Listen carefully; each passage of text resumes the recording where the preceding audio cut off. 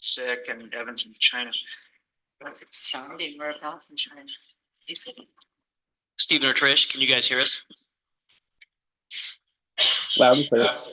I can hear you.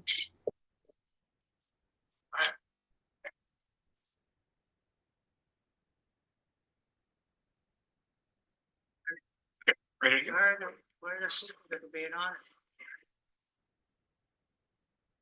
Your service participants. I'm surprised. All right, it is 3:30. I will now open our Grand County regular commission meeting for December 19th, 2023, our last Grand County Commission meeting of the year.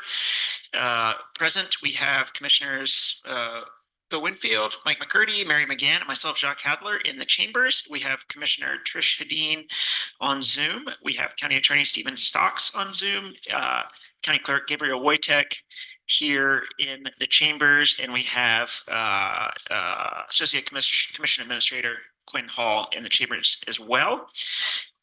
And we have our Commission Administrator Mallory Nassau on Zoom. So our first point of order today will be our years of service presentation by Renee Baker, our Personnel Services Director. And with that, I will give it over to Renee. So thank you, Renee. Sure. I'm going to share my screen, get set up. Yeah.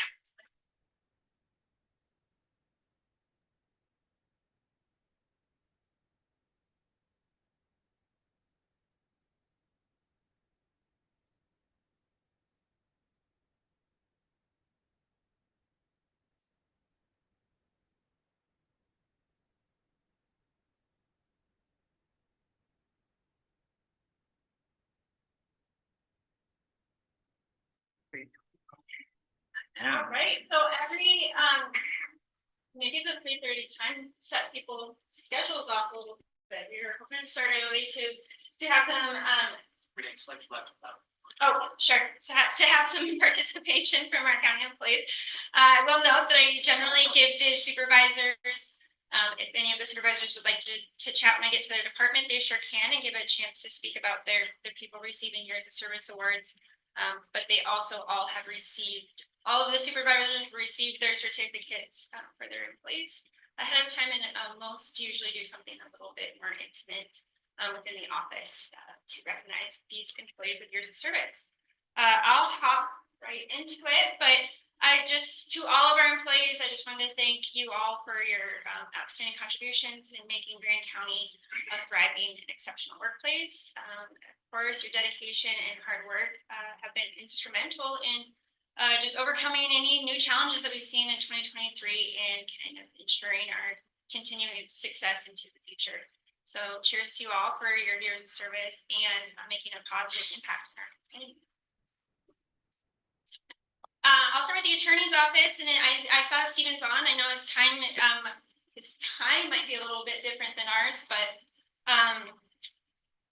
we have Chrissy Hoffine, who's a paralegal in the attorney's office, celebrating 5 years of service. She started in July of 2018, and Terry Hines, our executive paralegal with 20 years of service. She started in October of 2003.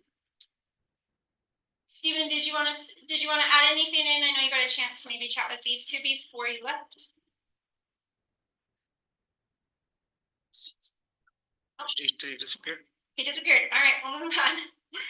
Out of the Grand Center, so that is our senior center, we have Diana Cherry. She is our maintenance worker, celebrating 5 years starting in October of 2018, and Jenny McDougall, who previously was holding two jobs with us here in Grand County. She was at our Family Support Center and at the Grand Center, but this year has made the transition over to fully doing the Meals on Wheels delivery driver.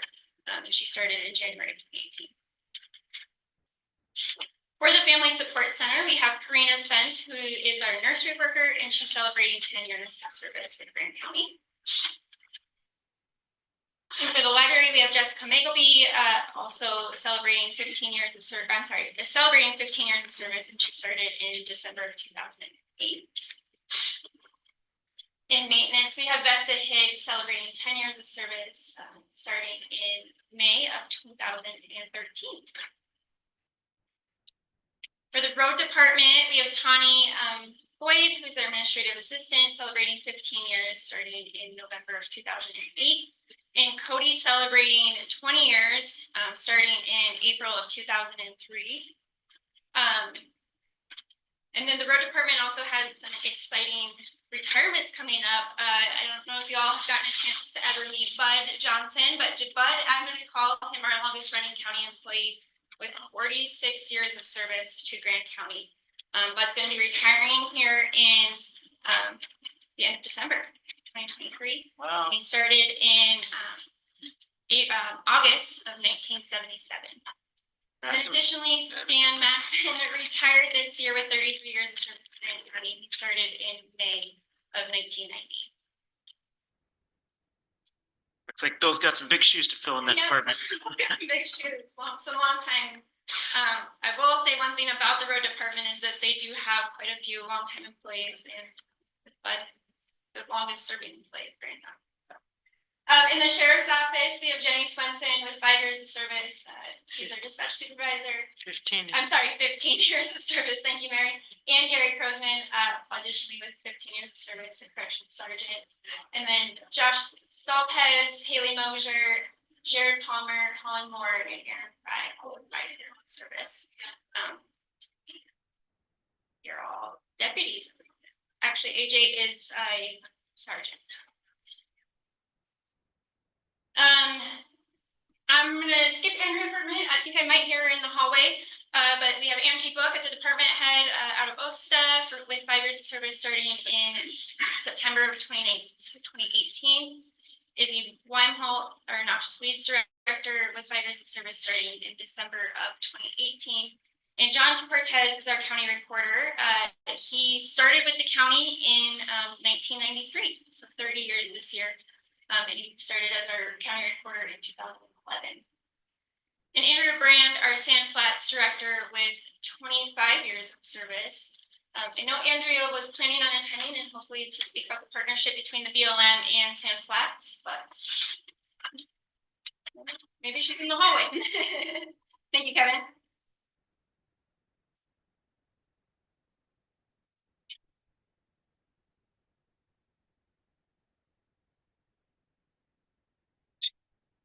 Here's Bill. Here's Bill. Do you want to say anything about Bud's 46 years or anybody else in your department? I'll hop back. Yeah, that's awesome, isn't it? It's amazing. Yeah. And you have Tawny and Cody with 15 and 20 years. And then Yeah, appreciate all their service they've done over the years. Tony does a good job of keeping us in line, but she's very diligent as well. Her duties. Appreciate Cody, excellent employee. I would call probably an overachiever, as well as Heaven.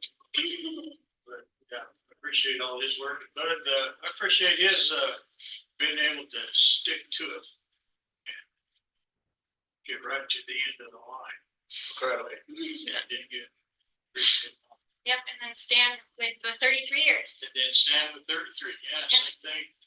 Been able to continue to work through all the changes, that take place in 33 years. Did well. Appreciate all their work. Thanks, Bill. Appreciate it. Great. Thank you, Bill. Well, with that was our years of service for 2023. We have a lot of great employees. Yes, we do. Exciting year going into 2024. Yeah, great. Thank you so much, Renee, and thanks to all the great employees in Grant County and yeah, for all of your years of service. Speaks well to the work environment. Absolutely. I will stop sharing. All right. So I guess that's it on the years of service. I think then it looks like we should probably recess. Well, we actually have citizens to be heard at after a little bit after 4. We have our Thompson Springs Special Service Fire District right at 4 o'clock. With that, citizens to be heard session as well, and then we'll get to our regular commission meeting. So unless anyone has any thoughts otherwise, I believe we'll recess until 4 o'clock. Thanks.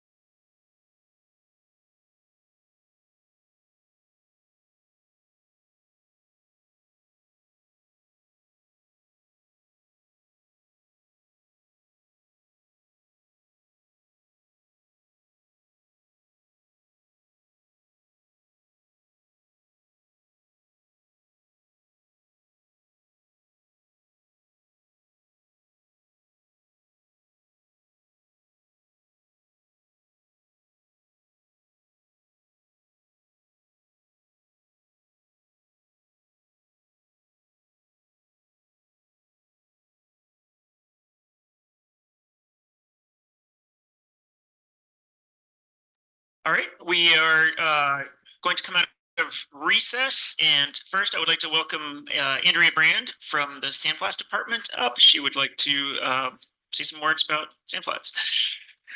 Welcome, Andrea. Yeah, and congrats on 25 years. Thank you, and sorry, I missed the beginning. I thought it was quarter out. Anyway, not only is it my 25 years with the county, it's actually the 25th anniversary, so to speak, of the county of the Sandflats Recreation Area being self-sustaining, the partnership. And so a few years ago, Ruth Dillon, when she was my supervisor, she had us write down some things about what we were proud of in our jobs. And so I just have a little bit I wanted to share. I'm proud of the success of the Grand County BLM partnership and the collaboration of the county and the BLM in managing Sandflats. I'm proud of my staff and the contribution of the Sandflats Stewardship Committee members, the support of the Grand County Commission, and how much we've accomplished over the years. I'm proud to have worked with so many wonderful people in the county and grateful for the partnerships that have fostered between the county departments, agencies, local outfitters, local clubs, Grand County and the Sandflats staff and the BLM all working together to care for Sandflats, collaborate and solve problems. This also includes Grand County EMS, search and rescue, local and federal law enforcement. I'm also proud of supporting youth in the community with our youth grants and our high school apprenticeship program. I'm most proud of producing the documentary film, 50 Years of Slick Rock, and hosting the event with honored Dick Wilson and Doug Wood and their families. These gentlemen helped to create this famous trail back in 1969.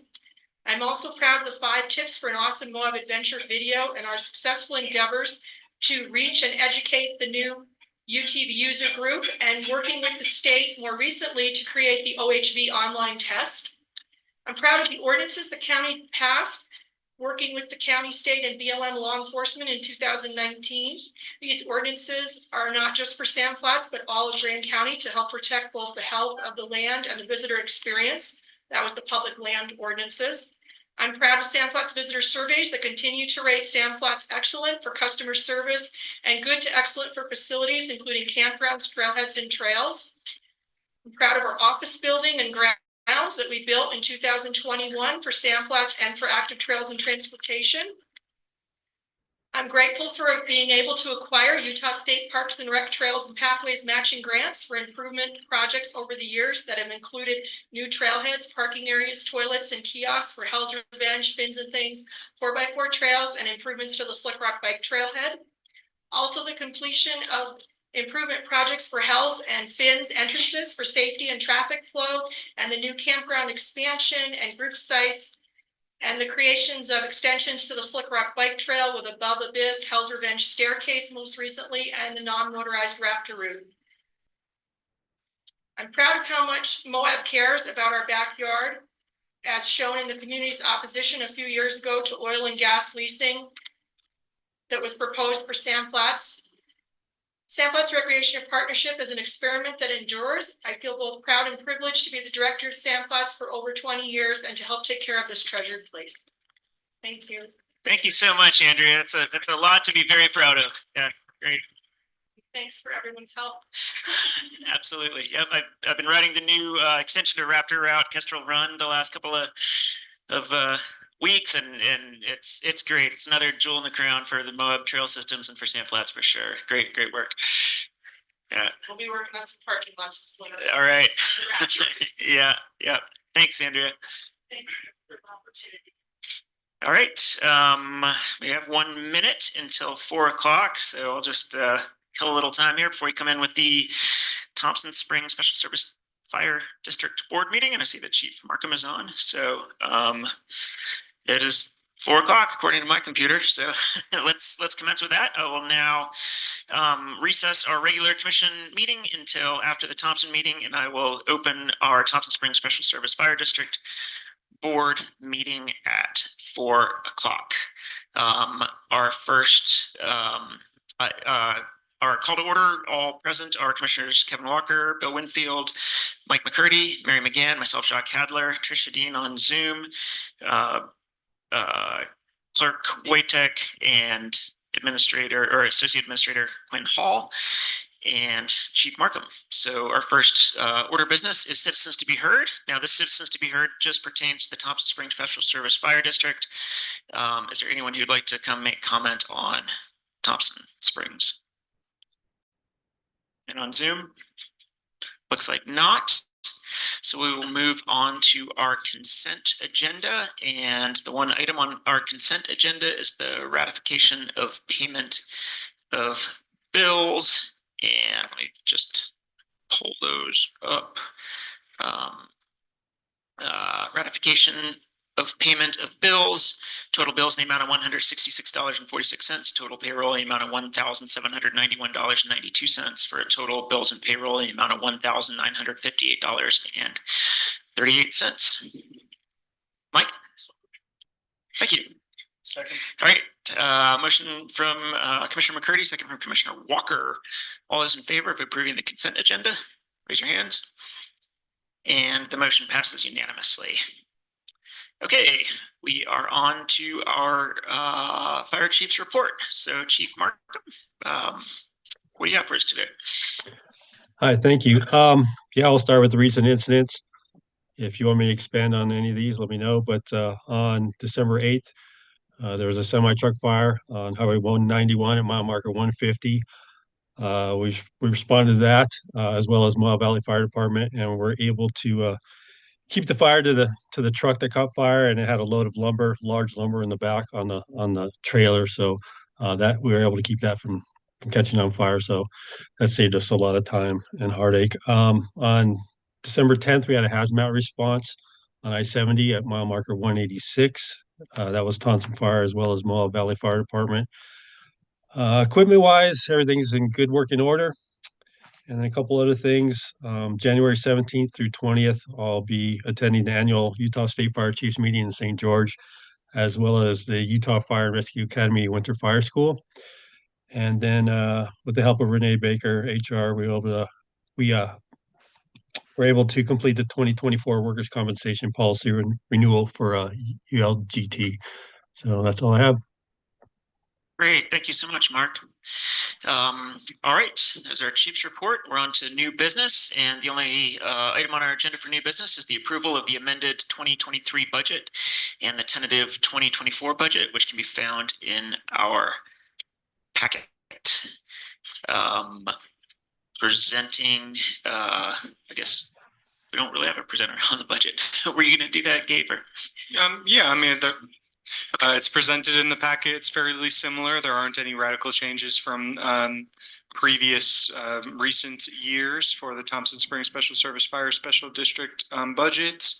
There is a COLA included here for the fire chief's salary, and I would invite the fire chief to answer any questions that there might be about any individual lines in the proposed budget. But as you can all see, it's relatively baseline from what it has been. Thank you, Gabe. All right, any questions for Gabe or Chief Markham? Kevin?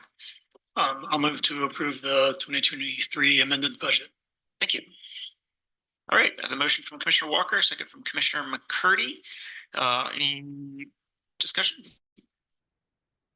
Call for a vote. All those in favor of approving the budget, raise your hand or say aye, and it looks like that motion passes unanimously. All right, thank you. And that looks like we've come to the end of our Thompson Springs. Don't we need a separate motion for the 2024 budget? Oh, okay, so we need, okay, it was rolled in on the agenda. So we need two motions. Okay. Yeah. Okay, so I'll move to approve the 2024 budget. Great, thank you, Kevin. Second. All right, motion from Commissioner Walker, second from Commissioner McGann to approve the 2024 budget. Any further discussion on that? All in favor of approving the 24 budget? Raise your hand, say aye. And that passes. Thanks, that passes unanimously. Evan? Evan is. All right, Evan is on. Wow. Fantastic.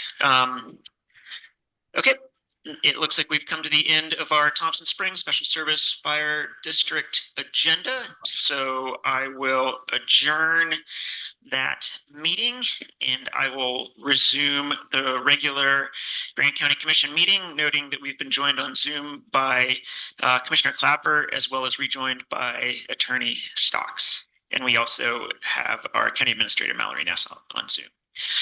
So our first point of order is the Pledge of Allegiance. All rise. I pledge allegiance to the flag.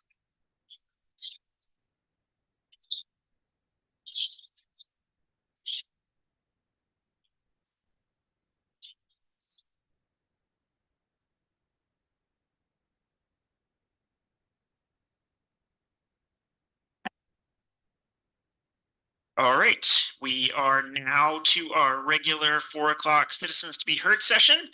I will, if you're in the room and you'd like to come forward and be heard, please raise your hand and I'll call on you and I will have you come forward and state your name and give you 3 minutes to be heard. Gentleman in the front row, do you want to start us out? I'm here as a member of the board at Wabi Sabi. Last year, Grant County sponsored a proposal from Arroyo Crossing, a 501c3 nonprofit organization, for 2023 CDBG funding. CDBG awarded funding to Arroyo Crossing for their project to build townhouse sewers and water infrastructure. Wabi believes the Arroyo Crossing project is a worthwhile project to receive this funding. Yesterday, I received an email from Mallory Nassau informing Wabi Sabi that Grant County declines to sponsor applications for non-governmental entities or CDBG. This email was in response to a Wabi Sabi request to be on the commission agenda to present our project for consideration with the commission. Wabi asked the Grant County Commission to reconsider its decision not to sponsor any non-governmental agencies' proposals for CDBG funding for the 2024 funding cycle. The CDBG is a federal program to provide funding for both government and non-governmental projects. There is no avenue for funding of a non-governmental project like Wabi Sabi's through CDBG unless a government agency sponsors its project. I was wondering if you would consider thinking about this and reconsidering that policy. Yeah, thank you for your comments, Kevin. We generally don't take the citizens to be heard session as a kind of a back and forth or a debate, but stating something like that and coming forward and making yourself heard, we certainly can consider that. Yeah. Okay, good enough. And if we're just wondering what has changed in the policy since in the past, as early as last year, we did fund this project, and I can wait for a response or talk to someone later. Yeah, all I can say is the HASU is a quasi-governmental organization. It's kind of under the auspices of government, but that's all. Okay, this was awarded to Arroyo Crossing, which even in the CDBG responses from last year names it as a 501c3. Thank you, Kevin. Next in the chamber, she'd like to come forward. Lori?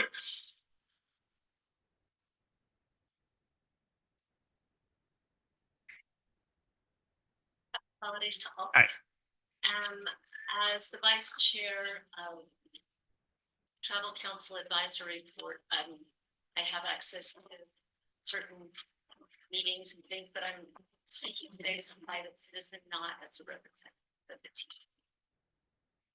I think it's becoming harder and harder for working people to live in Milwaukee. Housing costs are a challenge.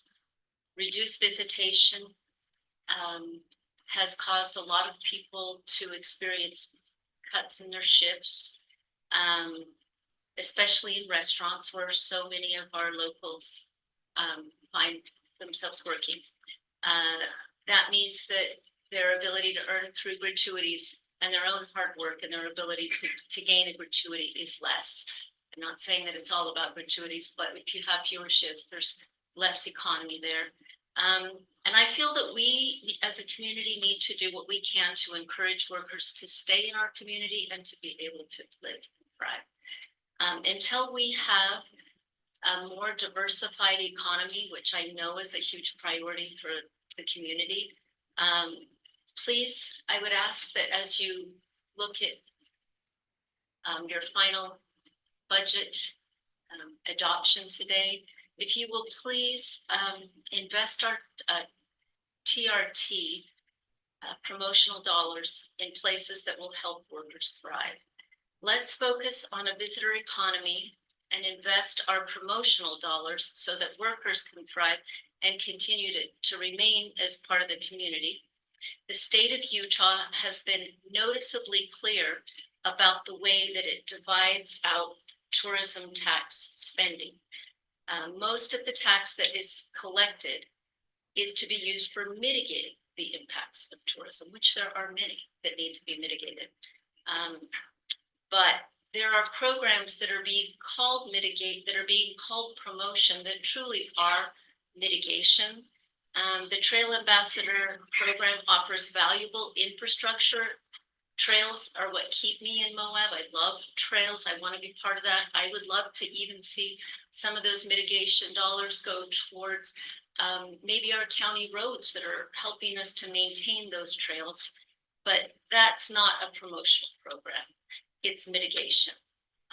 Let's be honest with locals and with ourselves and in the way that we're spending our hard-earned tourist taxes, and responsible to the laws of the state of Utah in the way that they outline and define that, and use those mitigation and promotional dollars to truly promote our visitor economy. Thank you. Thank you, Lori. Next up, yes, sir, in the back.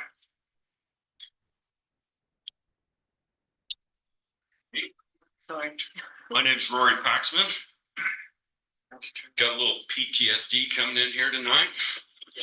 It's really good to see everyone. You probably don't know me. You maybe know me, but the rest of you pretty much know me. It's nice to see all these lovely faces. I know how hard you guys work. It is a real struggle, and struggles for everybody. I just come tonight because I wanted to express my concerns about couple different things. Well, one is our tourism is going down. I don't know if you guys have heard that around town or not, but we're down about 20% at our business. Our taxes are going up. Visitors are going down. Not only that, there's a bunch of state agencies that every year they come after us. They want a little bit more and a little bit more. This year, State Sovereign Lands has thrown on us a $2 access fee for every person that gets on our boat. You add that up, that's a lot of money that isn't going anywhere. We donate a lot of money to the search and rescue, the sheriff's department, and our special schools that we have in this area. I hope that you guys will look at the tourism stuff, figure out what's going on, because I'm afraid that that's the only thing that we have going on in our community right now, and it's going to be a struggle if we don't figure it out. So please look at your budgets, help us out as much as you can.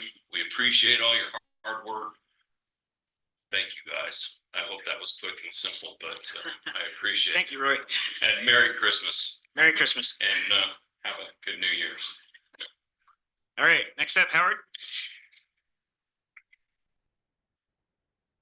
Very good afternoon to you, and thank you so much for the privilege of your time to present to you this evening. I'd first of all like to wish you all a very happy holiday. It's a great honor to live in this community. I'm here for something specific. Commissioner Hadler knows my position on this, and that it's I have to come to the citizens to be heard for and to ask for this. It takes a lot.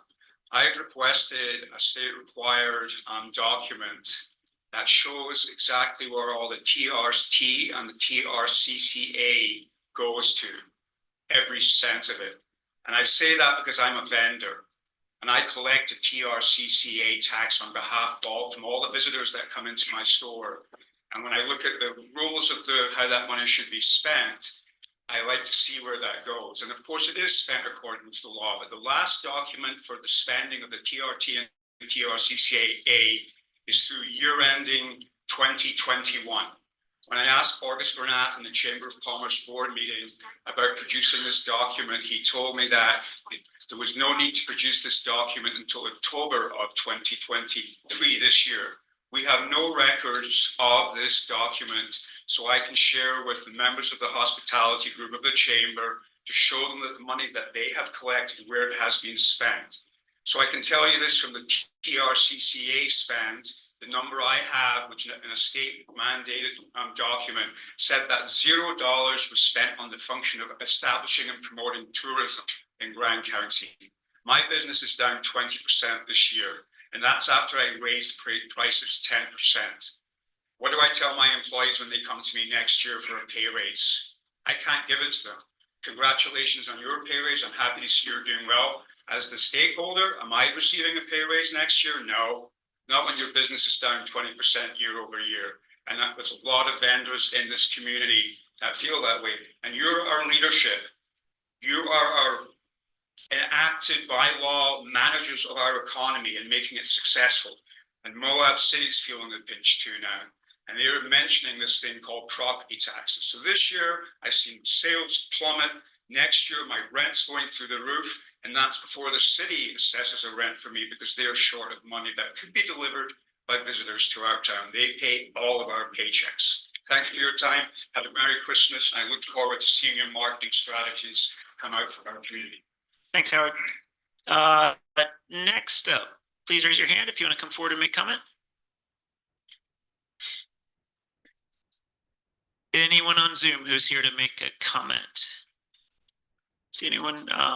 You can unmute your microphone or raise your hand with the raise your hand function button. Nope. Or, okay. Last call in the chamber here.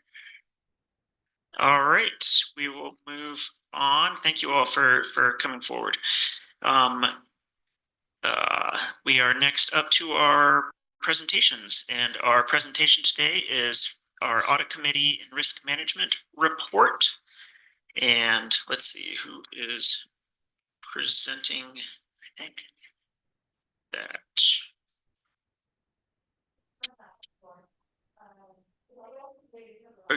Is Cody on? Are you presenting that, Gabe, or?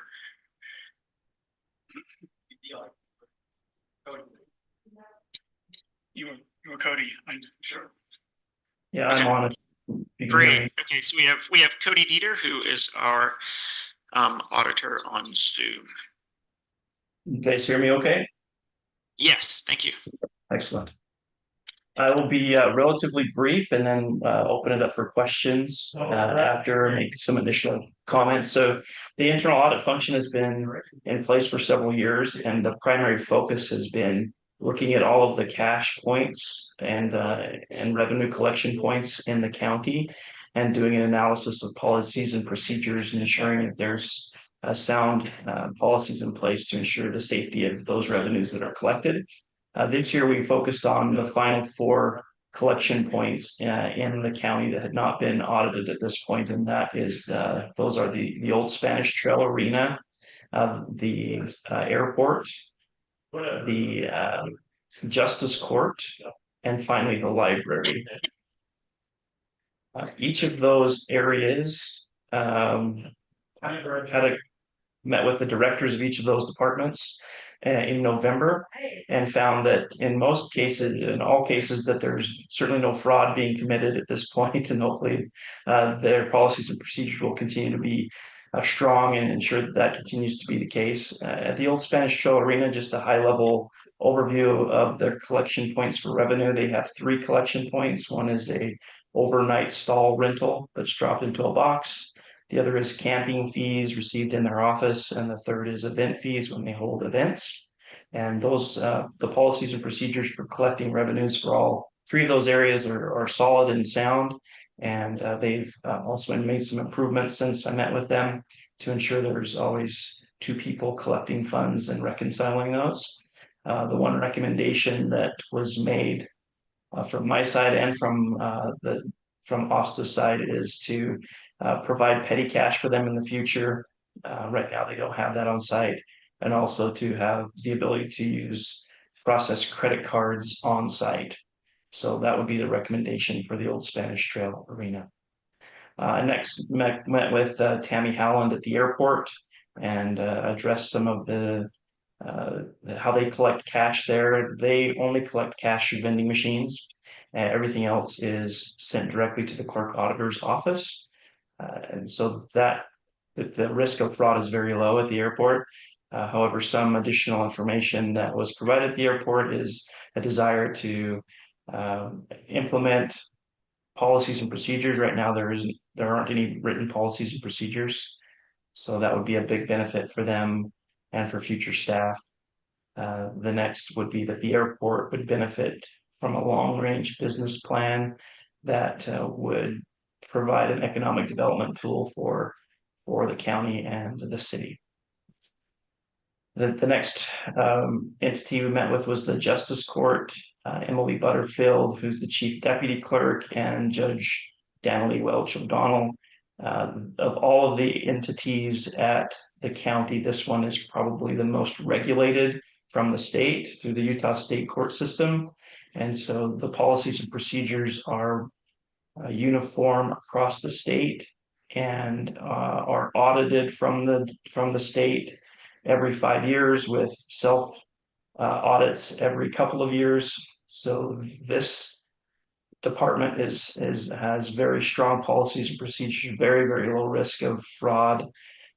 The one area where they made recommendations from the Justice Court was to improve the way in which the clerk auditor's office receives cash from their office. And I believe that's already been implemented to ensure that there is clear lines of communication between those two departments. The final entity that I met with was the library. I met with Meg Flynn, the assistant director.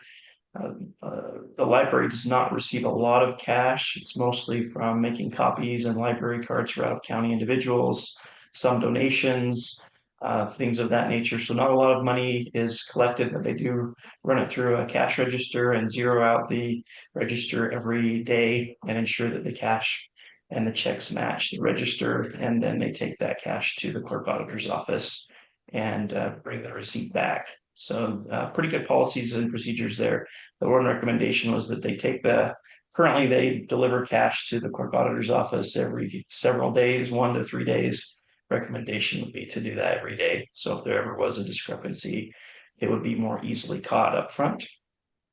The final thing I'll share is that there was an external communication from Mr. Matthew Hancock about some issues that he found with the external audit, and that information has been received, I believe, by all the county commission and by the clerk auditor's office, and has been reviewed by the internal audit committee. So that information is available if it's needed to be shared. So that is my report. If there's questions, I'd be happy to address those. Thank you very much, Cody. We'll open it up to questions or comments. Any commissioners? I would probably have some comments. I don't know about questions. As one of the members on what I consider still a non-functioning audit committee, I think that there's some room here maybe to moving forward, make it clear what we expect out of the internal audit report. And maybe it's because I don't have a clear understanding of what we expect out of it, but there are some things that I would have thought that would have been in that report. And also I'm curious why that we don't have the report in the agenda anymore. I know there was some sensitive information that needed removed, but I would have thought that we would have put that back in once that was taken out regarding Mr. Hancock. So that's just a question out there, a rhetorical one, maybe if we don't need to answer it. But I do feel that the internal audit report should have mentioned something about the fact that Grand County had to restate its financial statements and then possibly dig into why they had to, or where's the why? Why did this happen? How did it happen? What are we gonna do moving forward? And I'm not pointing any fingers at Gabe or admin. I know that a lot of this stuff was inherited from the past. But what are we gonna do moving forward that will assure some of these members of the public that are looking over our shoulders, and it can be even questioned why they have to. So I really think that this internal audit report needs to have some guidelines moving forward on what we expect out of it, because I would have expected to see these things in it, but maybe a clear description needs to go to whoever, whether it's Cody Deed or somebody else in the future, what we expect in that audit, because this is a pretty substantial amount of mistakes that came forward from Mr. Hancock and possibly others. And I would just like to think that somewhere we're going to catch those in an audit report, internal or external. So that's comment wise what I've got there. Thanks, Bill. Kevin? Yeah, just responding briefly to a couple of Bill's points. I think we did have the external, I think the main thing is that I don't think it's the job of the internal audit to review the external audit report. That's done elsewhere. We did have the external auditor in here addressing, the inadvertent errors that were made. And I think the clerk's office is dealing with things. I'm not aware of anything that hasn't been addressed for the errors that occurred in the external audit report. And I think the internal audit report is more about looking, examining internal controls to prevent fraud and abuse, things like that. So I'm just looking at the scopes and responsibilities of the internal auditor, and I haven't seen any, unless I'm missing something, reviewing the external audit isn't part of it. So yes, that deserves some oversight, but I think not in the internal audit. Anyone else? Yeah, Mike. On a point of talking to OSTA about accepting credit cards a little more. I see that as a big ability and boon to them. Did you give them any guidelines or any direction on who to use, how to do it, to go through? I'd like to get that information right over to her to start implementing this as soon as possible.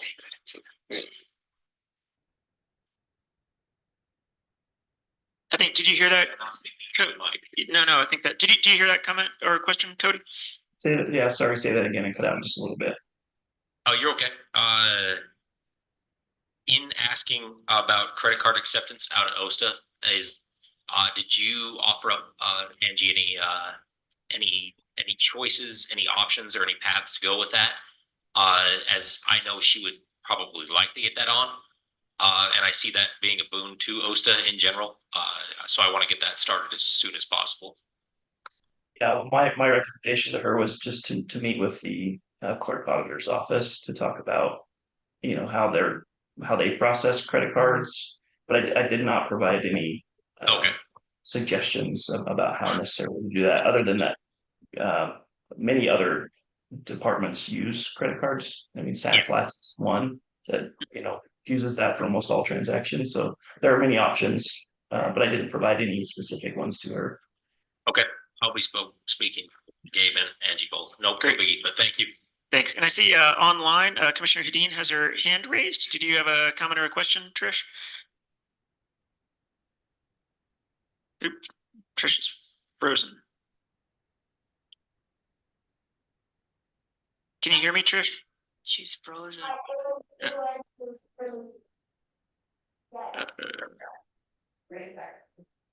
Hey, Trish, we can't. Your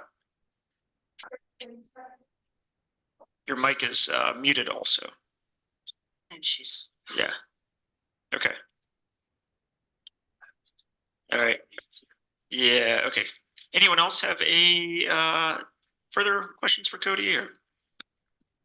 I'd like to add one more comment, and that is regarding the audit committee that has been non-functioning all year, and we did struggle for a couple of months to try and get together and put a meeting together, and we did finally at least pick the officers of that meeting, but we've still yet in need of a financial advisor to oversee the reporting that Cody, as the internal auditor, should have been reporting to that committee all year long. So to have one meeting at the end of the year, which we were rushed through extremely quickly, we really didn't get to go over a whole lot in that meeting. And so I just think for next year, that audit committee needs to be taken seriously and put a little higher priority on it, because as the audit committee, we are the oversight for the financial statements and for the internal auditor and the external auditor.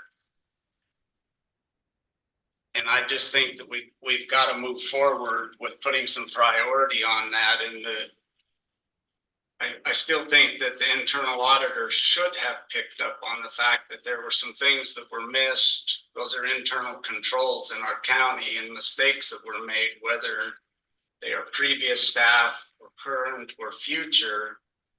We want the scope of what he's doing to be bringing mistakes to our attention so they can be corrected and not seen in the future. And so I'm still not certain what Kevin was looking at there for the guidelines that he needs, but any mistake that comes up in our financial statements, I would prefer that the people that were paying our internal auditor and our external auditor catch those mistakes and not a member of the public.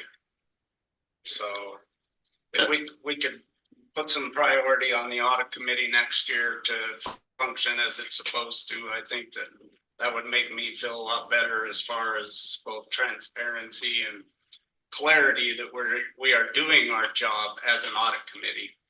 Thanks, Bill. Mary? We had more than one meeting. We had at least 3.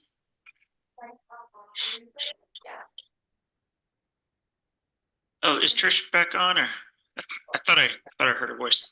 Trish, are you there? You're muted. No. Having difficulties. Okay. Zoom when it works is good. Yep. Yes. All right. I think we'll conclude this section of our reports or our presentations. I'm sorry, unless Trish happens to come back online here in the next second or two. Trish, last call. Okay. We will move on. Thank you, Cody, very much. I appreciate being with us today. Yep, happy to do it. Thank you. Great. All right, we have no department or agency reports today, so we're on to our general reports. The first part of our general reports is commission member disclosures. I would ask any commissioners here today if they have anything they need to disclose. Yes, Mike? I will be later as part of the ADO program.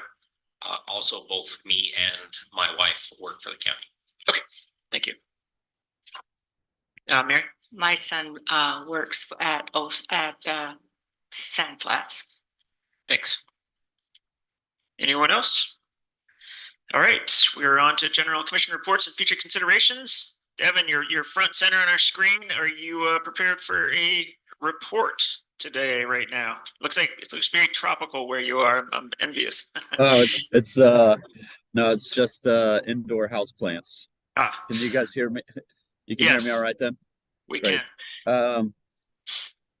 The cemetery board met and adopted their budget for next year.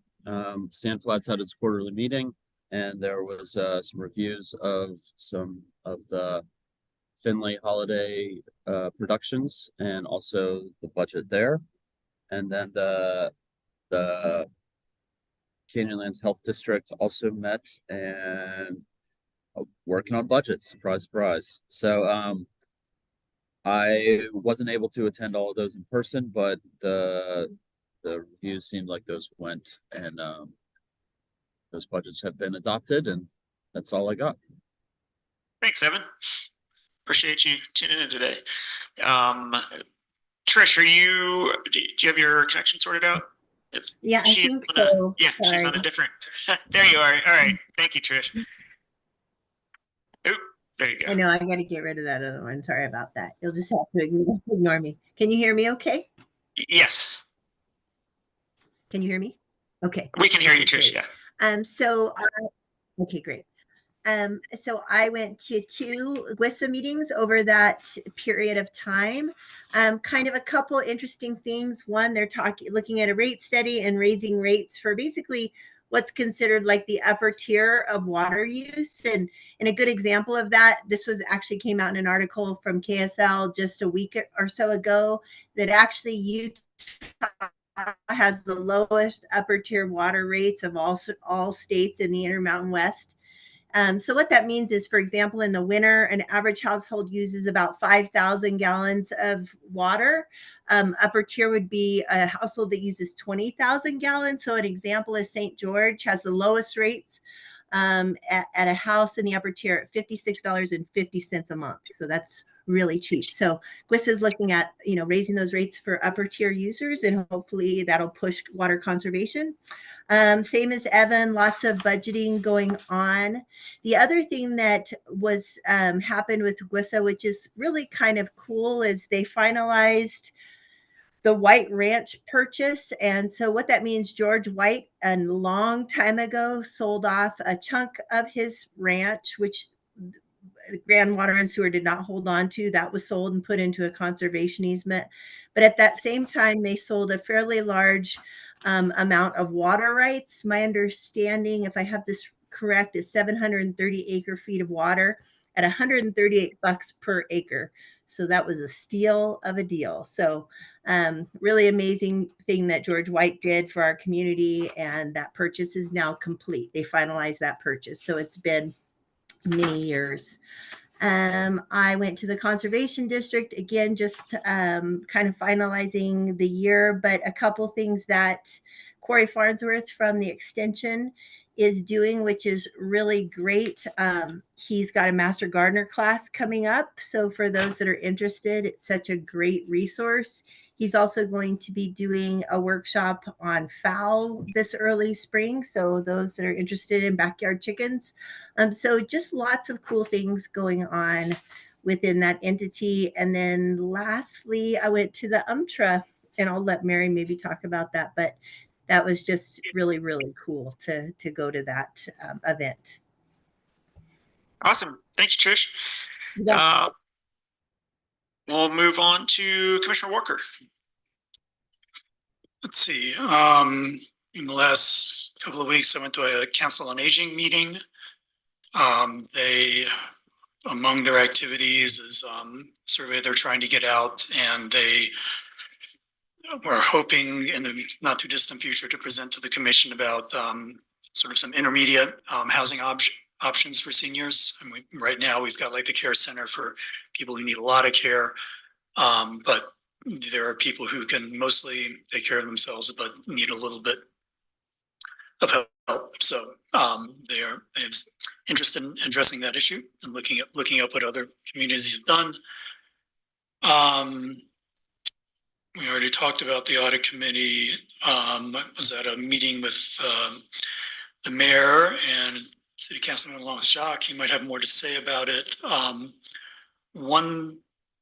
Two things that they came up there. One was just planning along Highway 191, South 191 within Spanish Valley, and that kind of goes, overlaps both county and city. And I think there was a general consensus that some kind of joint planning effort around that might make sense.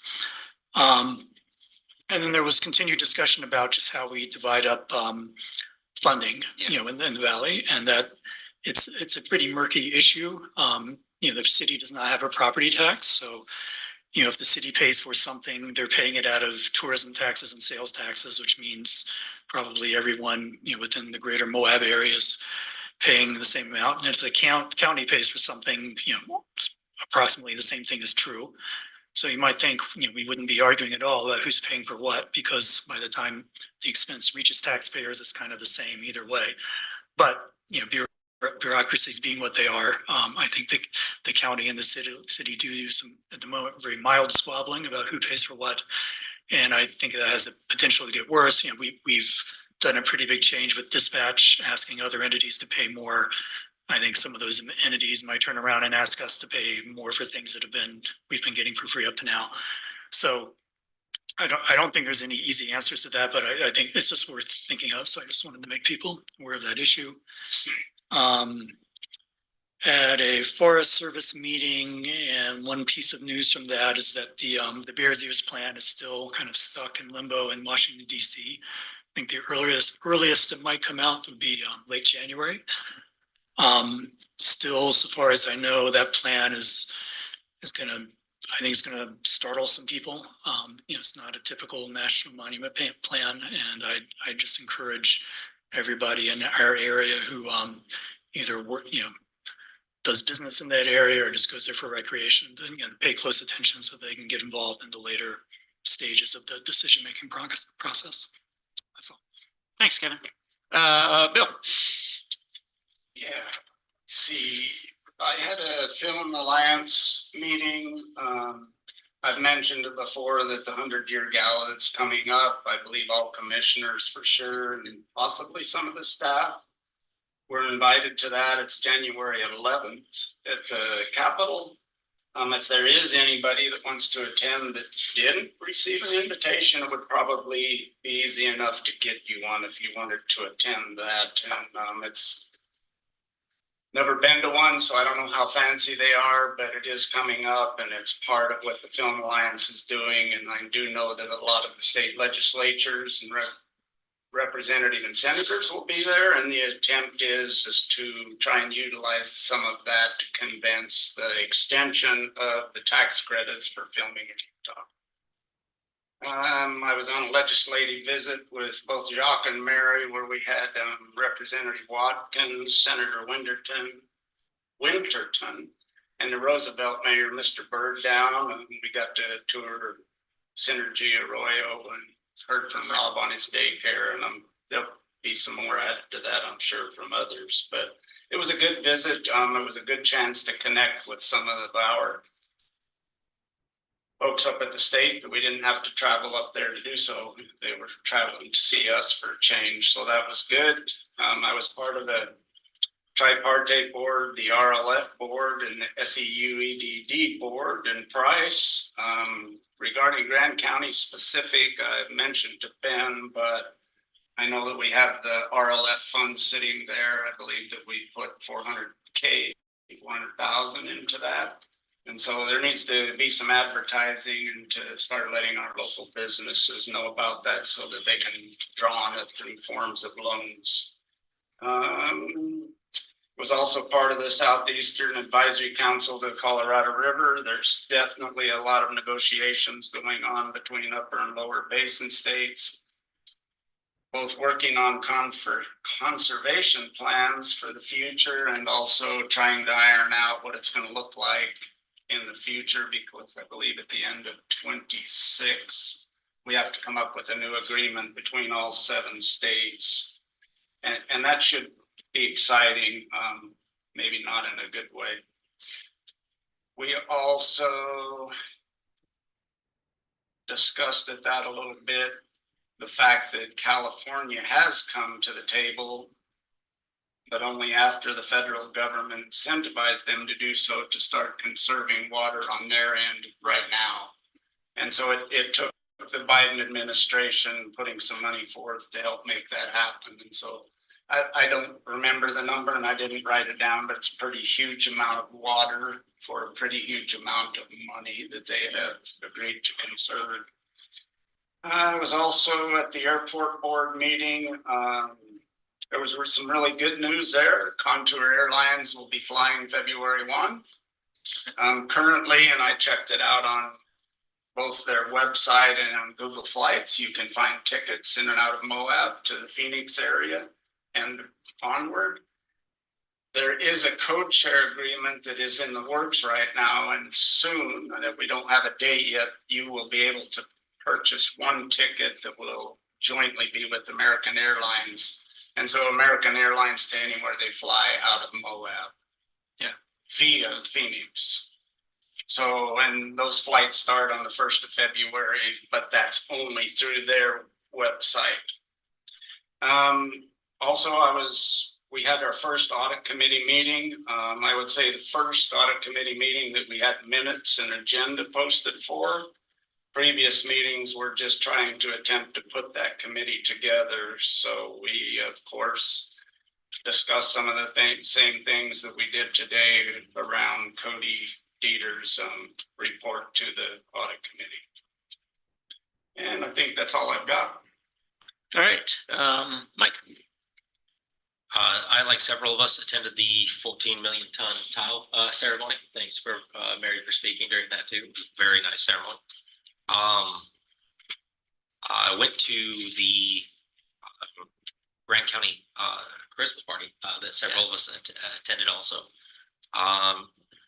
All of my meetings were pointed towards with OSTA, Rec Board, CNHA, were all pointed towards budgeting, as everyone's this time of year are.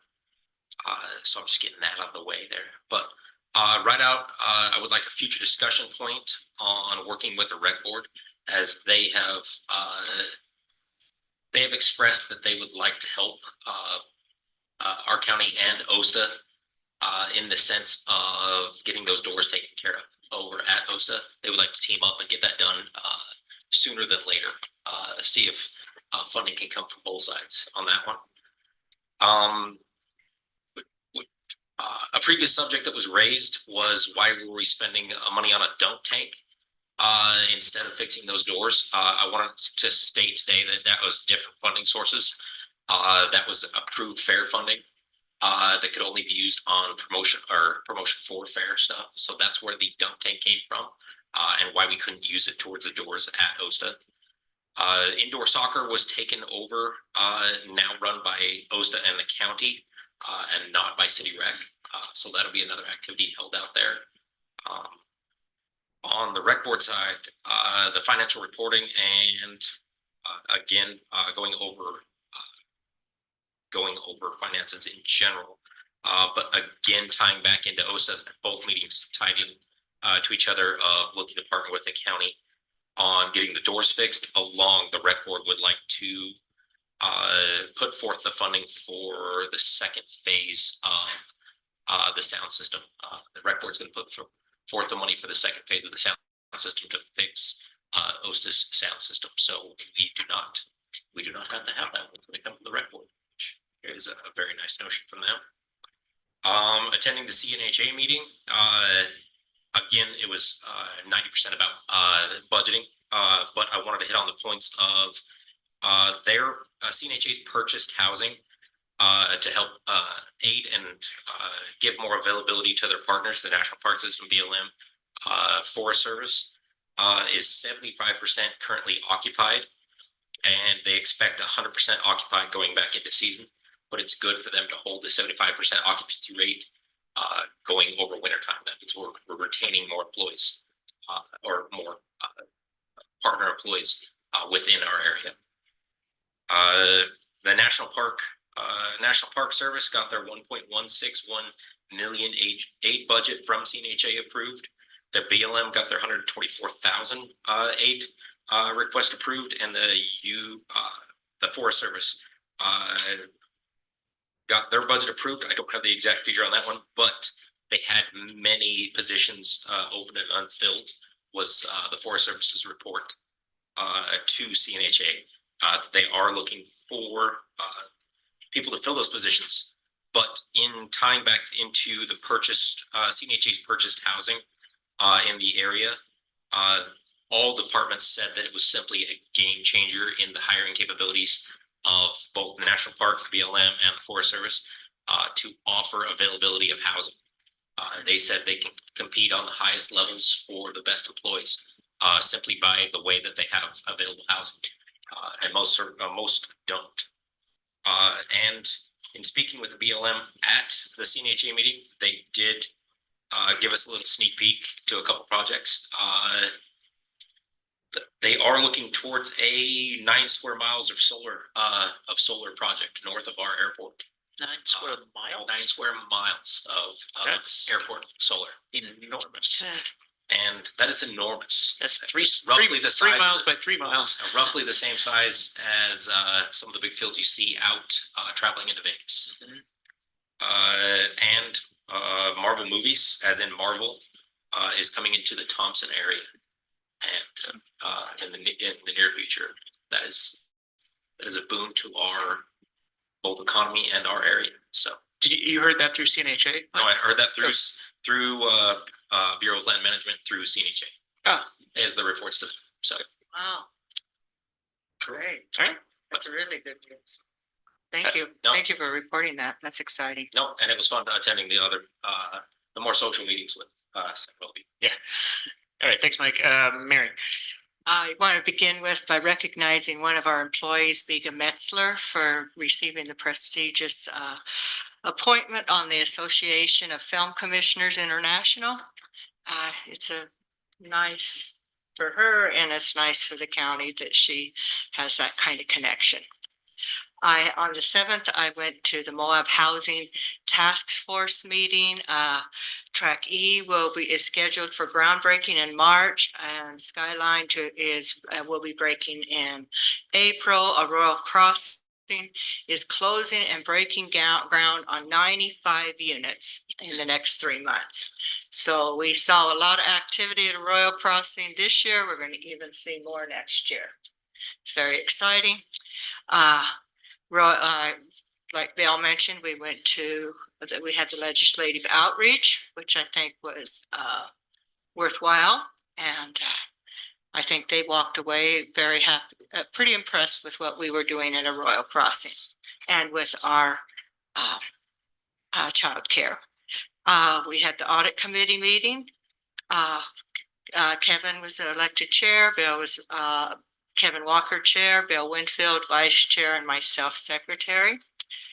On the 12th, I went to the travel council meeting. Love reported that there was $5.1 million generated through their advertising this year. That the strongest markets that they're looking not so much how many people came, but the markets that came and stayed the longest and spent the most were from Denver, San Francisco, Chicago, and New York this year, which I was surprised. The fall campaign they felt was a lower performing campaign.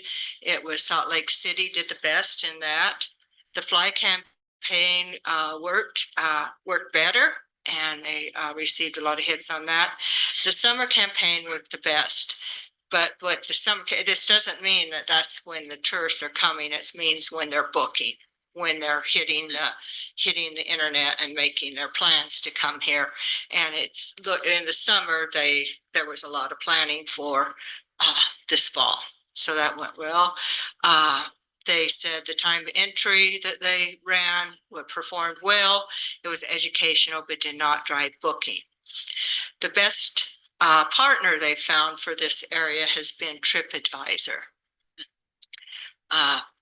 Campaign strategy goals for the Love Communication is to inspire and influence audiences to visit Moab in a variety of seasons to maximize the types of visitation.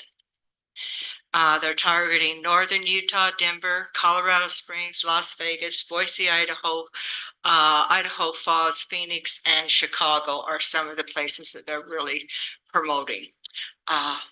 The campaigns impacted 14,772 hotel bookings. And one thing that they're finding, because of a lot of reasons, from inflation to gas prices to the COVID funding not being here, is people are taking less vacations than they have in the last, 7 to 10 years. And so that they feel that all of our targeting has to become more targeted if we're going to attract visitors, and mostly visitors who come here, stay longer, and spend more money.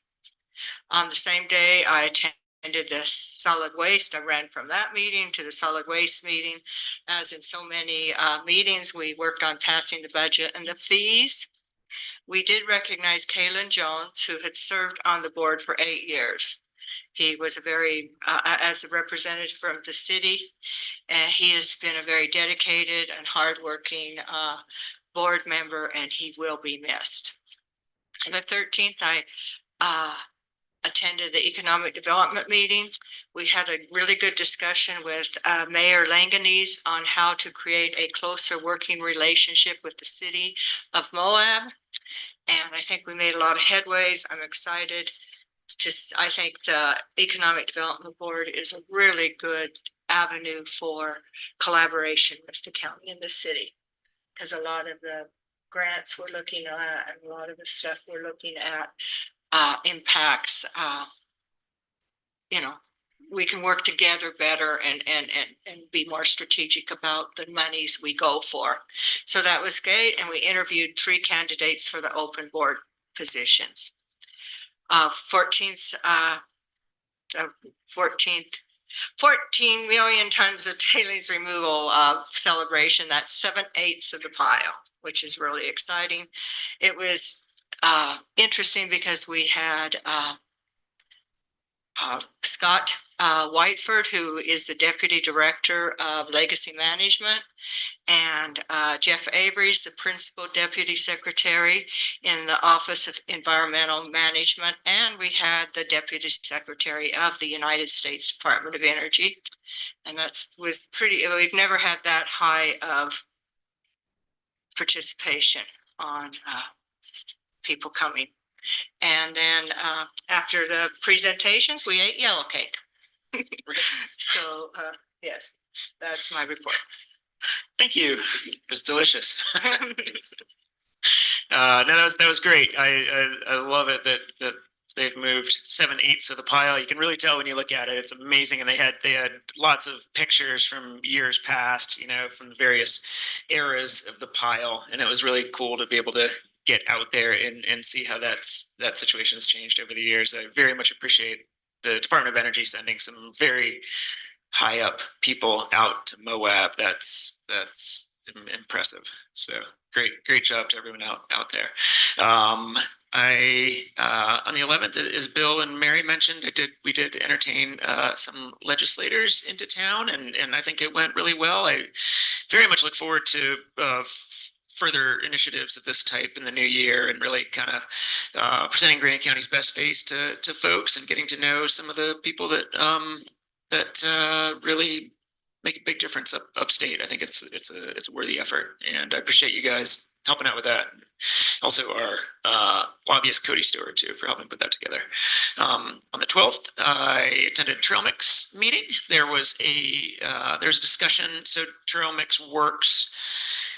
There's various stakeholders at Trail Mix who have a voting position, such as the hiking rep or the climbing rep or the mountain biking rep, horse rep, etc. And then if you're a member of the public and you've attended 3 of the prior 6 meetings at a Trail Mix meeting, then you have voting rights. Those meetings have been very well attended. We've had big groups there, lots of good discussion. So it was discussed that the quorum there is 9. It was discussed that potentially changing the bylaws to limit those kind of at-large voting positions for people who have attended 3 of the last 6 meetings to 5 positions total. So that was just a discussion to kind of to talk about just managing the whole group of people who vote on that advisory committee. And I'll also say, as far as that goes, voting, I think, in that committee is kind of one of the lesser duties. I think basically the conversation there is the really important part of Trail Mix. But that voting may change. We'll see. Also discussed was we were looking at trail accesses in Spanish Valley, potential easements from private property to public property, and getting like a good record of all that down. That was Commissioner Walker's initiative, actually, but working with Trail Mix and user groups there to kind of identify those easements. That's important work.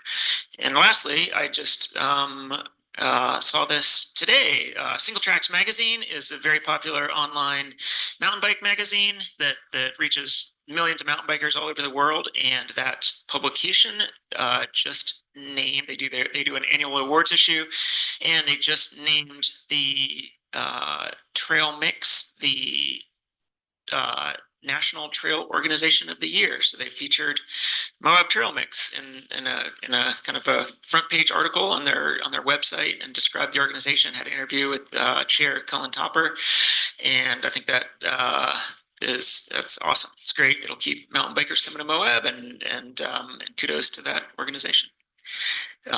Next up, I attended a Chamber of Commerce meeting on Wednesday. Had a very busy Wednesday. We reviewed the banquet that the Chamber put on, and as well as the electric light parade and the Christmas tree lighting. All three are great events that the Chamber does. So thank you to the Chamber of Commerce for doing that. They were all great events and came off without a hitch.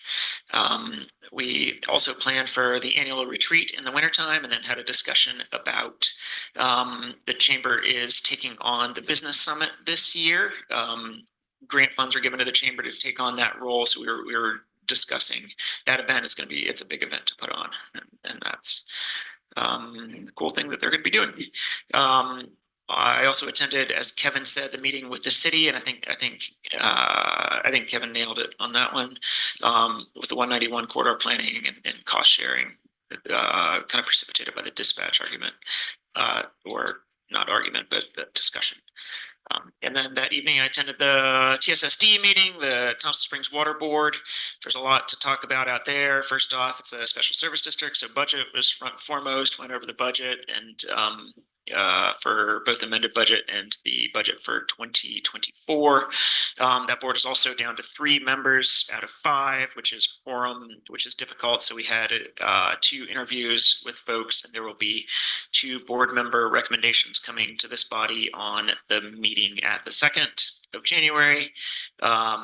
We also discussed the ongoing issue to come into compliance with state drinking water, which is the Holloway backflow protection situation, and just continue to keep having those conversations and I think we're getting a little bit closer to a resolution there, which is needed out in Thompson. UMTRA party, we talked about that. I attended, after the UMTRA party, I attended the Motorized Trail Committee meeting. In that meeting, there's a discussion that Chair Cliff Kuntz had drafted a letter to the commission expressing concern about the commission, that's us, our lack of engagement with the Motorized Trail Commission and the county position on public lands issues. So it was a fairly long discussion at that meeting, and I think the end result of that is talking about that letter, and I think we'll see a letter from the MTC coming to us in the new year at some point, probably January. And last night I had a KZMU discussion with Mayor Langanese from the city. We did a recap of the year that was always fun, and a shout out to KZMU. I love KZMU. I think they do a fantastic job of doing the news, and This Week in Moab is such a great show, and it's always a pleasure to go there and talk on the radio, and as some of you know, I am also a volunteer DJ at KZMU, so nothing but good things to say about KZMU. And then after that, I went to the Moab Community Child Care annual Christmas event, or maybe first annual Christmas event, and that was really nice, and kudos to that great organization, and especially Rob Walker, the founder of that. So thanks for that invitation, Rob, and that's all I have. So yes, Bill? It just came to me that none of the 3 of us mentioned that we also had the mayor and Jason Taylor at that. Very good point. Yeah, absolutely. And what Bill's referencing is the meeting with our legislators when they came down. We, as a courtesy, we invited the mayor, and we also had City Councilman Jason Taylor there, and they were a great addition to that. And I think working with the city on things like that is, enables them to meet folks in the legislature too, and I think it just shows off our best face and the collaboration that we have with the city. So very good point, Bill. I appreciate you bringing that up. Yep. All right, that is the end of commissioner reports. We will move on to elected official reports, and let's see, Stephen, our county attorney, online. Are you there able to give us a report today? And Stephen is here all the way from Peru. So thanks for joining us, Stephen. We have Peru and China. Right. Of course. Everything's been going well. I don't have anything too exciting to report, so nothing. But I'll be here all night. So happy to join you guys. Awesome. Enjoy the Christmas koi down in Peru, Stephen. And let's see, we'll go to our clerk, Gabe Wojtek. Anything to report? I guess all I'll say is I promise to have minutes. We'll get caught up on minutes in the first January meeting. Thank you. Thanks, Gabe. I know you've had a ton on your plate with all that. And I see our sheriff, Sheriff Wiggins. Did you want to do a report today? Yeah. Great. Thank you. So we're gonna bring the dog in that just graduated, but he's in court right now. So as soon as he's out of court, we'll bring her in. I'll just talk about our November numbers. We had 2,462 calls into our dispatch center. 503 of them were 911 calls. The deputies responded to 500 calls for service. They conducted 199 traffic stops. They arrested 17 people. We served 45 papers, and we had 6 search and rescue calls. The next thing that I wanted to dive into was our canine and Deputy Stolpes graduates post, and 3 days after they graduate, he makes a significant drug bust. I was just going to tell you about some of these numbers. It made national news. 120 pounds of narcotics, 36 pounds of it was meth, 19 pounds of it was cocaine, 66.6 pounds of fentanyl. Oh my gosh, was also inside that vehicle. And just to kind of give you a perspective, the DEA said their whole office for the state of Utah sees that amount just in fentanyl just last year, the entire year. He did it on a traffic stop. Wow. That's amazing, Jameson. Who was It's that great. again? Yeah. It's crazy to think about what's kind of, what's coming through, what we're catching, and what we're not catching. It's about 152,000 lethal doses of fentanyl, to put that into perspective. Yeah. So what's the I guess perceived street value of that whole millions and millions, right. Millions of dollars worth of narcotics. So it was about 300,000 fentanyl pills, or fake oxycodone pills, and the cartel laces them with fentanyl. One of those pills sells in Moab for $30 to $40 per pill. There's 300,000 pills. Just fentanyl. It's not even the cocaine or the meth. The day before he makes this drug bust, they make the DEA told us I don't know if anybody's ever heard of PCP. Yeah, I'm from Washington, D.C. So PCP. Definitely heard of that. 2 of our deputies in the task force, they see 7 gallons of PCP the day before. The DEA says that's the largest PCP bust in the last 12 years in the United States. Wow. Yeah. There's just a reference, there's a PCP epidemic in the district in the 80s when I was growing up. I remember that was, it was angel dust was the, what they called it, right? So, so they're kicking butt. I'm proud of them. I've got some photos too. I'll share with you guys. The deputy has them, and he has the dog. So when she comes back in, she's very friendly. You guys can bear it if you want to. Wow, good, good work. Yeah. So that's all I got, and then I'll bring her back in when we get out of court. Okay.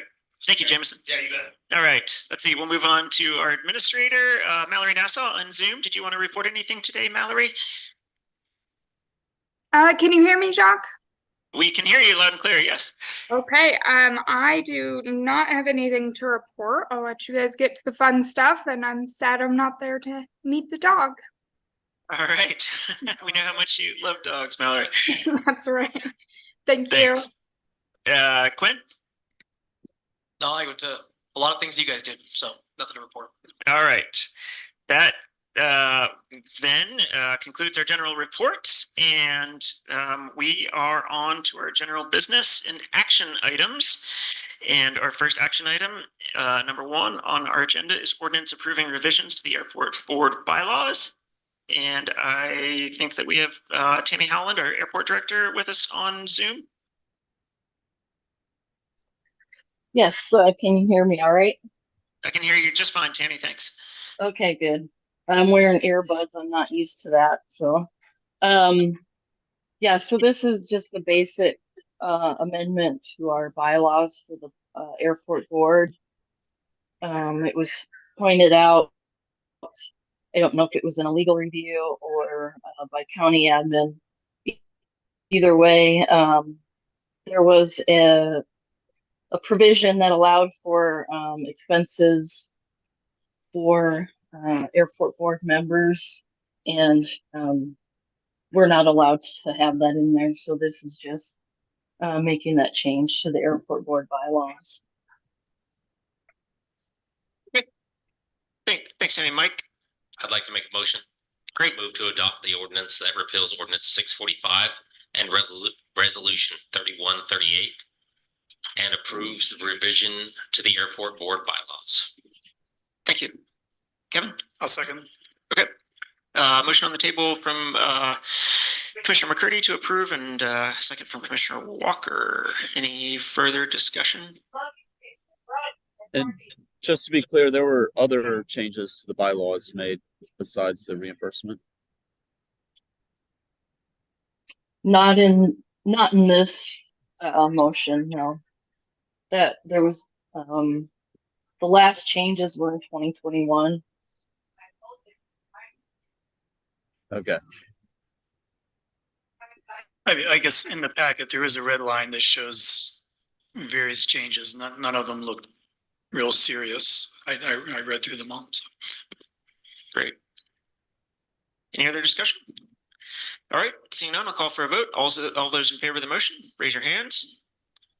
Aye. Or say aye if you're online. Evan, I heard that. Trish? Aye. Trish, are you there? Okay, the motion passes unanimously 6-0 with Commissioner Hedin absent. Thank you. Thanks, Tammy. We are on to agenda item number 2, approval of 2023 Class B roadmaps. And for that one, we have, are you doing that one, Bill, or is Glenn going to do that? Yes, I am. Okay, welcome, Bill. As well as James Murphy, I'm sorry, yeah. Hello, everyone. My name is James Murphy. I've held the GIS specialist position for the last 1.5 years. We haven't met. I work in the recorder's office, and myself, Glenn Arthur, and Bill Jackson have been working on updating the Class B road maps. The purpose of these maps is to demonstrate the different types of road types. We have natural surfaces, paved roads, and gravel roads. The last time these were analyzed back in 2011. And to give you guys a little context, back then we had 182 miles of paved roads, 210 miles of gravel roads, 1,126 miles of natural surface roads, totaling to 1,519 miles of roads within Grand County. And these are just the Class B roads. And now with our current analysis, we have 180.91 miles of paved roads, 230.60 miles of gravel roads, 1,108.60 miles of natural surface roads, totaling to 1,519.86 miles. The most important changes or significant ones were losing 1.2 miles of paved surfaces. And that came from Mill Creek, and it was annexed to the city, so we took responsibility of it.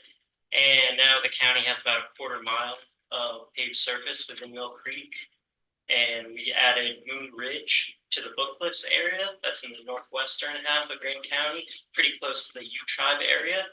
That added 1.26 miles of natural surface roads. And we also added a small road called Segundo to the Steer Ridge area, which is about 1/2 mile. And the only thing that I could say that there's one small change we need to make to the map that was pointed out to me right before this meeting was there was a private road that was included in the analysis, and it's a 1/20th of a mile. So we just need to remove that. And the numbers that I just told you did reflect that with the removal of that private road. Okay. Thank you, James. Yeah, Kevin? So I move to approve the 2023 Grand County Class B roadmap with the amendment that James just outlined. Thank you. And Mary seconding. All right, I have a motion on the table from Commissioner Walker and a second from Commissioner McGann to approve. Any other questions or comments for? Yeah, no, thanks for the nice summary. And I assume that this is the map that determines funding from the state, is that, or the mileages, you know, okay. And is it normal for us to wait about 10 years between, or do you think in the future, how often do we do this in the future? As often as we need to. Okay. And so I think we've held pretty steady, you know, until some what I would consider significant change in Mill Creek. Mm-hmm. And the addition of improving some of the dirt roads to gravel is another. Although we get paid the same center line miles, the same amount for gravel and natural material, they've asked us to differentiate those in case they change that formula back. Okay. So just stay ahead of the game there. Okay, thanks. Great. Thanks, Bill. And I just want to give James a heads up and kudos. He worked hard on this and pretty diligently. I appreciate it. And I think it's just a good example of why the county needed a GIS. Yeah, right. Agreed. And Yeah. there's more, he's doing a lot more work than this. Yeah. Awesome. Thanks a lot. Thank you. Nice meeting you. Yeah. Thanks, James. Thanks much, Bill. Thank Glenn Arthur too, because Yeah. his historical knowledge is couldn't have happened. I'll bet. Great. All right, let's see. I'll move on to agenda item 3, and I would. No, we haven't voted on that motion yet. Oh, of course.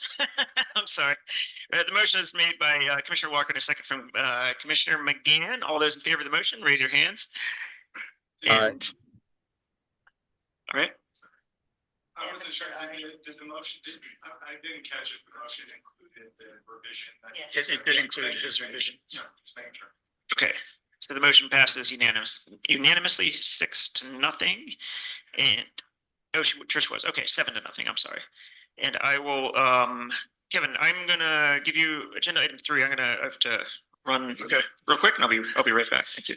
Okay, agenda item 3.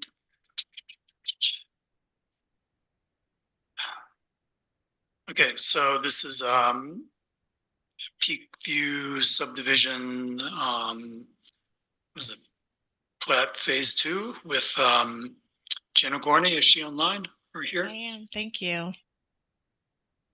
Can you hear me okay? Yes. Okay, great. I'm gonna go ahead and share my screen, just kind of give an overview of where the property is located, and then I'll move into my staff report for you. All right, so as you can see there, the subject property is located right on the west side of Spanish Valley Drive, near to the Rim Village subdivision there, as well as Osta. So I'm also gonna then just move on to the final plat, so you have a visual of that while I'm reading through.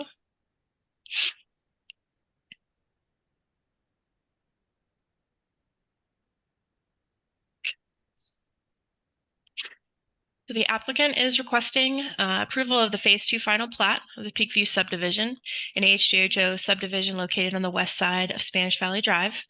Final plat will allow for development as proposed in the approved amended Peakview HGHO master plan, which includes 22 single-family dwelling lots, 18 of which will be deed restricted for actively employed households per Land Use Code 4.7. The County Commission approved the Peakview HDHO district via preliminary plat, the ordinance 612 on November of 2019.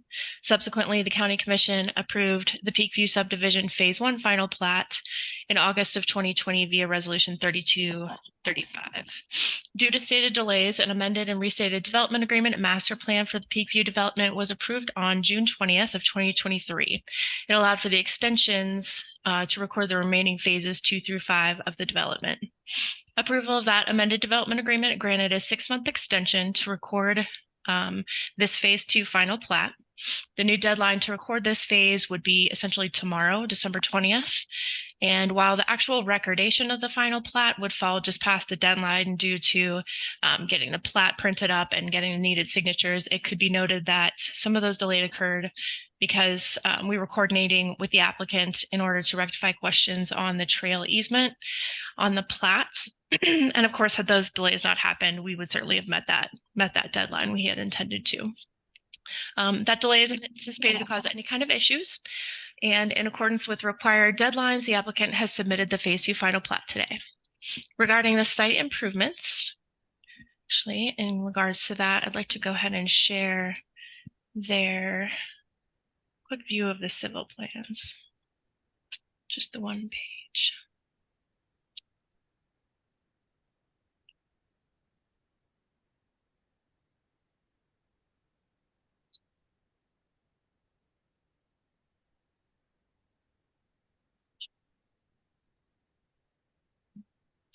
Regarding the site improvements, with jointly owned and maintained facilities, conditions, covenants, and restrictions are included in the application that would be recorded upon plat approval. Those CC&Rs make direct reference to a long-term stormwater management plan required by the county engineer. This maintenance plan is required due to increased storm events in the area during the recent years. The plan is intended to provide a documented mechanism for long-term storm maintenance of shared drainage facilities and is now standard procedure for new subdivisions with drainage improvements. Additional improvements include construction of a 4-foot pedestrian sidewalk adjacent to the roadways throughout the development, and as well as a shared use path along the development's frontage of Spanish Valley Drive, and as well as that a common area trail system will be located at the perimeter of the development and will connect to the roadside pedestrian sidewalks in 2 locations of trail easements noted on the final plat. Additionally, drainage improvements associated with Phase 2 are minor and consist of curb and gutter along streets capturing runoff, as it is routing to the detention basin in Phase 1, but major drainage improvements required to handle the large offsite drainage runoff flows crossing the property are to be completed during Phase 5 as approved by the county engineer and fall within the final drainage study and supplemental drainage report and addendums. So just to kind of get a visual of what that very large drainage system looks like, you can kind of see it right across the middle of the screen there, and that would be completed during Phase 5. The updated civil plans for the entire project were approved by the county engineer, and an opinion of probable cost for Phase 2 have also been approved by engineer and GWISA in respective approval letters, and development standards, of course, per the land use code section related to HDHO, describing details for individual building exteriors. Those would be ultimately reviewed during the building permit stage. So that is just a good overview of the application. If I can answer any specific questions for you.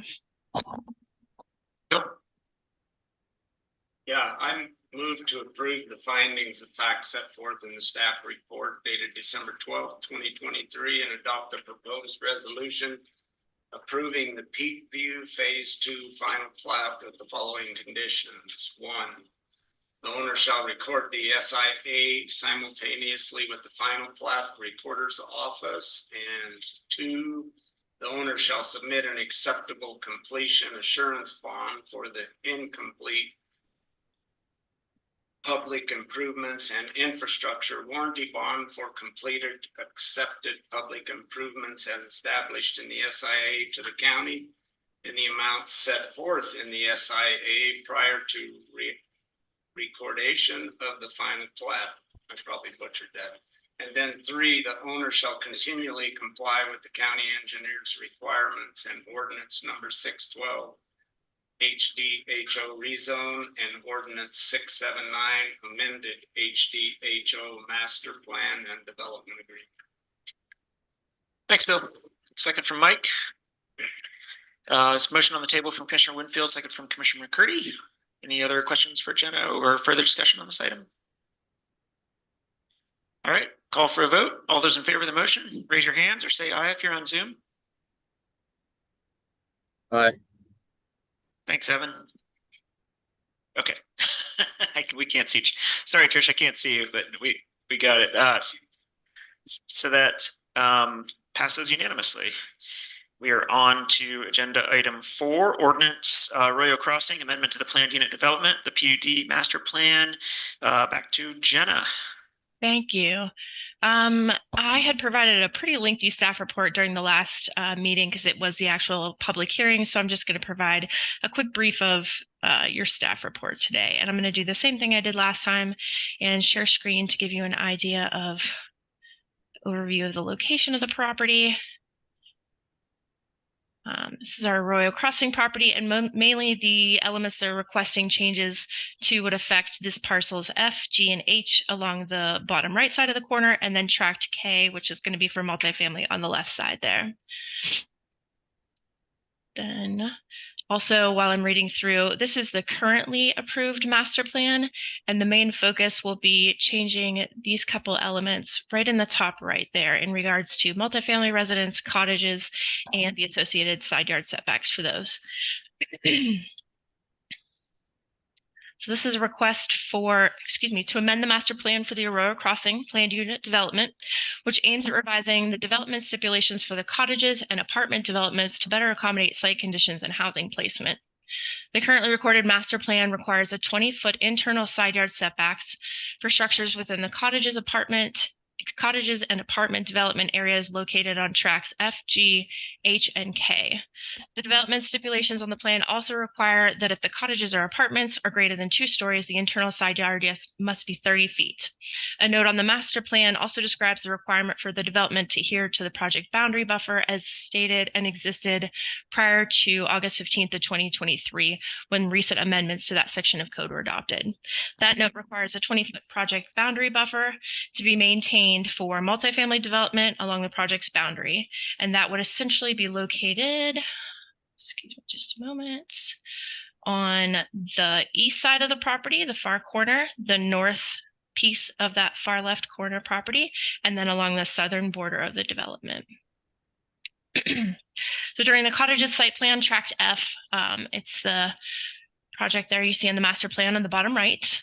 Application review and initial design discussions regarding layout of the multifamily tracts and the cottages. It was determined that due to several site limiting requirements of the existing master plan, that the best rectification of those challenges would be the request to amend the cottages development PUD master plan. And the requested amendments are specifically a reduced internal side yard setback for the cottages and apartments development permitting 10 feet, which was previously 20. So you'll see that there in the second line of the setback in the upper right corner there. And additionally, a reduced internal side yard setback for cottages and apartment developments, permitting a 20-foot internal side yard setback for structures that are over 2 stories. And that was previously 30 feet. You can see there in the upper right corner. In summary, the master plan amendment proposes to adjust these setbacks essentially to be 10 feet and 20 feet that is mostly consistent throughout the development. In the case of the cottages development and the Skyline multifamily housing developments, the 3 parcels along the bottom, so those are tract A and the development area right beside that. It would not affect neighboring properties as each such tract is part of the Arroyo Crossing development and only has internal side yard properties with each other. Furthermore, the southern property line that spans the length of those 3 tracts rather, is protected from development by a 40-foot drainage easement. Also, the west property line of the cottages development is adjacent to the parking lot plan for the Skyline development on tract G. So essentially, we would be looking at the parcel line between the 2. I wonder if I can show you a better view. There you go. You can see the 2 largest parcels at the bottom to the right, and we will be looking at that property line between them there. As a result of the amendment for tracts F, G, and H, the smallest setback between structures placed directly at the side yard setback on these tracts F, G, and H would be 20 feet, so 10 feet on either side. In the case of tract K to the far left, the request for a reduction of internal side yard setbacks wouldn't affect neighboring properties, as again, internal side yard setbacks for the parcel are only bordered by other property within the Arroyo development owned by Mackles. And at this time, a road is currently proposed for the south and the east property line.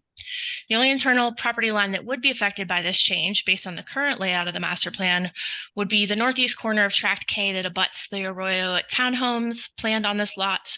And at this time, tract K is split zone for MFR and LLR as seen in your staff report. So essentially if you're looking at the master plan on the left side, right where the change in the parcel is, like just north of the B, you can see that's where the change in zoning is. So it's LLR on that out jutted piece of tract K, and then the internal portion of that is MFR. The northeast corner of Tract K zone MFR for structures, and in that location could not exceed 28 feet. So with an approval and amendment request, the smallest setback between a 28-foot structure on the northeast corner of Tract K and the Arroyo townhome planned across the northeast border would be 20 feet, 10 feet on either side of the property. The master plan currently displays the north and west property lines of Tract K as property boundary buffer areas, and development along these would have to maintain that 20-foot project boundary buffer that's denoted on the master plan and would stay. Mackle would like to highlight that future planning for Arroyo Tract K could potentially include a rezoning to rectify the split zoning, which would allow uniform development height of 35 feet, the maximum height which is permitted by the LLR zoning district. While that rezone request is not being considered as part of this amendment, Mackle would like to avoid a future request to amend the master plan by also proposing to reduce the internal side yard setbacks for structures over 2 stories. So if a rezone were approved at a later date to apply LLR to the entirety of Tract K, the smallest setback that would exist between a 35-foot structure and then the townhome adjacent to the northeast corner of the property would be 30 feet. It would be 20 feet on the side yard setback on Tract K, and then 10 feet side yard setback on the side of the townhome. And that essentially is the staff report reviewing the request. There may be some questions. I'm not sure as well if Caitlin is in chambers as well. She had planned to be there. Thanks, Jenna. And Caitlin is not here in the chambers. Oh, she's online. I see her online. There we go. Great. Any questions for Jenna or Caitlin? Kevin. I move to adopt the ordinance approving the amended plan unit development master plan for real property within the Arroyo Crossing development, with aims at revising the development stipulations for the cottages and apartment developments to better accommodate site conditions and housing placement. Thanks, Kevin. And Mike, seconds. So motion to approve from Commissioner Walker, second from Commissioner McCurdy. Further questions or discussion? And this was a public hearing last time. I don't think we got any public comment on this, did we? We do not. Okay. All right. I'll call for a vote then. All those in favor of the motion, raise your hands or say aye. And I can't. Thanks, Evan. And I can't see Trish's. Okay. All right. Then that motion passes unanimously. Thank you, guys. Thank you. All right, we are on to agenda item 5, adoption of the amended 2023 budget and the 2024 budget. Our clerk, Gabe Wojtek. Thanks, Jacques. So when we opened the public hearing at last week's the meeting 2 weeks ago, spent quite a bit of time reviewing the budget from top to bottom. So I would refer anyone from the public that's interested in more of a thorough tour of this budget to refer to that recording. With that also in mind, that was on the 5th, right? I did put a document in this agenda just in the interest of making sure that that presented budget and any changes made to that presented budget were sort of highlighted in the most transparent way possible. And so there is a document in the packet that that's titled Grand County Proposed Amended 23 and 24 Budgets Adjustments since December 5th, 12/5. And then in that it shows there are a couple columns that refer to any small tweaks that have been made since that opening of that public hearing. I would say that those tweaks represent, minor housekeeping tweaks where, say, I noticed that there was a line that it was going to be over. One of the big parts of this process is to make sure through the amendment and through the proposed that we are going to be covered by that budget based on actual expenses needed for a given line. And so as updates came through on our ledger, I did have to continue to make small adjustments to make sure that we weren't coming over on lines. There was a couple other items that we have a renewed contract that you all will be considering for our property tax software, and there was a bit of an increase in that, so that had to be adjusted on in the 4 department budget lines that where that is paid for. And then there is one major change in Fund 21, that's roads, whereby I added $1.9 million to their B road allocation and revenues. That's line 213340. And that is due to Senate Bill 175, which is a bill that was passed that is increasing those allocations for a period of time, including this large increase of 1.9 million that we've been told that we would receive in 2024. And so that brings that revenue line up to from 3 million to $4,942,020. And that's balanced out, and it doesn't reflect in the 2024 budget as an increased in expenses at all out of the B Roads Fund, but an increased contribution to the fund balance. So that available fund balance, though, however, through an amendment in the following year, Road Supervisor Jackson may decide that that does free up funds for additional projects or equipment as they see fit, and as you all subject to you all's approval. Trying to think if there's anything else. A lot of the notes that I added were relatively vague as far as if it says something like increased to reflect actuals or adjusted to reflect actuals. That refers more to what I was speaking before, and just in terms of sort of the last chance to make any small tweaks. Some of them were quite small. Most of them were small, just to make sure that we don't go over on a line. And then there are some added details if it was different than that. For instance, in the general fund sale of fixed assets, I got it in late, a projection about vehicle surplus sales that we're going to be expecting in 2024. So it came in kind of last minute, but it came in time to at least fit in this budget. And so certainly, this is what we're presenting as far as a 23 amended and a 24 proposed. And as I stated before, presented in detail at the December 5th meeting. And I'd be happy to address any other questions or just open up discussion for you all. Great. Thank you so much, Gabe. Yeah, very much appreciate all your work on this. Opening it up for discussion. Anyone like to start out or care to make a comment?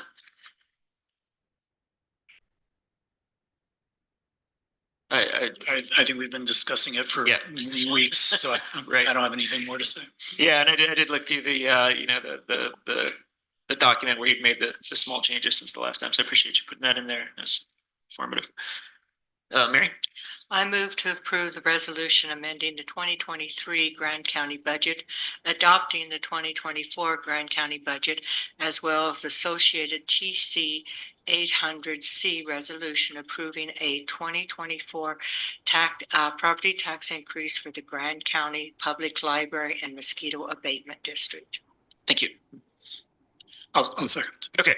I have a motion on the table from Commissioner McGinn, a second from Commissioner Walker to approve the adoption of the budget.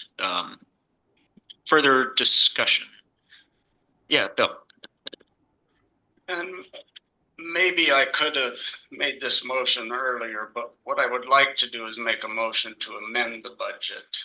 And it's based off of the fact.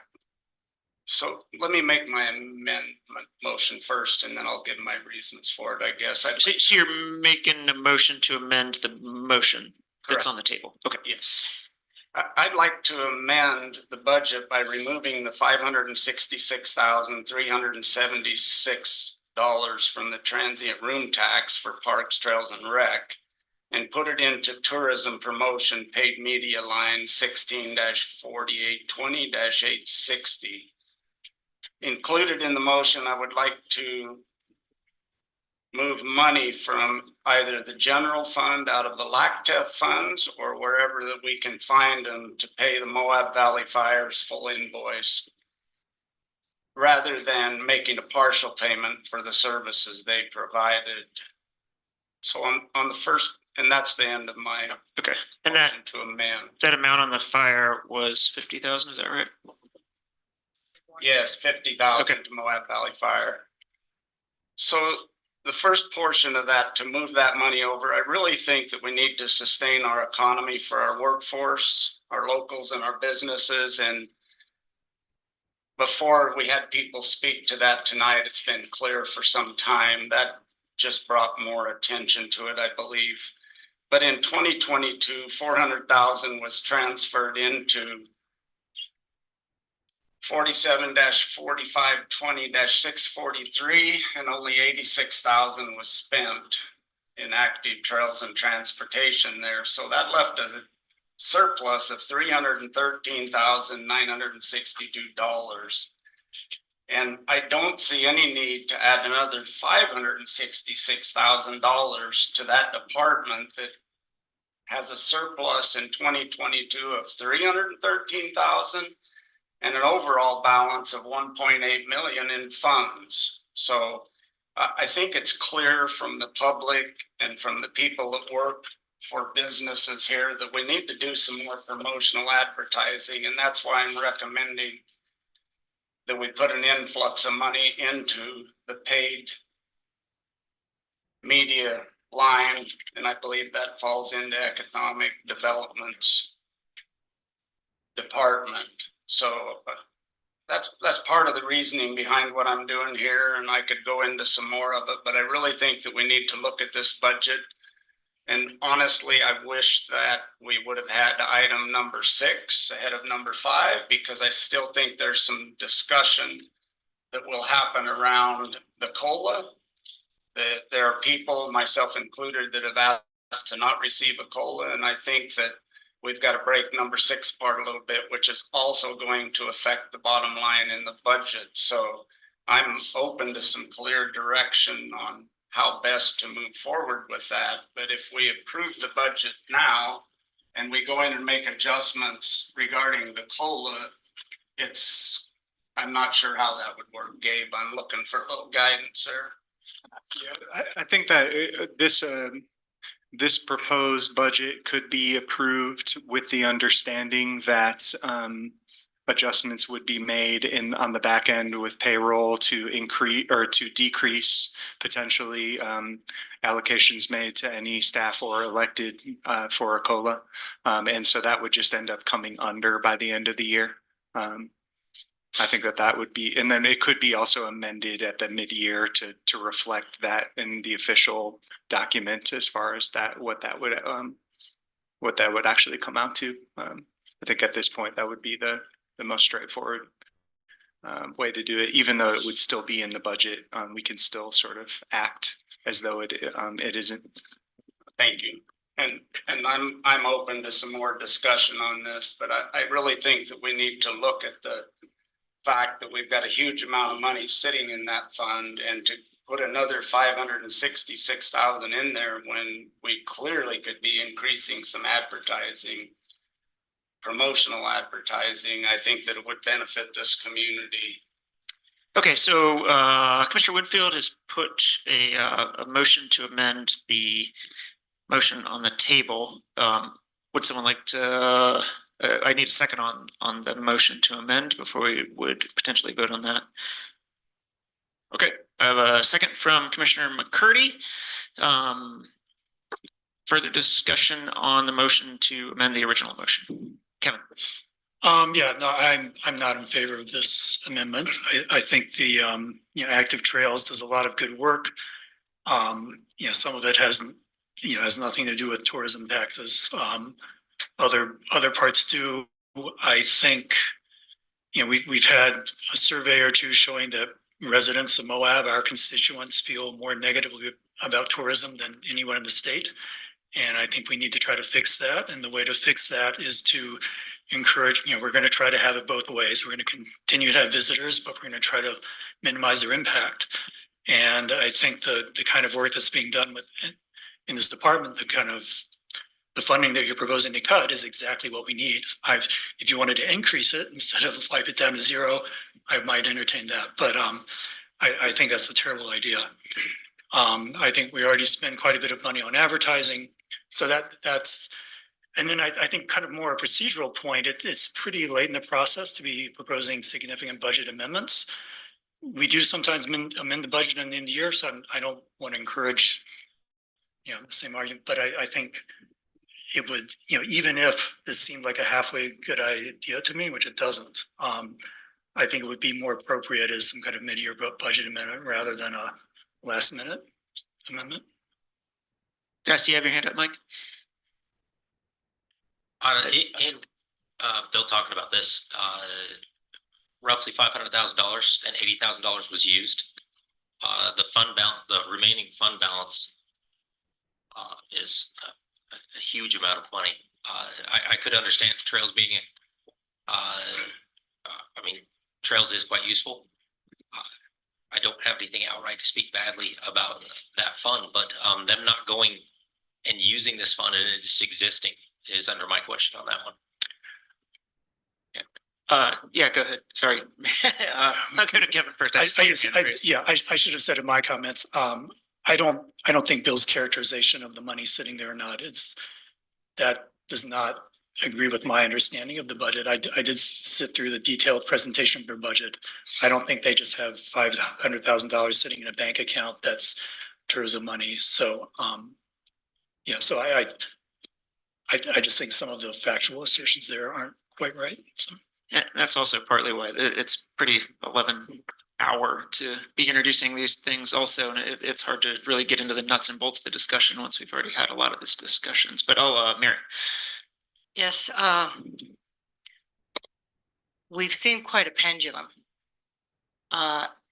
6 years ago, even 5 years ago, we had meetings at the county and at the city with packed houses. I mean, at the city, we had one to discuss tourism, and the public was really up in arms, really upset about the impacts and such that were happening, especially in our backcountry. And so a lot of the things that happened was to address that. And what happens when people are comfortable with what's happening, they stop showing up, they stop talking. But you can go back and find it, the meetings we had. We had one county and city one at the city chambers because it's bigger. And people were out in the hall. And everyone there was that's when we did the moratorium on hotels, motels, and overnight rentals, because the outcry about what was happening to our community and that the people felt like they were losing it. That the things that were helping, where it's all going to tourism and not helping the people and not protecting our backcountry. And so for that reason, we can't kill the goose that lays the golden egg. We've got to protect our backcountry. We've got to make sure we protect why people come here. They come here predominantly for our surrounding areas. Secondly, we have been in a budget process, and Bill was on the budget committee. It's been going on since, when was the first budget committee meeting? September. We've had meetings for quite a while, at least 4, where the whole commission is involved. If this was something that wanted to be done, I feel like this was something that should have had ample opportunity to be brought up before tonight. And it's the work that Gabe has done, the work that our staff has done, the work that our different departments have done to come up with this budget. His presentation at the last meeting was the most thorough presentation we've ever had of a budget in my 9 years being on this board. It was a tremendous presentation, and thank you, Gabe. With that being said, I cannot approve this amendment. I personally, I think the responsible recreation endeavor with the trail ambassadors and stuff is super useful, and I think it does great service. So I wouldn't be in support of this either. I also think it's 11th hour, and that these discussions, we had lots of time to talk about this. So at this point, it's it's not in our best interest. But I also will say that I am certainly willing in the new year. There are budget amendments that can be made in the new year, and I think looking at more ad spend is absolutely not out of the question at all, and is something that we certainly I'm in favor of looking at more in the new year. And let's see, I think we've all had a chance to speak here. I just want to make sure that Evan or Trish had an opportunity to speak. Did you have your hand up, Trish? Yeah, I just want to reiterate, and I agree with most of you. I have some nitpicky things that I would like to modify on the budget, but at this time, you know, we've gone through this entire process. I think Gabe did a tremendous job in the last meeting outlining things. We had elaborate discussions, and so I think it should have taken place at that time. And so I'm not in favor of that amendment either. However, I will reiterate what Jacques just said, and I am, you know, in favor of spending more dollars in the future for promotion. But at this time, I feel like the budget is set. This process has been long and arduous for those that were on that committee. I think for all of us, it's been a long, thorough process. Evan, did you have something you wanted to add? I'll just say that I'm always in support of taking the time it takes, and if there are adjustments that need to be made, I think that they warrant a more robust discussion than kind of when a motion is being made at the count. I've definitely been participated in budget meetings after Christmas, you know, on December 30th when we're trying to pass something, and those discussions can go all the way till the true 11th hour. But if there's strong support for that, I'd rather take that direction where we continue to refine it than to make drastic adjustments right at the end. So I'm not in support of the amended motion. Okay, give everyone a chance to speak again, and then we'll call for a vote on amending it. Kevin? I wanted to address the second part of Bill's motion about increasing the fire department funding for $50,000. That's something we did not discuss that a whole bit, and I think there's a whole lot of other non-budgetary issues related around that. So I would definitely be open to further discussion and thought on that issue.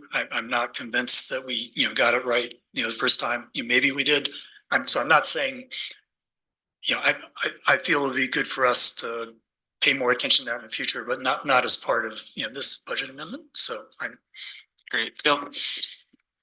Yeah, and you know, I apologize that this has an 11th hour feeling about it, but I'm pretty clear that every meeting I've been involved in that this has been brought forward. This is not news. I think that we're making a mistake by not putting some of this money into promotional advertising.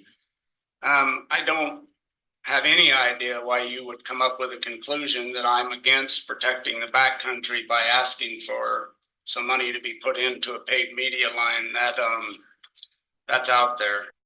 But it makes no sense to me that we're continuing to transfer money into an account, into a department's budget that's sitting on 1.8 million currently that's been transferred in there.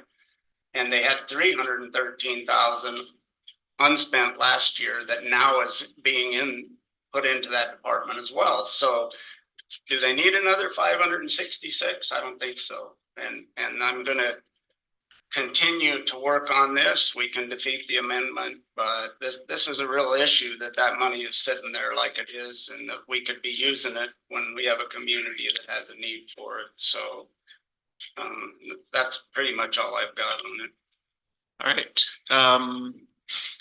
Kevin? I did want to address some of the specific things that Bill just said. I mean, I don't have the department's budget in front of me. It's a little bit complicated because they get money from several different sources, and each of those sources has spending restrictions. I do not think it's true that they have whatever you know, some large chunk of TRT promotional money that they're sitting on and not using. I mean, Gabe, correct me if I'm wrong, but I'm close. I mean, they do have an account of money that comes from a road tax that's being saved up for capital projects like improving bike paths. That can't be used for other things.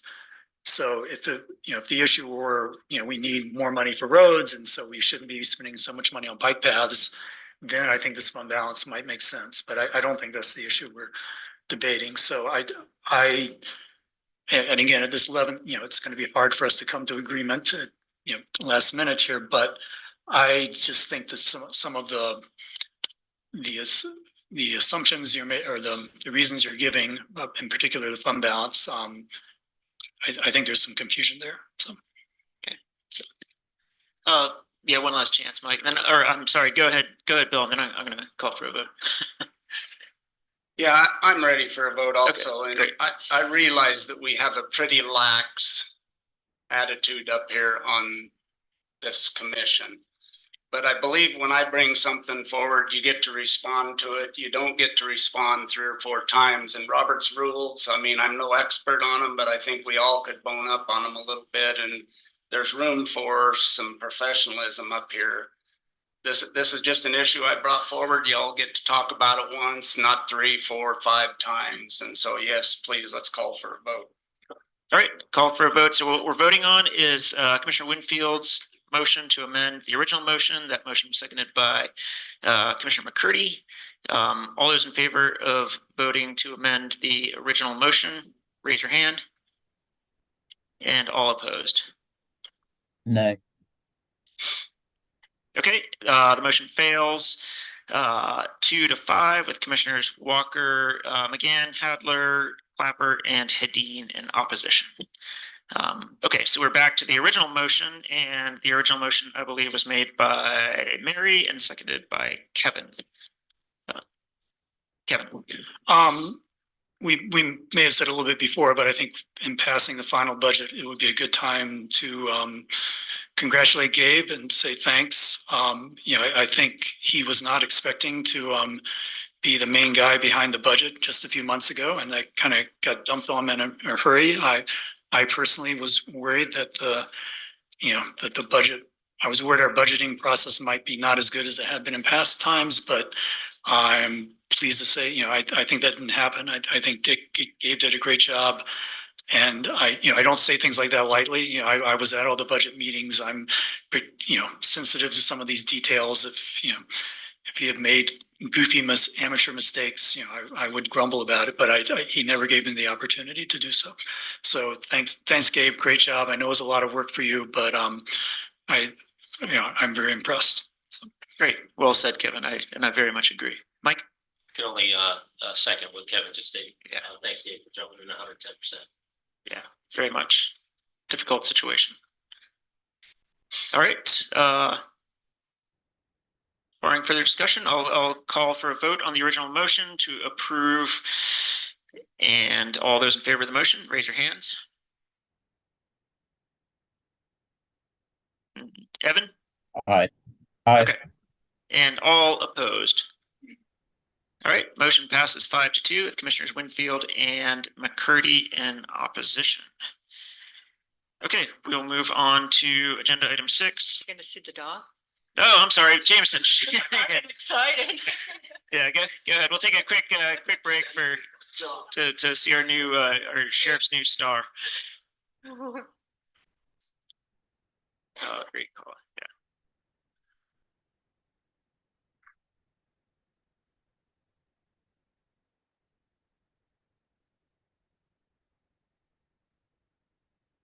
This dog's already worth its weight in gold.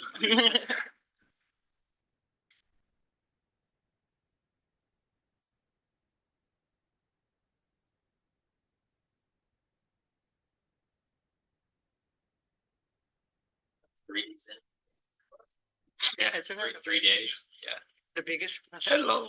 Oh, look at him. Oh.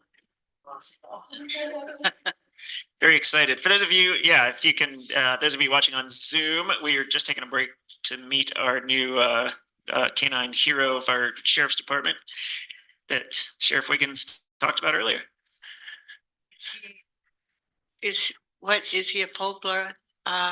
She is a full-blood German Shepherd. Okay, Yeah. because she's kind of small, isn't she? From Poland, yeah. Okay. From Poland. Beautiful. Yeah. Yeah, so the academy was 8 weeks long. Zora and I were the greenest group there, green handler, green dog. But we finished at the top of our class. Good job. Great. Came back from county, hit the ground running, as you guys probably. We did here. Where was the training, here in Utah, or was it out of state? Out that post. Yeah, okay. Yeah, yeah. She's good. She's well tempered, which is super nice. She's trained on. So she's trained on, several narcotics, illegal narcotics, meth, heroin. Okay. You might want to come closer to the mics. Oh yeah, I'm sorry. That's great. Yeah. No, that's okay. Thanks. It's super interesting information. He's like, I'll Give her the mic. give her the mic. Talk to us. There you go. Good job. Look at you. Yeah, anyways, we just want to thank you guys for being supportive of Canaan program. Great. Yeah. Thank you. Jim. My brother-in-law, John McGann, who passed away, and worked for your department. He was the canine person and loved his dog. Yes, he was. And it was a really wonderful dog, and it was such an asset, not only to the community, but his family. Oh, absolutely. We're very lucky to have her to make a huge impact. Yeah. And what's her name again? Joshua. It's all this. Or oh no, I'm sorry. The dog's name. Wait, Laura. Zora. Okay, Hi, great. Zora. I'm really happy to see both. I mean, I know there was heavy community support and county support, so I'm glad to see. I mean, way to come out the gate. Yeah, absolutely. Yeah. You paid attention to school. So. Yeah. Awesome. She's just excited. Yeah. She gets a reward. Yeah, so what I do is a variable reward system. What that is, that actually keeps her hunting. So with variable reward, means she doesn't know when she's going to get paid or if she's going to get paid. So it makes her hunt that extra hard to actually get her toy. So that's what she's doing, is trying to locate the order of narcotics. Sorry, that's what she's looking at me for right now. So like, what do you want me to do? You haven't given me any Clear definition. So. What was that, Trish? Would it be possible for the cameras at his back if he could just maybe turn? Oh, there we go. Now we can see her. I had a couple citizens saying, "I want to see her." They couldn't see her. Cool. Thank you. Awesome. She's so adorable. Yeah, that's awesome. Nice going, you guys. Amazing work. Yeah. All right. Thank you so much. Yeah, I appreciate it. Great job, both of you. All three of you. Yeah, thanks. Thank you. All right. 6 o'clock. It is just after 6 o'clock, so that means we're to our second Citizens to be Heard session. Anyone in the chambers here would like to come forward and make comment? Yes, ma'am.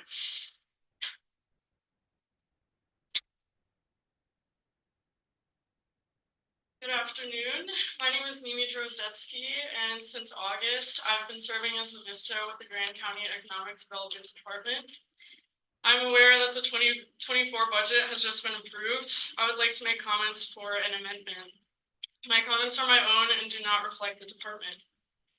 Through months of budget workshops and commission meetings, there have been discussions regarding the allocation of department funds, salary and title changes, and a 3.2% cost of living adjustment for commissioners and their staff. In this time, there has been a group left out of the picture: the volunteers that fill understaffed offices to support important efforts for the county. VISTAs, which stands for Volunteers in Service to America, are a federal resource to the community through AmeriCorps. In Moab, the VISTA program is run by the Moab Free Health Clinic and creates full-time capacity for nonprofits and government departments that are crucial to the land and people in this county, currently including Science Moab, the Moab Area Community Land Trust, the City of Moab, and Grand County. I'm advocating for current and future AmeriCorps VISTAs hired to serve with the county. The VISTA program has a track record of attracting particularly qualified, dedicated people, many of whom stay on to continue serving the community. Most of us relocate to this area and accept a low salary because we want to serve this particular community. A lot of our work as county VISTAs gets done behind the scenes: grant writing, community outreach, stakeholder engagement, and data analysis to support evidence-based decision-making. VISTAs get paid a base living allowance set by the federal government.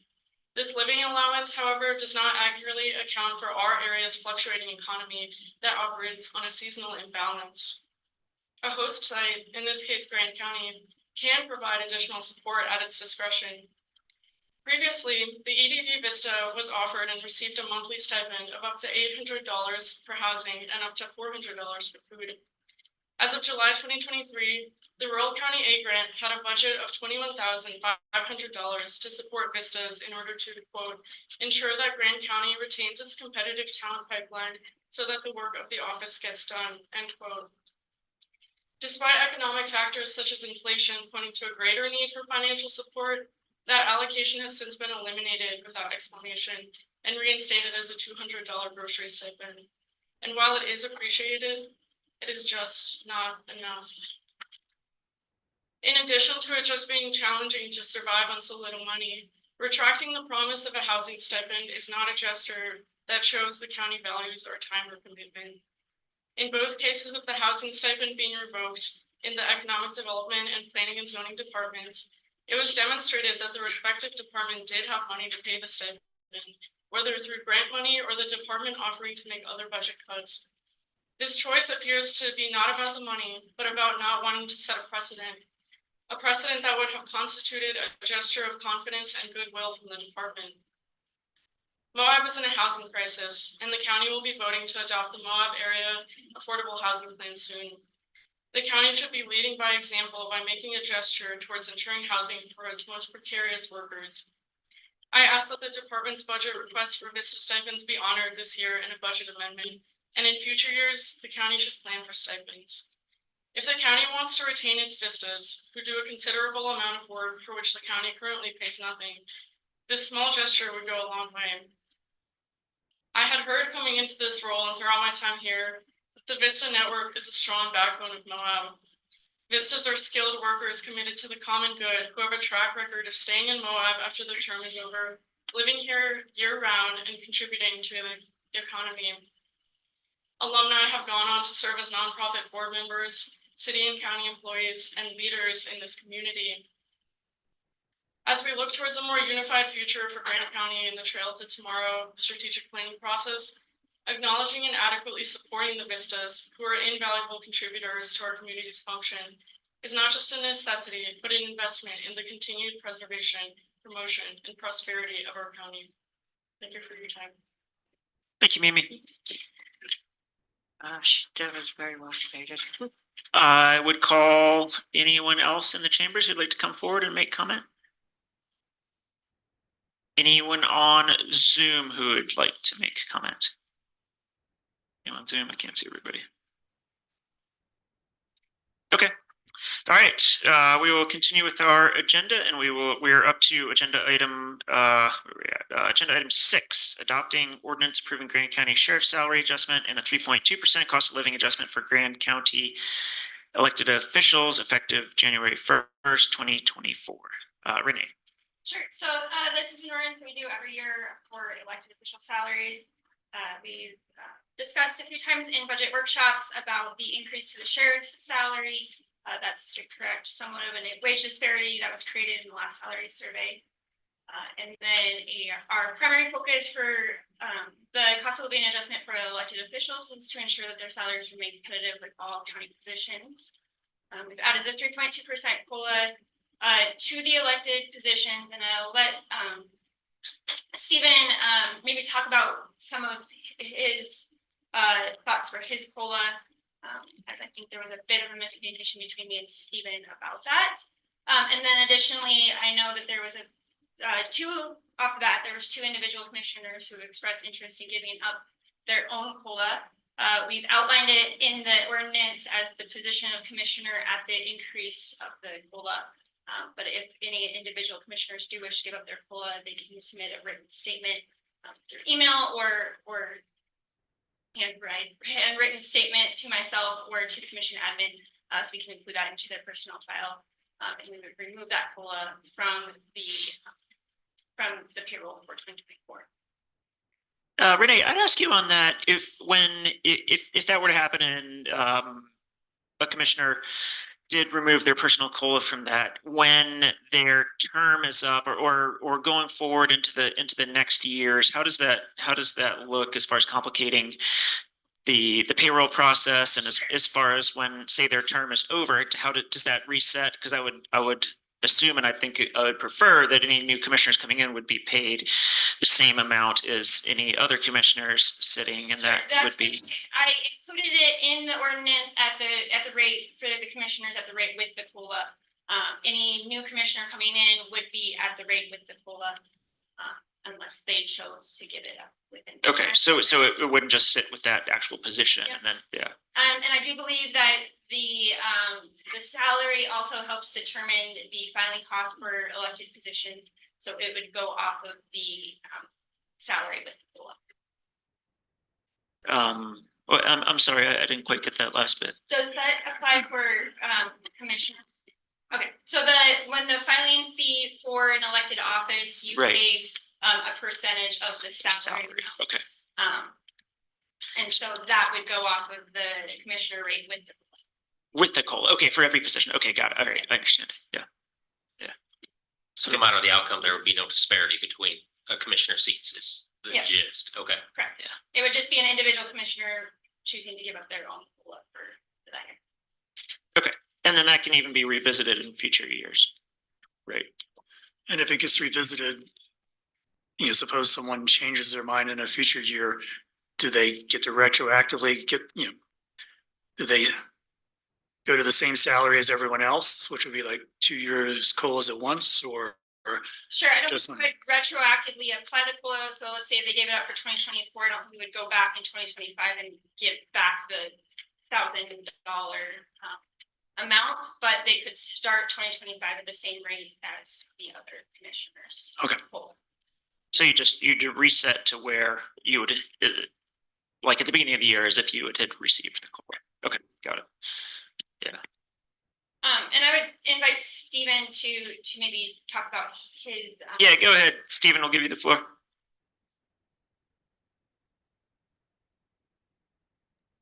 If you folks for whatever reason can't hear me at any time, just interrupt me and say your internet's not wonderful, and I'll turn off my video.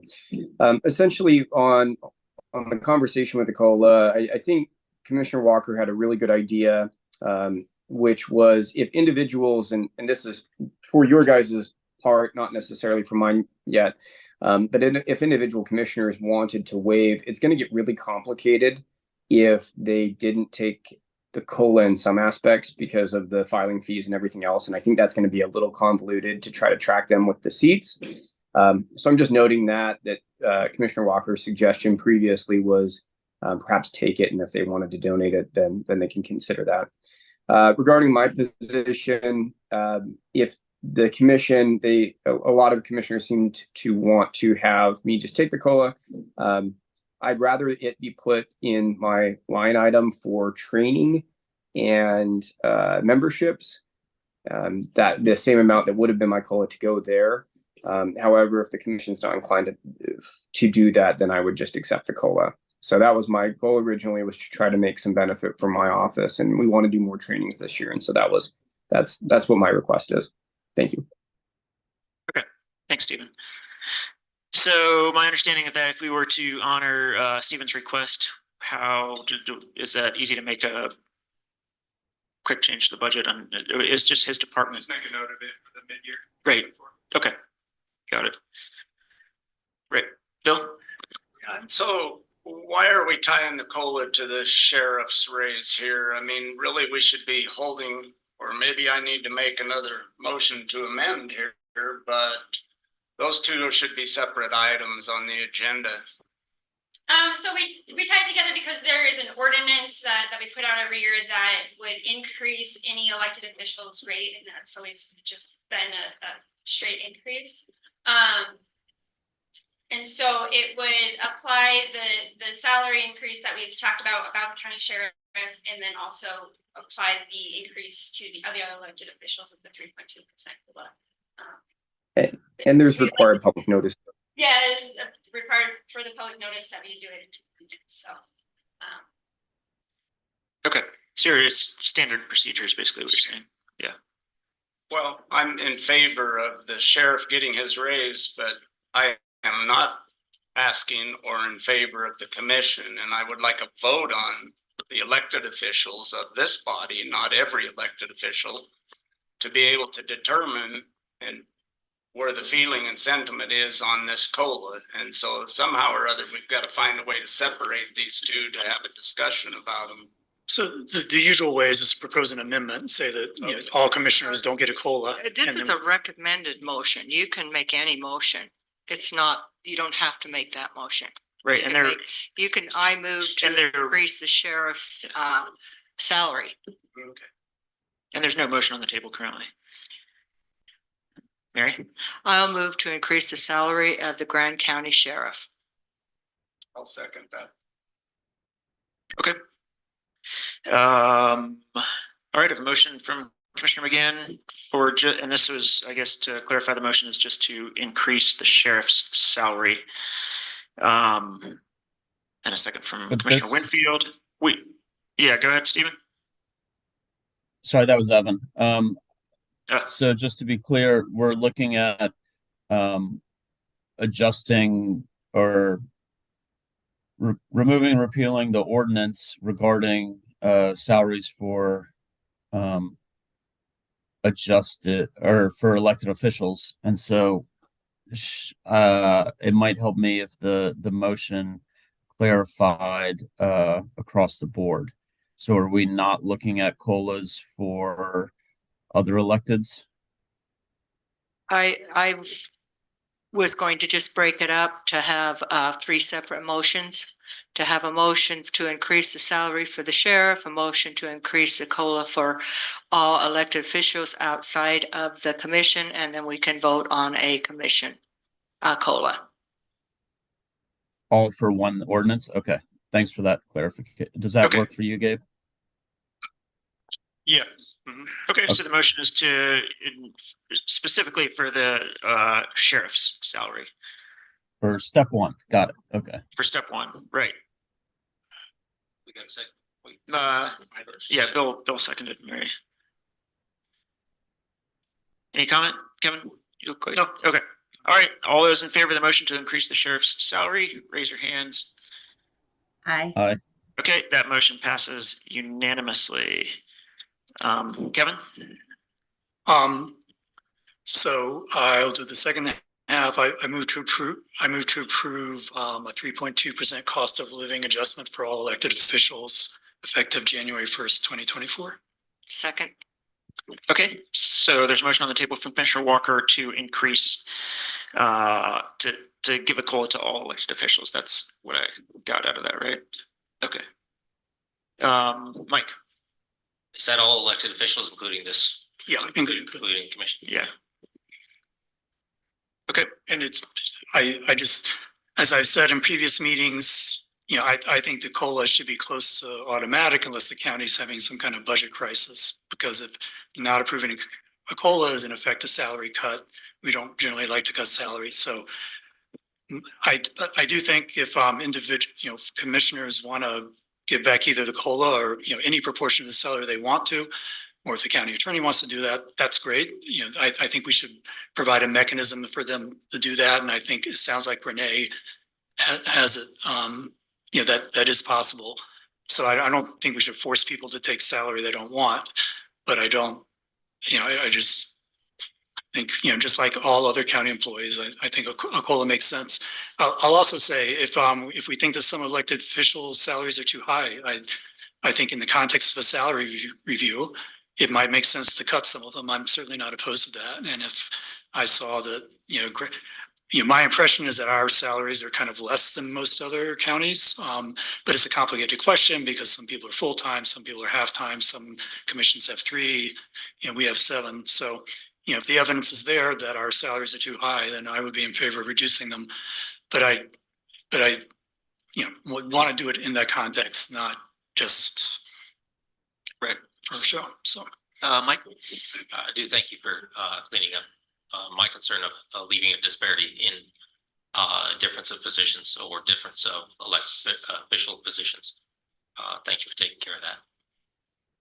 Bill? Yeah, I'd like to amend that we remove the COLA for the commission from Kevin's motion. So I believe that we need to look at this separately, and the reason that I'm behind that is that this is a public service that we have here. And if you compare ourselves to Senator Winterton that we just visited with, or Representative Watkins, they make less than 20,000 a year for their public service that requires full-time, all year long work. I realize they're only in session for the 3 months that they're up there, but they work on committees all year long. So this is a public service. This is never meant to be a career for somebody. And I would feel much more comfortable with the commission and this body taking a COLA raise increase if the community was seeing the same effect out there.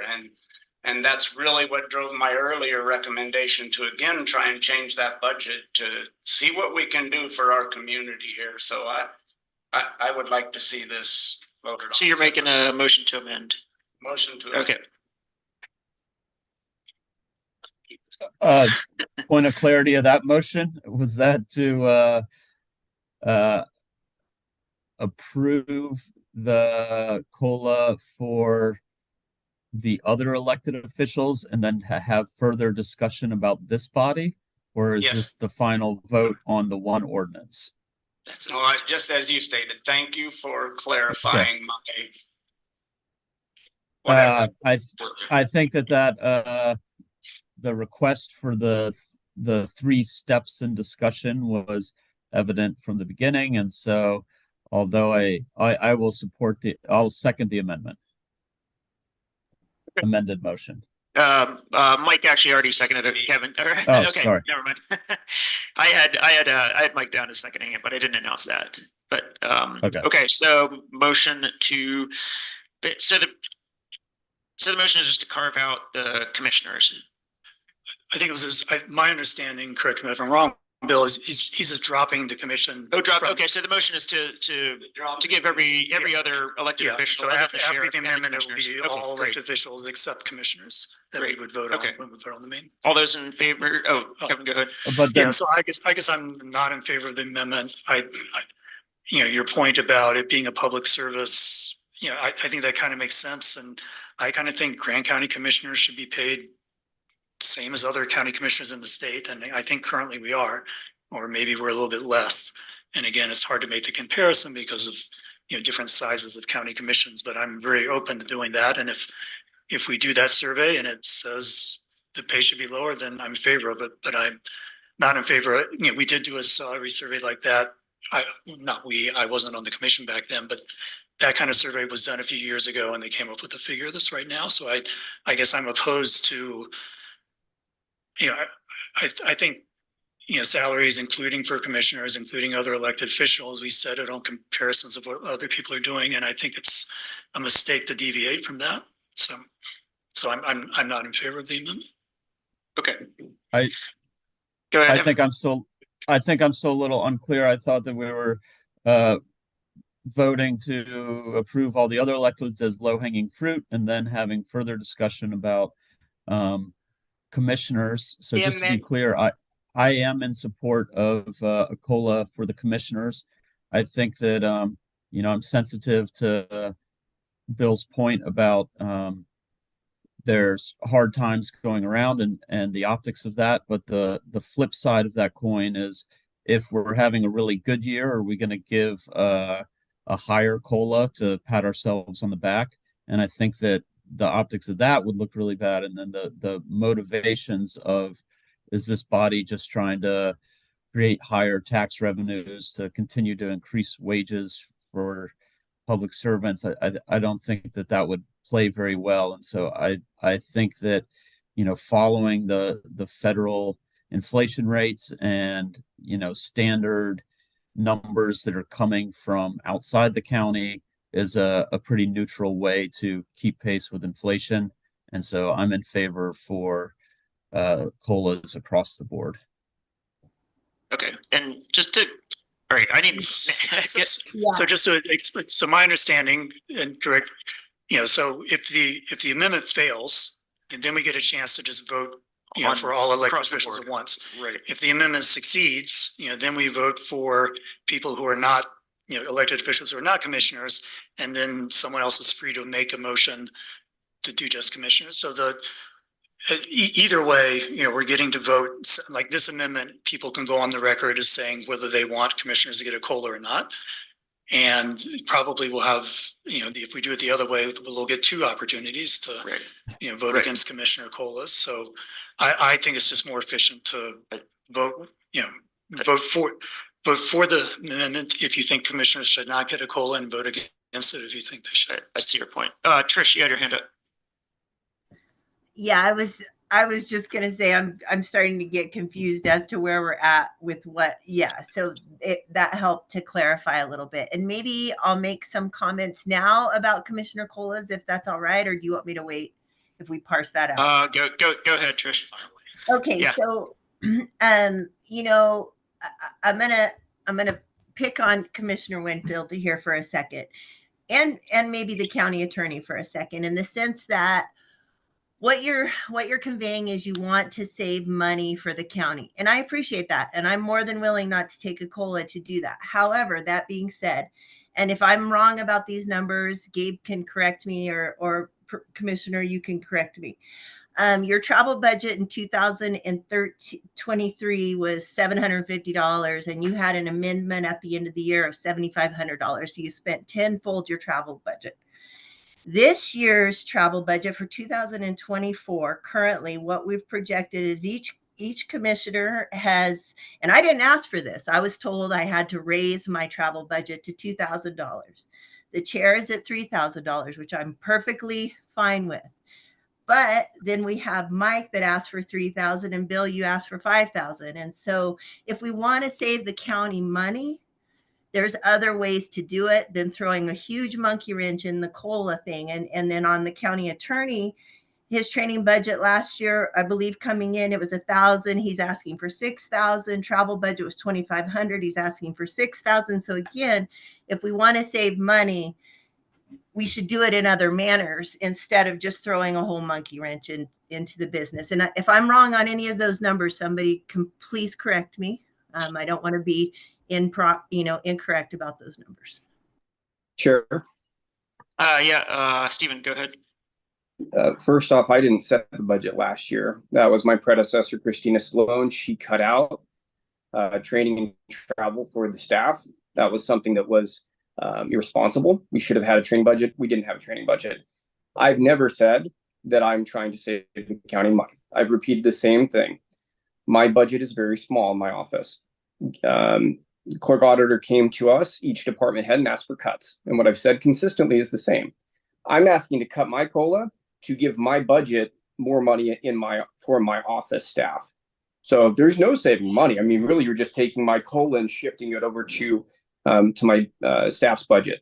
So that's probably a mischaracterization by saying that I'm trying to do that. That's not what I'm doing. I've been consistent in saying that repeatedly, and I've been consistent in saying that I want my staff to have training. Thank you. Thank you, Stephen. Bill. Yeah, I'd like to follow up on a couple of points.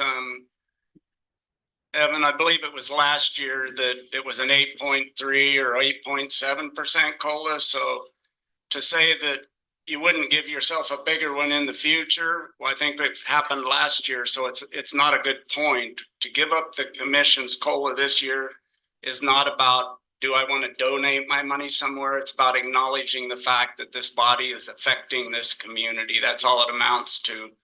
And then Trish, travel is a whole different, you're talking apples and grapes here.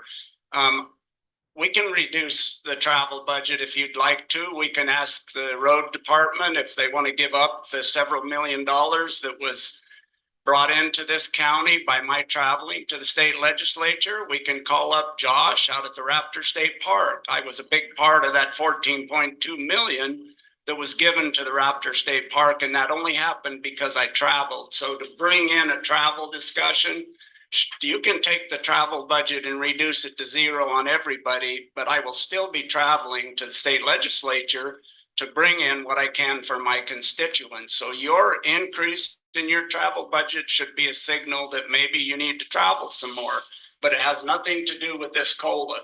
This COLA is about acknowledging the fact that we affect what's going on in our community. And so let's call for a vote. I'm willing to be defeated, but it isn't about me giving back money to my favorite nonprofit organization. It's about what we're doing for this community as a whole. I'll take Bill's cue and call for a vote on this. Yeah. Steal my vote. All right. All those in favor of the motion to amend, raise your hands. And all those opposed. Yeah, all those opposed. Trish, I was unclear as to your vote. I voted with Bill and Mike. Okay. And Evan, you voted on the opposite side, correct? Correct. So just approve them all now. Or not Right. for the amendment. Sorry. Yes, I understand. Okay. So the motion to amend failed 3-4 with Commissioners Walker, Clapper, McGann, and Hadler in opposition. Thank you, guys. That brings us to agenda item. No, we have to vote on. We have to vote on the original motion. I'm sorry. Yeah, we do. Right. No, you're right. I was just thinking that as I said that. Okay, so the original motion, the motion was made by Kevin and seconded by Mary to approve a COLA for every other position other than the sheriff, which has already been approved. Chair. Yes, sir. Yeah, Steve. The ordinance drafted in the packet is going to be correct, and it's going to be what you guys are ultimately going to confirm. I just wanted to let the commissioners know that. Okay. I'm sorry, I didn't understand what Stephen. Oh, the motion I think was to it's to approve the amendment in the packet. Okay. The ordinance packet. I'm sorry. Yeah. Correct. Yeah. So, If the next just motion is to be clear, what we're approving, originally there was a recommended motion that it combined sheriff and these COLAs, and the sheriff part got approved separately. And then if this motion succeeds, then it'll be the same effect as if we had approved the recommended motion. Right. That's correct. Okay. So we have a motion on the table. All those in favor of the motion, raise your hands. And all opposed. Okay, so the motion passes 5-2 with Commissioners Winfield and McCurdy in opposition. So now we have adopted that. And we will move on to agenda item 7, approving the 2024 pay plan. Renee Baker. Sure. So the 2024, the pay plan is something that we've done for the last couple of years. This just falls in line with what we approved in the budget and establishes kind of a pay schedule for us for 2024. So in Exhibit A, you'll see that the position pay plan has all approved positions with the 3.2% COLA, and that just shows the the grade range. So a min and max for that. Any future changes to position pay plan in 2024 should be made through commission action. In Exhibit B, you see the employee pay plan. This acts as our personal action form for January 1st changes, where we can update all employees to the new grade step chart. Employees will remain on the same pay performance schedule, and additional steps may be awarded through their years of service and other relevant policies. Any step changes and recruitment hiring changes on the employee pay plan would be made through department head and personal service administrative actions within our policies. Exhibit C is our 2024 grade and step chart with the 3.2% cost of living adjustment. The Exhibit D is just a new one that I included this year, but it includes our benefit rates that were approved back in September. Exhibit E is a schedule of pay periods and holidays. This just creates an approved schedule of pay periods and holidays. All of our official holidays have been previously approved, and for 2024, we have recommended that we establish July 5th, which is a Friday, as an employee appreciation day where county offices can be closed, and regular full-time employees will receive a paid day off for that July 5th date. Exhibit F has all of our proposed new positions and reclassified positions that have moved forward from budget workshops. All of these were presented in the budget workshops. Edited job descriptions are presented in draft form, showing the red line with changes. And newly created positions, recruitment could start effective tomorrow. December 20th, if approved, with recruitment going out at the 2024 rate. But for those new positions, they do have a 2-week minimum for the external recruitment, so hiring did not take place until after January 1st. And then for the reclassified positions, the incumbent identified in the pay plan shall be offered employment in that role. I have included all of the draft job descriptions. I did want to make one note that the sheriff did add a paragraph. And maybe I should share my screen, but he did just add a paragraph to the county security chief that just establishes kind of a little bit more of that. It will have a lot more extensive computer-based work, including online research, data analysis, and technical writing. And in the event that they don't have a full-time office workspace for that person, the sheriff can get some flexible agreements with that individual.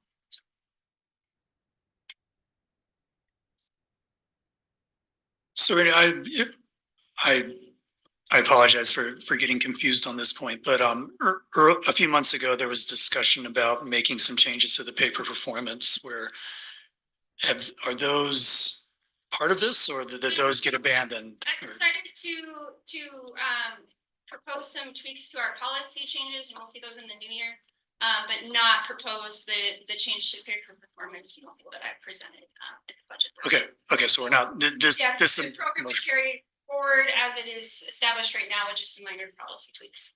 Okay, and then longer term, are you still wanting to propose the tweaks, just not right now, or? Correct. I don't think it's a time for 2024. I'd like to complete another salary survey and have recommendation of maybe. We've seen a lot of other governmental entities go away from a graded set style chart. We do start to see compression issues that we're running into. So I'd like to see a fuller picture of that before making any changes to paper performance. Okay, well, thanks for clarifying. Yeah. Great. Any other questions for Renee on that one? Kevin? Okay, Bill. So are we discussing everything in this section right here? As far as all of these positions, your exhibit A, B, C, D, E, and F at this point? Correct. So since the budget has been approved, all of the new position and changes have been included into that budget, and along with the 3.2% COLA. So this is like a complement to the budget in which that we usually pass as resolution. If there's discussion about pulling a position that's been approved, or we could talk about that, or if there's any changes that we want to see to any job descriptions. I've got a couple of points then, if I may. Yeah, go ahead, Bill. And that really it just, I believe, needs to be some clarification or cleaned up, and it can happen later, but exhibit B shows assistant marketing director for Miss White, who I believe is here, in grade step 12, and then a step 12. Exhibit F shows it as assistant economic development director, grade 12, step 13. And then I believe there's another place in there. I didn't make that note, where there's 3 different exhibits with 3 different grade and steps put together. So I think that can be cleaned up as however you want. And then the only other point I wanted to make, and that was on the new position for the clerk auditor's position. And I'm guess that I would like to see more in that job description. There's only one word in that job description about finance, and that is it's just a finance. It's a bachelor's degree in political science or something. I don't have it pulled up, and I apologize, but I believe we had some pretty strong guidelines that we needed somebody with a CPA and a financial background with a minimum of X amount of years. And I'd just like to see that strengthened up if we can at all, Gabe, to be more centered around the position that we're hiring there. And I don't know why, but I'm not seeing, well, here it is right here, actually. I appreciate your comment. I would say that, and certainly like the goal is to find someone who's highly qualified and has expertise in the field, and there would be a lot of caution and care taken to that end. I would say like for someone with a CPA type qualification, the compensation that we're offering in this job description, I don't think is anywhere even in the ballpark of someone with that level of qualification. Not to say that we're not looking for someone highly qualified, but I think it's important to note that it's possible that we would need to pay someone twice this amount to get someone who is a CPA, is my understanding. Well, I guess it just leads us back down the path of where we were before. If we don't strengthen this job description up a little bit, and I'm not here to make a stand on it. That's not my goal, but I do think that part of the reason we're seeing some of the problems that we've had in the past and moving forward, that we would want to look to have a pretty strong individual in that position handling that. And I would think that they need to be at your skill level or higher. I mean, I realize that you're stepping back, and so I'm a little leery at looking for somebody with just a bachelor's degree in public admin, considering the problems we've had with this budget for the last year. That's all. Yeah, I think it's important for you to note that. Definitely heard. Yep. Thanks. Thank you. And that's all I've got. Okay.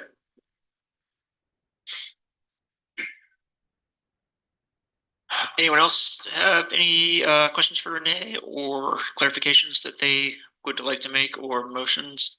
Kevin? I'll make motion. I move to approve the resolution titled repealing and replacing resolution number 3341 and establishing the 2024 pay plan effective January 1st, 2024. Thank you. Second? I'd like to second that. Okay. So I have a motion on the table from Commissioner Walker and a second from Commissioner McCurdy to approve the pay plan as presented. Mike? Please, if possible, there was some stated differences. You can get those laid out. Yeah. Great. Working document, but Yes. there's too many changes, so. Absolutely. Thanks. Yeah, I mean, maybe I should put, if there are inconsistencies in here, as Bill was saying, I think they should be sorted out. But I'm just endorsing the gist of it. Great. Okay, anybody else, Evan or Trish? All right. Nope. I'll call for a vote. All those in favor of the motion, raise your hands. Aye. And the motion passes unanimously 6-0 with Commissioner McGann absent. On to agenda item 8, software license agreement. Thank you, Renee. Software license agreement with Adules Incorporated for County Information Systems Software, and that is acronym is COINS, Gabe Wojtek, Clerk Auditor, as well as Quinn Hall, Commission Associate Administrator. This is our software that we use to keep track of all the property taxes and parcel information. It's used by the clerk, the assessor, the treasurer, and the recorder's office. We were asked to enter into a 3-year contract. We renegotiated, the price went up a slight bit because we want to do a 2-year instead of a 3-year. And that's mainly because we're looking. We're not committed to moving away from this, but we are looking at other options at this point that would better serve the county into the future. So thanks. This is a 2-year contract for this software. It's a 2-year contract. Okay, so we wouldn't see this again until 2025. Yes. Okay. And my understanding is this software provider is a pretty small operation. Is that, It is. It's an older software. It works well for us, and it has served us well for a long time. We're interested in exploring some other options. All right. And to be clear, the 2-year, it wouldn't be, if we were to migrate to a more consolidated software that would replace this, it wouldn't reasonably happen until the end of 2025. So the 2-year contract encompasses what we would actually need from this service. I'm sorry. Oh, and I just want to add real quick too, we did reach out and have review from legal and from IT regarding sort of making sure that the information that we have in this software continues to be our property, and this contract sort of keeps us safe in the sense of migrating away to another software. Yeah. And to not speak against the software, are we in line with what state agencies use, or is this just ours? Like our four departments, like, There are several counties that use this. I don't know the number, but Okay. this is this, at some point in the past, this was a very popular software throughout the state of Utah. A lot of other counties have started to migrate away from it. There are certainly still some that use it. okay, We're just exploring other options. okay. That's why that's why we didn't want a 3-year contract. We wanted 2. In There case wasn't we- any known defining point why other counties were migrating away from the software. Like, There are other trackability or- more modern softwares. Okay. If you yeah, came, if you could come in my office, I'd give you a look at how it looks. You and understand. You might have an idea. Yeah. But I will say it's a one-man band, and I will say whenever I call John Singer, the gentleman who runs this software, he answers his phone every time, and the service is good. And I will say that it's mostly positive working with it. Yeah. Okay. Yeah. Thank you. But I think it is a common pattern that you get some software, and at the moment you first, commit to it, it's, maybe one of the best options, but it just doesn't evolve over the years as much as the competitors do. And so at some point you have to do the painful switch to something new. And so, Yeah. I move to approve the software license agreement with the County Information System Software, also known as COINS. Thank you. And second from Commissioner McCurdy. So I have a motion on the table, Commissioner Walker to approve. Second from Commissioner McCurdy. Any further discussion or questions for Gabe and or Quinn? Seeing none, I'll call for a vote. All those in favor, raise your hands. Aye. Evan? Lost Evan. Aye. I'm here, Gotcha. All sorry. right, motion passes unanimously, 6-0. All right, we've reached the end of our general business action items, and we are going to move on to our consent agenda. The consent agenda today consists of ratification of payment of bills, and those bills are in the amount of $600,868.18. Payroll in the amount of $393,256.51 for total bills and payroll in the amount of $994,124.69.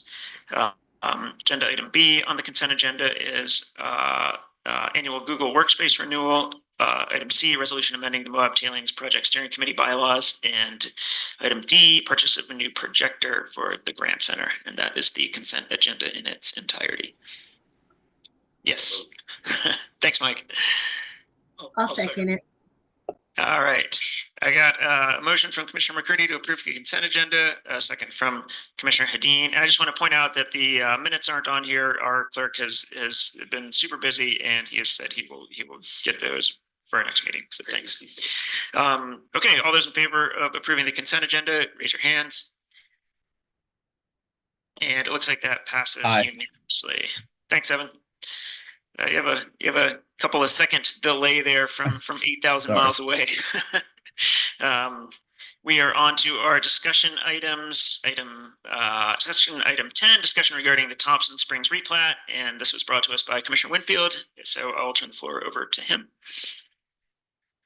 Yeah, I'll be brief. I've worked with the surveyor, Dan Stenta, the engineer, Jacques and I briefly have discussed this a little bit, and with multiple residents in Thompson regarding the replat that needs to happen out there.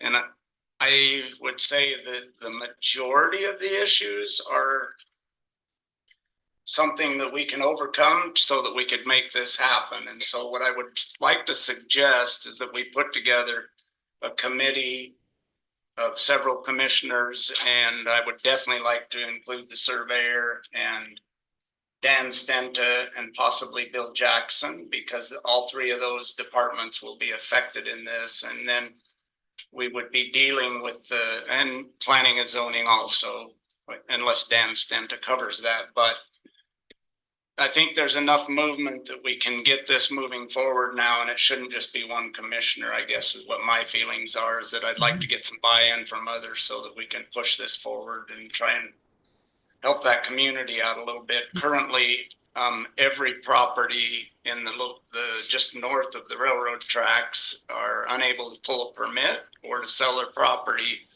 until we get this replat done. So it's of extreme importance to a lot of people out there. So personally, I kind of envision something like we're doing for the bicycle paths, something similar to that, and I just want to. Sounds like a similar group of names as well. Very similar group of names, and so if I just want to make sure that other commissioners, and we'll probably have to have some legal with Stephen involved in it, but sure, I would like to start that, at the beginning of next year, moving that forward.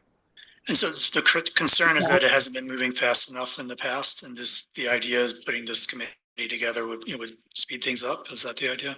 Yeah, well, and I don't think it's been moving, period. I believe that John Gunther was the last one that really put any strong effort into it. Jenna's here, she could probably correct me if I'm wrong on that part, but it hasn't seen any movement. Lucas did replat it. Yeah. But in order to accomplish this, we have to get every property owner to sign off, and there's some feelings here and feelings there, and I don't think that they're insurmountable. I've talked with some of the strongest pushback that I think we have out there, and there's some ways to move forward with it. Yeah, and I'd second what Bill said. I being on the Thompson board, you hear about that, and I do think it's kind of stalled. It sounds like, and like you said, it's not. There's a lot of people very frustrated. They literally can do nothing at this point with their property. So, Hey, Jacques, do you mind if Yes, Trish. Yeah, I'm happy to be involved.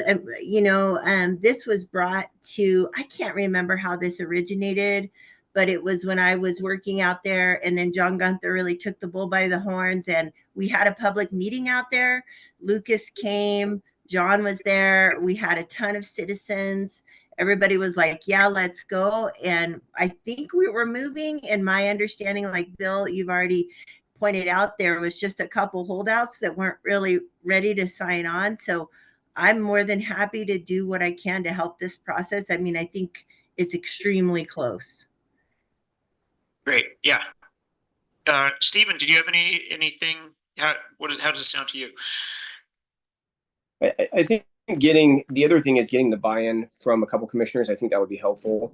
And I think some of this is there's going to be unique personalities out there. And I think it's nice to have probably commissioners of different backgrounds. Not that all commissioners can't talk to all people, but I think, maybe people have better connections with some. And so I think having a mix of individuals on it, we can't exceed 4, of course. So if you had a subcommittee, or however you guys want to structure that, I think that can be very helpful. And then we know that there's going to be the backing, not the full backing of the commission, of course, but I do think having some more heads in the circle, I think that would be helpful. You don't see any red flags with creating this? If it's a subcommittee of 3 people or less, and it's meeting for as an ad hoc group, then you should be perfectly fine. You don't trigger OPA. And by people, I assume you mean commissioners, because I think as far as people goes, we're looking at quite a few more than 3, if we include, obviously. Yes, well, right. Got your point. Correct. So we're looking at 3, can't exceed 3 commissioners, but then we're going to have the surveyor, probably have the attorney, myself on there, and then probably Elisa Martin or Jenna Gorney, of course, and any other individuals that we can. Great. Yeah. Okay. Yep, I'm totally fine with that, and I'm on Thompson Water, and I'm familiar with the issue. So I'm also, along with Trish, happy to participate with you, Bill, and Okay. So then I guess from here we would just proceed after the first of the year and try and start putting something together. It seems like that would be the case. Yeah, that's what I would make sense. Yes. And so in particular, we don't need like a resolution established. I think it'd be more like a informal working group, kind of like we do with the Spanish Valley Drive. Perfect. Great. Okay. Thanks, Bill. So are we clear on that one? I think so. Okay, so we'll move on to discussion item 10, Transportation Alternative Program Funding Opportunity, and this was also brought to us by Commissioner Winfield.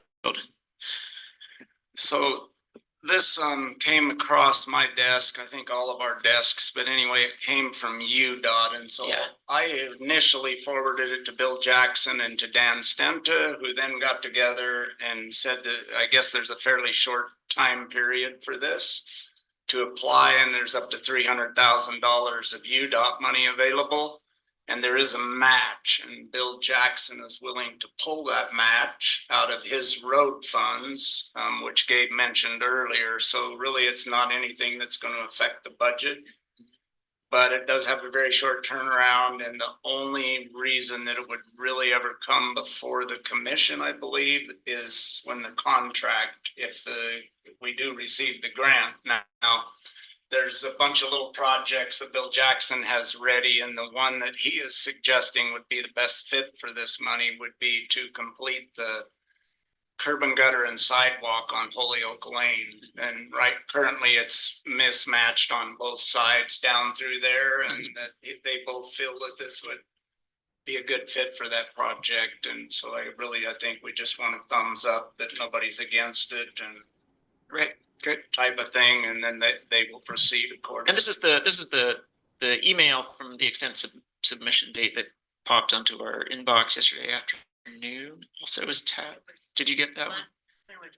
It was yesterday afternoon. I just pulled it up. It's the They came back because they extended the deadline. right. That's what. Yes, that's the one. Yeah, that's what I thought. Okay, Was extended a few weeks. I just wanted to make sure that's the one that It- that's the it one I is, was thinking about. yes. Okay. Bill, you mentioned a match, but you didn't say the amount. Is it 50-50 or 90? No, it's somewhere in the $40,000 range for 300,000. I don't remember the percentage. Yeah, and it is. I think it is in that email. I'm just running through it. I think it's this is Elisa here. I'm just listening in. I think it's a 40-60, 40% for the county and 60% for UDOT. Okay. Okay, so that would be 200,000 from the county then? It would be a lot. Yeah, it would be in the So maybe- six figures range for sure. It says, Region 4 will contributing up to 60% of the project cost. So yeah, UDOT would contribute with a maximum department paid cost of 300,000. Okay, so he probably mentioned 40%, and I know Right. that it's 40,000. Okay. Okay, I mean, I guess I'm kind of trusting Bill Jackson, to know what the highest priority road but I do think it's worth taking a bit advantage of. I think, Bill's budget is pretty well funded, so I feel okay spending the money out of that. So if I think Bill's feeling is that this is the best thing, then I'm in favor of it. Bill's That was the one that the two of them felt like was the closest to being ready to meet this deadline. I see. Yeah, I have confidence in Bill as well. So if he thinks it's a prudent use of that, then And my only involvement in this really to date, other than forwarding the email to them, has been that they asked me to be the one to speak to it Right. tonight. So. Okay. I'm in support of it, and thank you, Bill, for bringing that forward. It's great. Yeah. No, I think it sounds like we have a consensus. Yeah. I would. Yeah. Okay. Great. All right. We'll close that one up, and we are going to move on to public hearings, of which I believe we have 3. Yeah, so public hearing, item number 12, alternative dwelling overlay rezone, 1441 Spanish Valley Drive, parcel number 02-0008-0089. Jenna. Thank you. I wondered if maybe before we got into the actual public hearing, you potentially wanted an update on the 2 withdrawn applications. If you remember. Withdrawn applications. Yeah, during the ITA period, you all had given recommendation to move forward for 4 applications, and 2 are on the agenda this evening.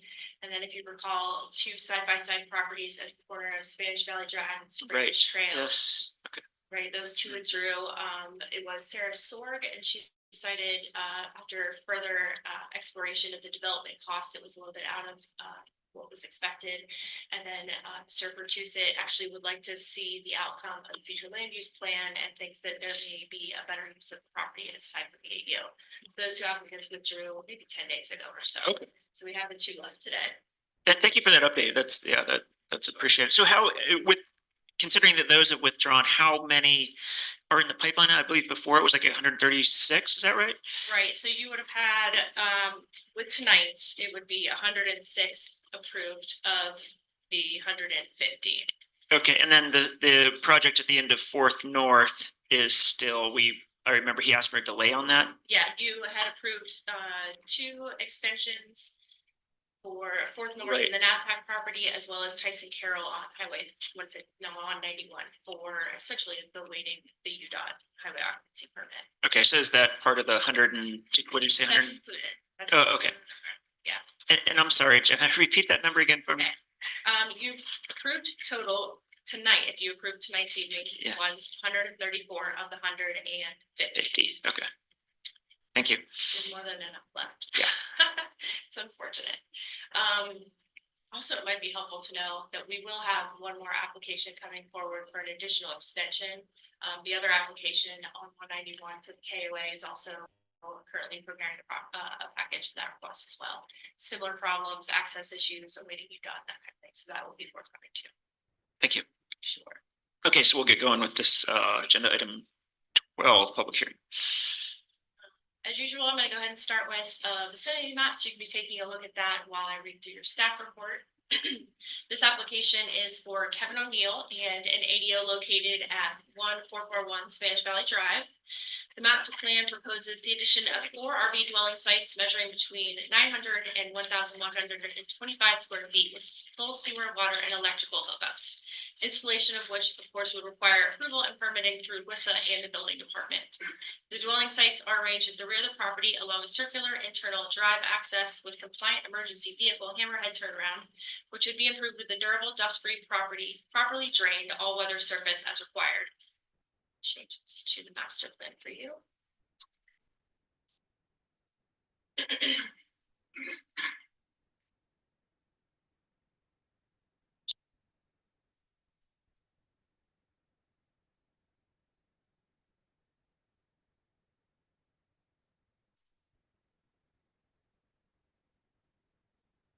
The 1.03 acre subject lot is located at 1441 Spanish Valley Drive, and it's within a large lot residential zoning district. It is also the location of the applicant's primary dwelling.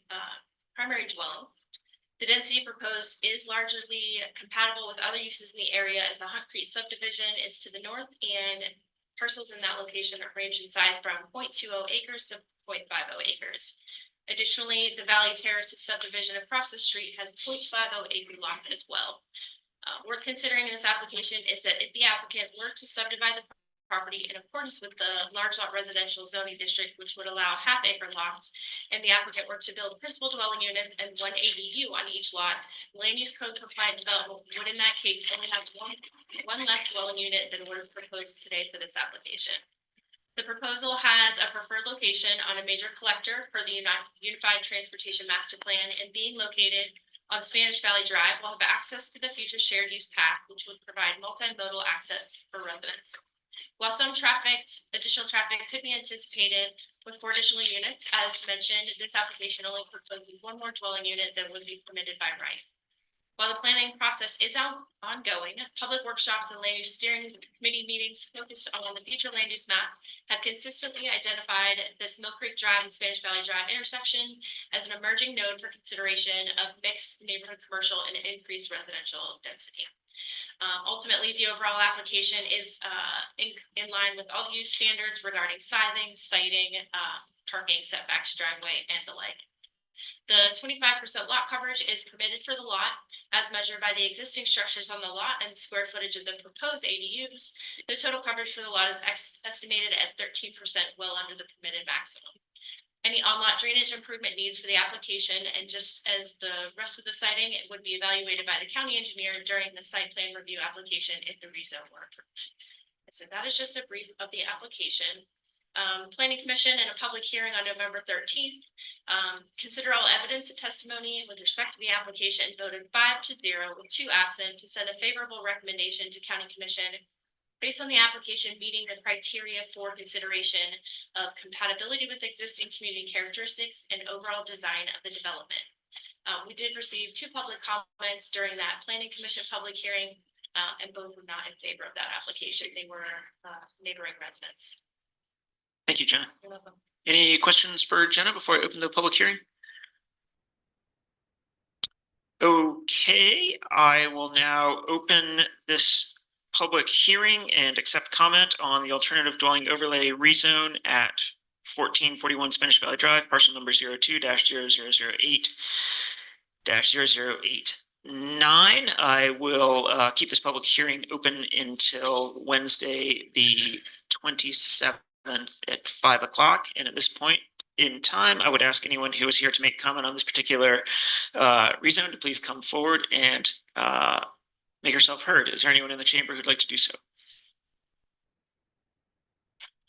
Is there anyone online who is here to make public comment on this particular public hearing?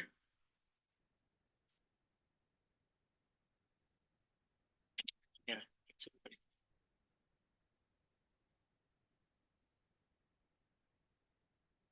Okay.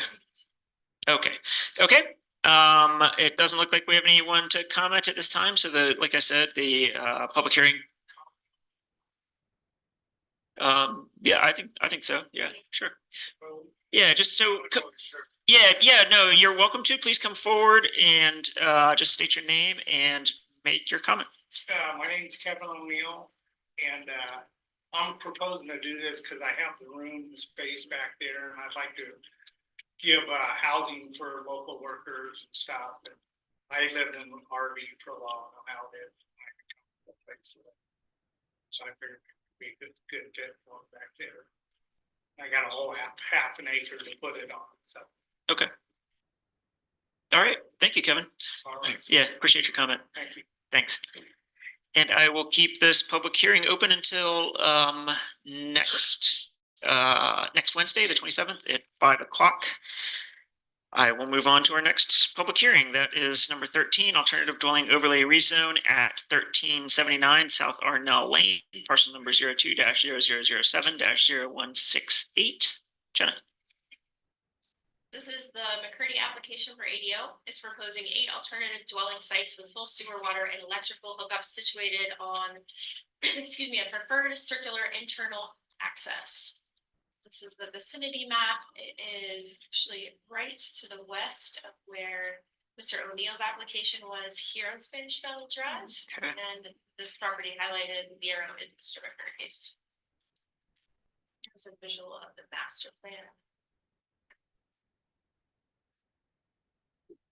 The 1.26 acre property is zoned rural residential and is currently the location of the applicant's primary dwelling and fronts on South Arnel Lane, south of Holyoke. The property is bound on the west by several other properties also zoned rural residential, but this property is in a unique location in that it's a small pocket of parcel zoned for 1 acre lots while being surrounded on 3 sides by property zoned highway commercial. A high level look at the vicinity map highlights the unique zoning and could support the idea that this pocket of low density residential could be viewed as a good location for future increased residential density. While the rural residential zoning district is not a preferred zoning district for ADO, many public workshops and land use steering committee meetings have identified this node of Mill Creek Drive corridor from 191 to Murphy Lane as an emerging node that could possibly support mixed commercial uses and increased residential density based on its proximity to the university campus. As designed, the development adheres to the rural residential setbacks with a 25-foot front yard setback on Arnel Lane, 15-foot side yard setback, and 20-foot rear. Each dwelling site is proposed to be a minimum of 600 square feet and will be located along the internal circular 20-foot internal driveway, which provides direct access to each site. As encouraged per the land use code, additional open space on the property is included and defined as shared green space and also community garden and shared lawn. Land use code permits 25% maximum for lot coverage in rural residential district, and coverage on the lots would at this point approximate 19%, well under the allowance. Ultimately, drainage needs based on the addition of impervious surface such as driveways, final structures, and the like would be evaluated by the county engineer at site plan review application. Because the development is bordered immediately by other properties in the RR zoning district, which is a protected zone district defined by the land use code, screening would be required in accordance to section 6.0.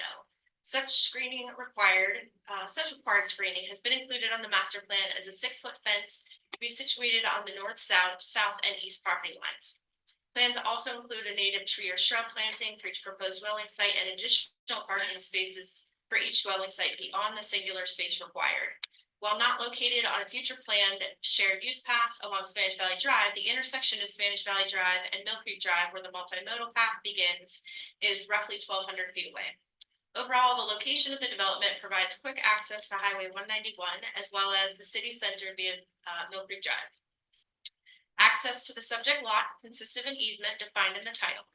While 8 additional dwelling units accessing the property via an easement isn't ideal, the applicant has agreed that if the rezone were approved, they would enter into a development access affidavit agreement with the adjacent properties, which would address the long-term maintenance of such easement over time as related to surface treatment, dust mitigation, and associated costs. And there is a working draft on that.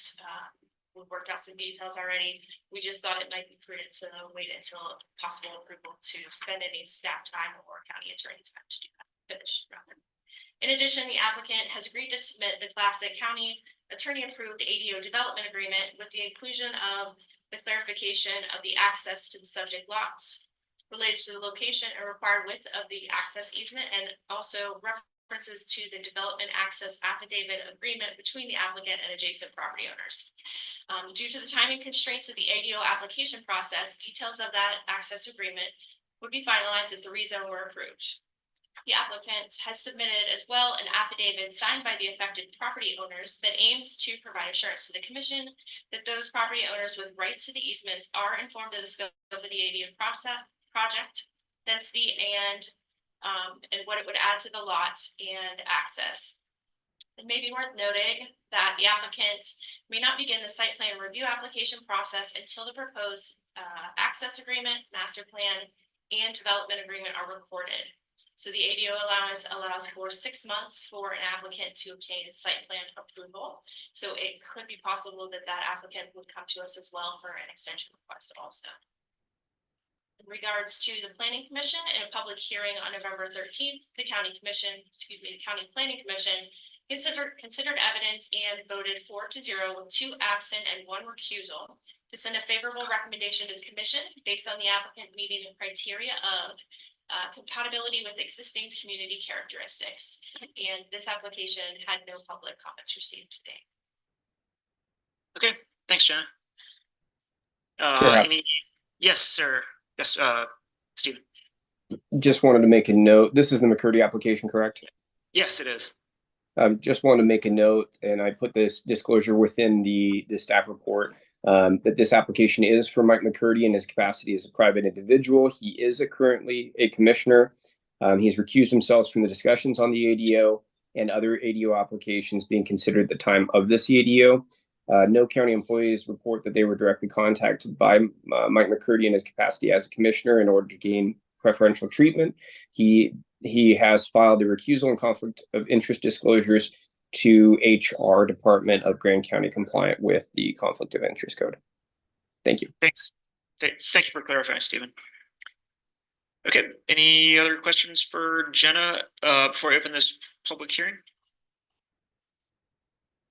Okay, I will now open this public hearing to solicit comment on alternative dwelling overlay rezone at 1379 South Arnel Lane, parcel number 02-0007-0168. Is there anyone here who is here to comment on this particular rezone? Doesn't look like there's anyone in the chambers. Is there anyone on Zoom who is here to comment on this rezone?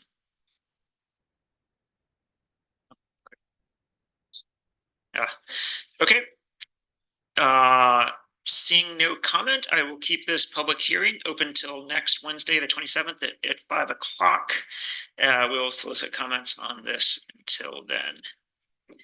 We'll move on to public hearing number 14, public hearing ordinance approving the overnight accommodations overlay RV campground for parcel number 24-0XST-0067 located off State Route 313. Jenna. Thank you.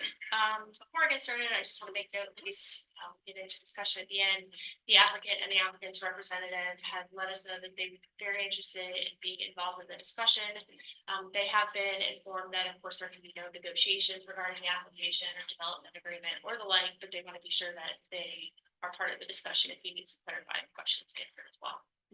It is quite a bulky staff report, so ultimately what I'm going to do is just going to read into the record the background, the basic site improvements that would be required, and then highlight the planning commission's evaluation and recommendation to commission. Ultimately, the recommended motion that's written into your agenda summary. At the end of my report in highlighting the planning commission's thoughts, you would want to keep their recommendation in mind as you may be formulating your later motion. So keep that in mind. As always, I'm going to highlight that for you to get an idea where the property is located. And it is a portion of the property highlighted. So it's a 544 acre portion of the property highlighted. The subject lot is well over 1,000 acres. So the subject property is zoned range and grazing. It's currently undeveloped and surrounded by BLM land, which is predominantly used for recreation, natural wildlife habitat, and resource extraction. This request is for an OAO campground RV district to be applied to a portion of this parcel for the purpose of developing a luxury eco retreat centered on environmentally responsible tourism. The OAO proposal includes a request to rezone 544 acres of roughly 1,130 acre parcel. The property owner, Intrepid Potash Moab LLC, intends to later subdivide the large acre parcel, partitioning off 544 acres, which is the subject to the rezone request, and as such, the full property area is not included in this request. Master.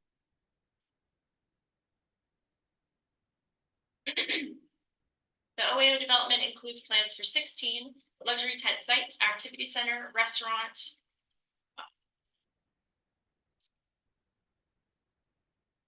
bar, and swimming pool, as well as 5 on-site employee housing units as permitted by the land use code section on accessory employee housing. The developer estimates that the resort will generate up to 50 jobs with much higher pay rate than the present day average wage in Grant County. The application is a resubmission. In 2022, the developer brought forth a similar proposal, but was denied at that time. Commission stating concerns with the relatively high ratio of overnight accommodations to primary dwelling units in the county, and that the development agreement lacking a sufficient provision to ensure deed-restricted employee housing that would offset the development's impact. The commission also cited concerns with the development's impact on the viewshed and surrounding area being located within the boundary of the Scenic Resource Protection District. At that time, the developer had plans for implementing a conservation easement for a large portion of the property, but the development agreement did not include any mechanism for ensuring that easement would be executed and the open space would be preserved in perpetuity. The developers resubmitted the application with a revised development agreement, which includes provisions for on and off-site housing, as well as deed-restricted open space to be preserved in perpetuity. The employee housing proposal brought forth by the developer includes a commitment to construct 20 off-site employee housing units located within Grant County and to be deed-restricted for actively employed households per Land Use Code Section 4.7. The applicant had originally proposed 15 housing sites. However, in the response to feedback received during the Planning Commission public hearing related to the development's effects on local housing, the applicant chose to include 5 additional off-site housing units to be considered within the application. This proposal is in addition to a commitment to construct the 5 on-site units. Additionally, the applicant has entered into a deed-restricted agreement with the neighboring property, Red Earth Venue, for the purpose of open space preservation of 136 acres of land surrounding the venue, including a portion of the 313 scenic byway. Because the property owner's intent is to later subdivide that portion of property, which is a subject of the OAO rezone, the deed restriction area doesn't include the remainder of the property outside of the development area to the east. The development agreement requires that the proposal for dedication to open space in perpetuity be finalized and recorded prior to obtaining final site plan approval. The developer intends to further protect the natural landscape within the deed restricted area through a conservation easement. The applicant has included a letter provided by Utah Open Lands Conservation Association, which explains that while the association cannot provide a guarantee of the conservation easement until the property owner requests the initiation of the review, the association does in fact recognize that this location as a priority conservation region. The development agreement includes language legally binding the developer to such terms of development and defines terms of default from the agreement, which could result in revocation, denial, or suspension of any permit, including the land development permit, conditional use permit, any building permit, certificate of occupancy, or discretionary approval. Overall, the applicant has demonstrated that the project largely complies with the OAO design standards. At site plan approval, the project would be reviewed against development standards in section 4.8 in regards to scenic resource protection district and all other applicable sections of the land use code. So regarding site improvements, we did have the engineer take a good look at the items there, and the engineer has the following comments. The applicant would be required to provide a public water source approved by DWQ and DEQ at site plan review. Wastewater will be treated using an Arenco on-site treatment unit and drain field. Preliminary engineering studies would be required to assess the feasibility of that public water source and ability to dispose of wastewater on site. Additionally, at site plan review, a UDOT access permit would be required off 313. Also at site plan review, a drainage study would be required to specifically address the crossing of 7 Mile Wash, a major drainage channel. 7 Mile Wash drains a large area and will become impassable for several hours following an occurrence of rain in the event of an upland area. There appears to be an alternative route to reach Highway 191 across the portion of the property not slated for development. So an emergency access easement could likely be arranged. A rockfall hazard study would also be required regarding the modest steepness of the north wall of the canyon and the lack of such material currently. Additionally, the planning director did provide quite an evaluation in the considerations for approval and denial in regards to primary dwelling units as compared to OAO units in the county, and that's provided in the staff report if they review that with you. So Planning Commission considered the application on October 9th, 2023, and they had voted 4 in favor and 1 abstention and 1 no to forward a recommendation to County Commission to table this application for a period of 9 months for the purpose of allowing staff at that time to update the land use code for the purpose of defining glamping use within section 4.6 OAO of the land use code and determine the appropriate application of the shared housing for that use. The recommendation includes that if County Commission would not like to table the application, the Planning Commission would then forward a favorable recommendation to approve the OAO based on the consideration of interest defined in Land Use Code section 4.6.7 and provided some detail that's also included in your staff report. There was quite a discussion in regards to the use that would be allowed on that property by right. There was some discussion on the increased wages, also housing demand, open and civic space. So there was a nice review of that in their staff report as well. Planning Commission also discussed in depth the comparison of the intensity of the development as compared to what would be permitted by right.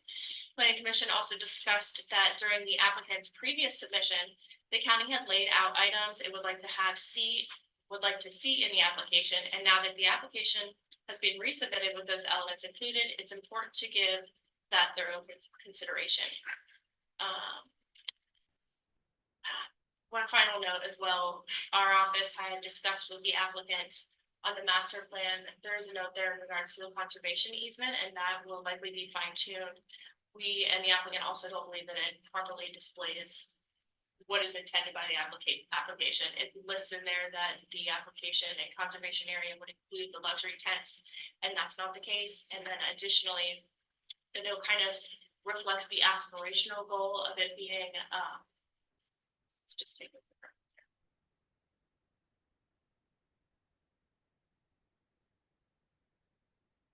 And it would be within a conservation easement. So that's really an aspirational goal with Utah. So there would be some fine tuning of that plat note. Open for questions. There are the comment in the staff. Okay, that's good. Yeah, I didn't get to the staff report in my preparation for this meeting because I knew it's just opening the public hearing and it'll come back to us. But that, yeah, it looks like a very robust staff report. So thank you. Questions on this one or comments for Jenna this time? Questions or comments for Jenna? Please, Trish. Possible. Okay, and I'll try to kind of be brief. One comment I'll make is that I felt like we got quite a few public comments on that. This and in the packet, there's one. So I want to make sure that we get all those comments into public record. Because I think there was probably at least 5. Maybe I'm wrong, but Yeah, Tricia, okay. you're exactly right. There were 5. Okay. The first one had come in, I think it was the morning. Oh no, it was a little bit of the evening of the agenda deadline, and we've Right. collected 4 since then. So Okay. those public comments included 1 in favor from the Red Earth venue next Right. door, and then 4 public Okay. comments against. All of those That will be would included in your next packet. awesome. Thank you. So just a couple comments or points of clarification. So I felt like at one point in the application I read, a large majority, I'm kind of air quoting here, of the property will be deed restricted, and yet via my numbers, they're saying they'll deed restrict 136 acres out of 1130. So that in my calculations is about 12%. And so I guess I feel like the verbiage on that is a little squirrely, and anyways, that's just my take. And maybe anyways, I'm going to point out a couple things really quick. I would like some elaboration on the employee housing component, because I understand you're doing some on-site or off-site. So if you can just clarify that. When they talk about water, and I appreciate that they're talking about now water on-site, because in the past, and I feel like this is the zombie apocalypse, but this is reemerging. I believe they were going to haul water, which was really concerning to me in the sense that if you're a water service provider, the first person you could cut off is your water load out. And so it's a really dubious place to be as a property owner, to be relying on hauling water when a water service provider could cut you off. So I appreciate that they're going to drill a well. However, that being said, I would hope that they've, really are collaborating with Mark Stilson, because my understanding is on that side of 313, there is no water. And I don't know how deep those wells have to be drilled and what their water rights are. So I'd like to know a little bit more about that. But my understanding is there is no water on that side of 313. And then just to a couple more quick comments. We were really working towards that 1-to-4 ratio as far as, residents to overnight accommodations. And I still don't think we're there. So I'd like you to touch upon that. And I have a lot of concerns about 7 Mile Wash. And the reality is, like a couple of years ago, the flooding out there was astronomical. So to say that you'd be cut off for a couple of hours, I think is fairly delusional. Yeah, I'm not saying like that's fine if you want to build out there, but know that a couple of hours is not what, you need to buy some heavy equipment, loaders, graders, and be prepared to be getting yourself out of there. So some comments and I guess maybe points of clarification. Sure, absolutely. Okay, so going backwards to your comment about the open space, I'm not quite sure where it's worded like that in the staff report, but the 136 acres that is going to be deed restriction is the 25% required by the OAO land use code section, as well as the special resource protection district section. They'll require 25% open space in the development envelope area. So that was where that number came from. If it's worded a little funny in the staff report, my apologies there. In regards to your question about the employee housing, so the applicant ultimately, the land use code just simply allows for 5 on-site employee housing units. It's an employee housing application. It's fairly simple, but any approved commercial use on a lot is permitted to have up to 5 units. They can be RVs, tiny homes, KOA style cabins, anything like that. And then additionally, in regards to county commission comments during the last application, as well as planning commission comments, the applicant has created a project in which they are dedicated to developing 20 offsite housing units that will be deed restricted. The applicant has worked pretty tightly with our attorney's office to make sure that that development agreement is solid language trying to meet that requirement. They would have to build those, in fact, all 25, the 20 offsite and 5 onsite employee housing units within 24 months of the site plan approval. So it ties them to a timeline as well, which we found pretty important. There was quite a bit of back and forth between our office and the attorney and applicant, making sure that development agreement was good. So if there's any final tweaks, we can go over that, but that was the creation of that item. In regards to the water rights, I would potentially ask the applicant maybe to expand on that a little bit. As far as our office, they would be required to provide and demonstrate access to that source. The depth of the applicant's due diligence of that hasn't been revealed to me yet, but they're aware of that requirement. They have expressed that they would be applying for the water right. I'm sure they likely have done a little due diligence on their side to find out how feasible that's going to be. And then, as you mentioned, alternatively, they would apply to do the water hauling. So that will be on the applicant to further themselves. As far as I'm going to skip over the ratio question and let Elisa speak to that a little bit because she did that evaluation, and I'll move on to the comment about 7 Mile Wash and concerns about flooding there. We had initial comments from Dave Dillman's office, but our current engineer Dan Stenza took a good hard look at this, and these comments were actually directly from himself. They had discussed and are considering various options as far as crossing that wash in the event of a rain event. So that was really the county engineer's evaluation of that. He mentioned possible other emergency access off of the property being to the east, as well as several different options for crossing that wash as far as materials and how that could be constructed. If I recall, the bridge construction that had previously been discussed was not the ideal way to go. So there was some other options that I apologize, the vocabulary of is a lot of my wheelhouse, but that would completely be evaluated by the engineer, and likely the FEMA floodplain administrator would have some input on that. Okay, thank you so much, Jenna. Of course, and then going back a little bit, I think Elisa's online and she provided that great detail of the overnight accommodation ratio breakdown. So I think she may want to speak to that. Yeah, I can just briefly give an overview of that. In the staff report, it explains that essentially the ratio is at 1.6 at this current time. And, in 2019, it was 1.4. So that was the kind of the baseline that we set, or that the county set at that time to compare any new OAO development approvals against that baseline. So although the ratio did go up in 2021, and so that means we actually were more out of balance. We had an increase with the build out of the overnight accommodations that were already vested at that time in 2019. So that created more of an imbalance with the overnight accommodations compared to long-term rental units. But fortunately, we have seen also an increase since 2021 of about almost 200 units. So 2023 it actually has gone down.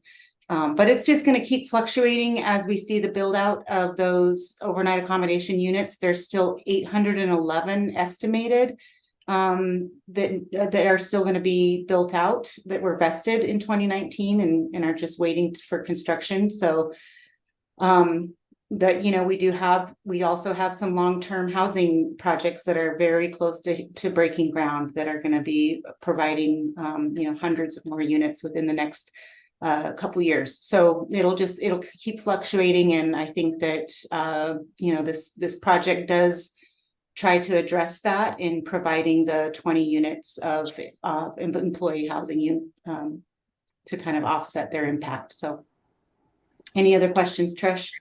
No, thank you so much for that clarification. And sorry, I was using kind of the wrong verbiage there. Oh, that's okay.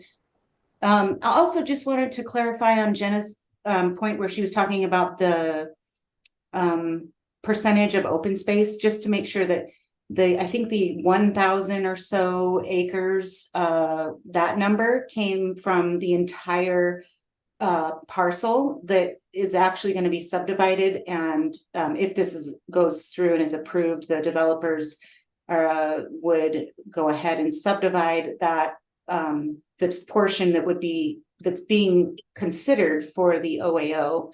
So essentially what you're seeing on the map here is actually only 544 acres.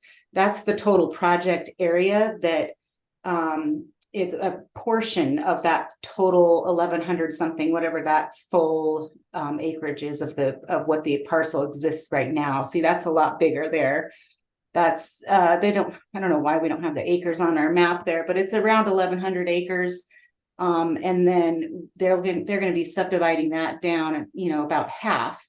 And that's where the percentage comes from. The 544 acres is essentially how that math worked out.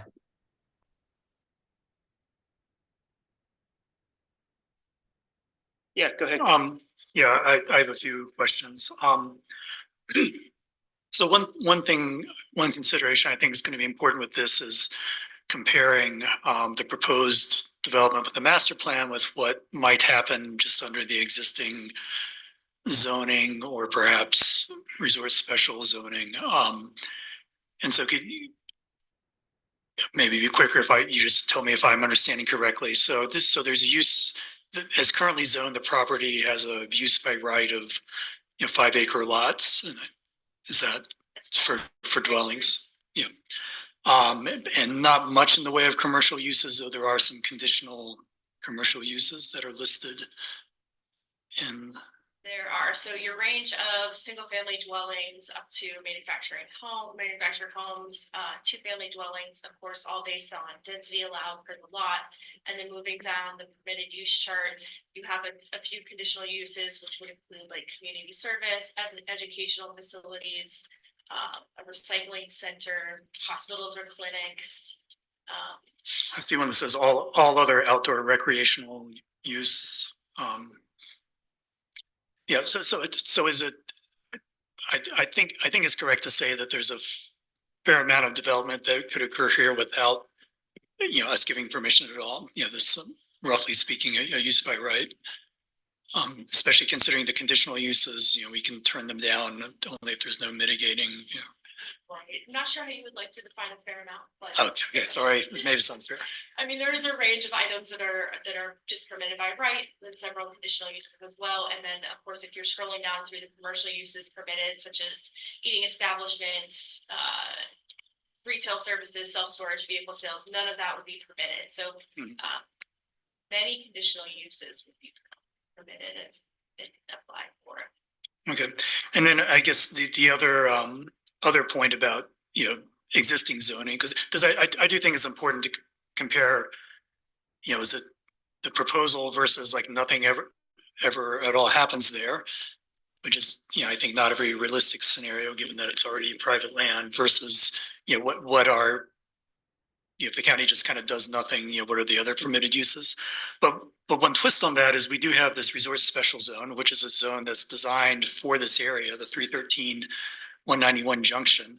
And a lot of the adjacent parcels are already zoned, I think, resource special, or at least when I was on the planning commission, that was kind of intended to be the, maybe the default zone out there, or at least a zone that's appropriate for this thing, and that permit. And so if like some future owner were to request a zone change to resort special, I think there's some chance the commission might approve it because it's the zone that was for this area, and then that also opens up a few more commercial uses and lowers the housing density.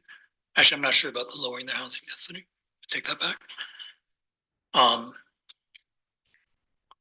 So anyway, I just wanted to get that out into the public discussion, that there are other things that could happen on this parcel if we decide not to approve with this. My second big group of questions concerns the conservation. I guess I'm confused about conservation easements. There was this acreage figure which you pointed out was just 25% of the parcel as required, but then there's this sort of vaguer note saying that areas outside of what's on the master plan would have some kind of. Am I understanding that correctly? I'm just genuinely confused. They are hoping to enter into a conservation easement for the undeveloped area of the parcel. So that would be the area outside of the development envelope. Obviously, the applicant can't apply for that until they are the property owner and that agreement is pending approval. Okay. So is that part of the master plan? Is that enforceable, or is that just portion that's enforceable is the requirement for the 25% of deed restricted open space. And that 25% or 136 acres of the 544 portion piece of the parcel, that's enforceable and required. And that is going to be captured via a deed restriction agreement between the renter venue and the applicant. They're going to solidify that together. And that's also memorialized in the development agreement as well in section 4. Okay, but is it something that's, I mean, I think there are a lot of, unresolved questions about just, how much can go into one of these master plans for the not HDHO, over in OAO zone. And so has Grand County decided that there is no way to sort of guarantee the it sounds like maybe the developer would like to promise that, but there isn't a mechanism to make that promise enforceable, is that? If it's, as I understand, it's not currently listed as a requirement for the application of development, we wouldn't be able to require it. The applicant's goal is to enter into that, but the only portion that we can require is that 25%. But I thought, and this is kind of a continuation of a conversation from last time, this was up here with a different county attorney. To me, looking at the way the OAO ordinance is written, they can make promises in a master plan, like the promise, we're going to do tents and not a, 5-story building, conventional building, and we hold them to the master plan. So I don't see why the master plan couldn't also say in the conservation easements, here, here, and here. I know I'm sorry, I guess maybe that's a question for Stephen. It's more a legal question, but feel free to answer it if you want. If I'm understanding correctly, you're wondering if we can tie them to. But if they can voluntarily promise in a binding way to do the conservation easements. They can do that, and they've included that element within the development agreement. Okay, that was. And then they cannot move forward without recording the development agreement with the attached master plan, and all of that solidifies it there. So in the development agreement, there's 2 sections in there. One is the discussion on the offsite housing that they've proposed, and including the timeline for development of that, as well as that dedication for open space for 136 acres. Okay, but I was talking about beyond the 136 acres. Beyond, to requiring beyond that is important. This is also required for the land use codes. So Jenna, if I can just give a little perspective too on this, is I think I'm understanding, Kevin, we'd be talking about tying the conservation easement commitment to something like the C of O or whatever we did for the offsite housing, which I guess that could be possible, but I would want to defer to Stephen on the legality of having that discussion now in the meeting. Yeah.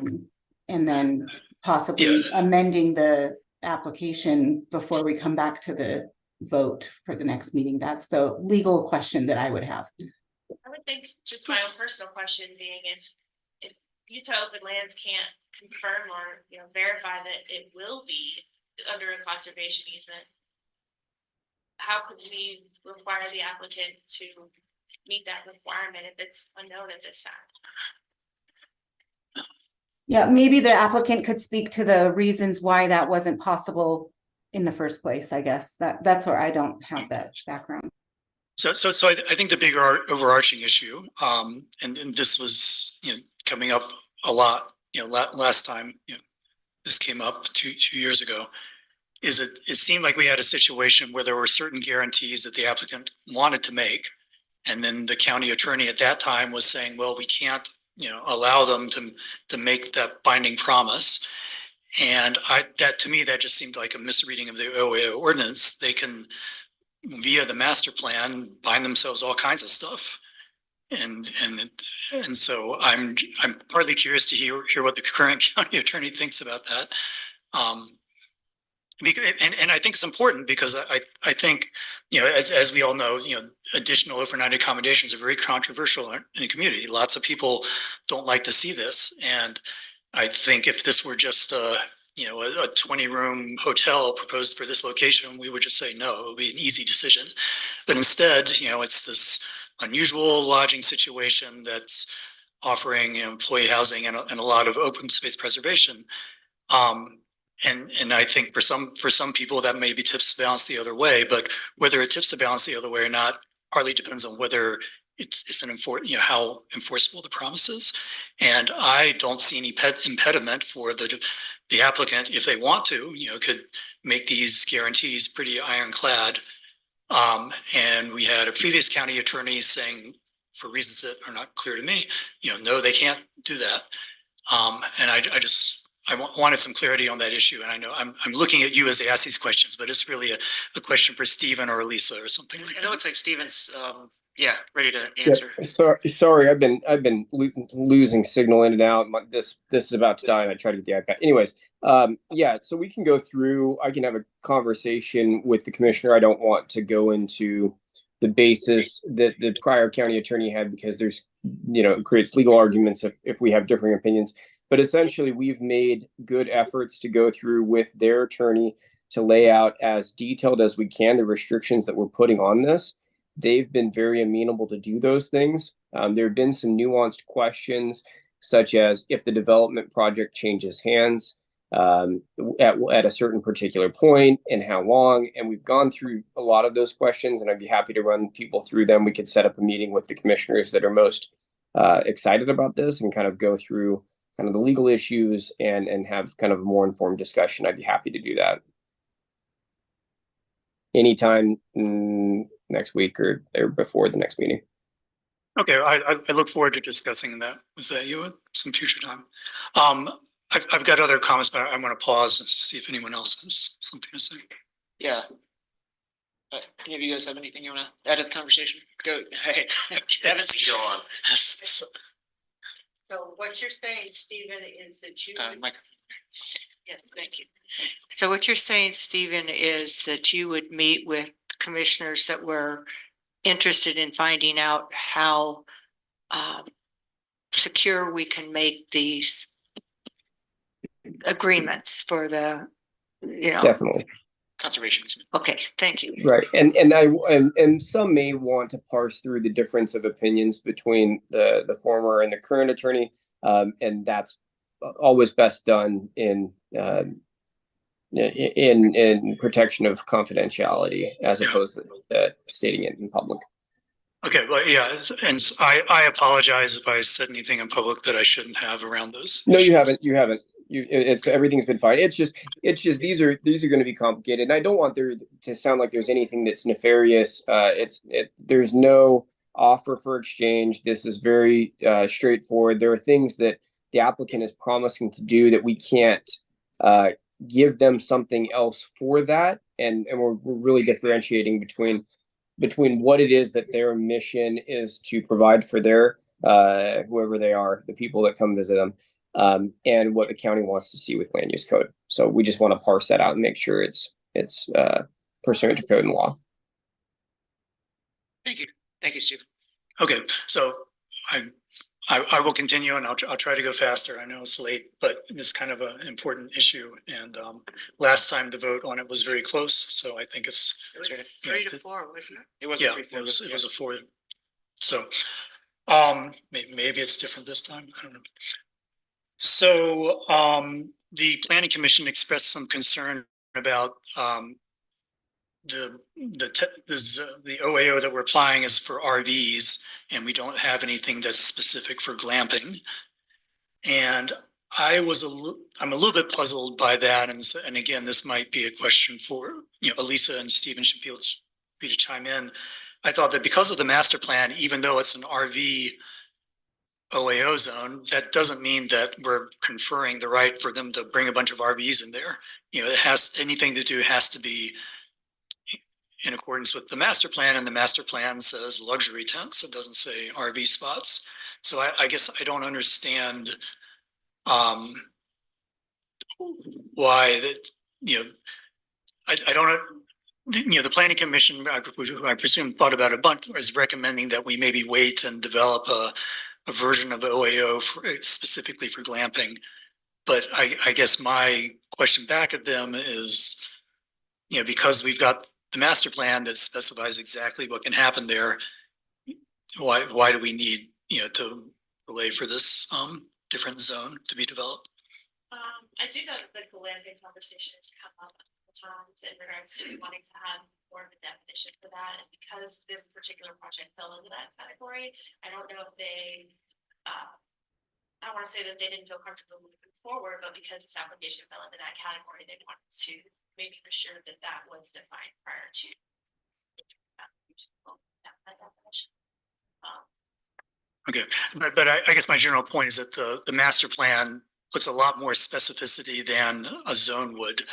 And so once we've got the master plan in place, the sort of umbrella zone that it exists under is kind of superfluous because the master plan is tying, narrowing the scope of future development can happen in a way that's much greater than any umbrella glamping zone would do. So.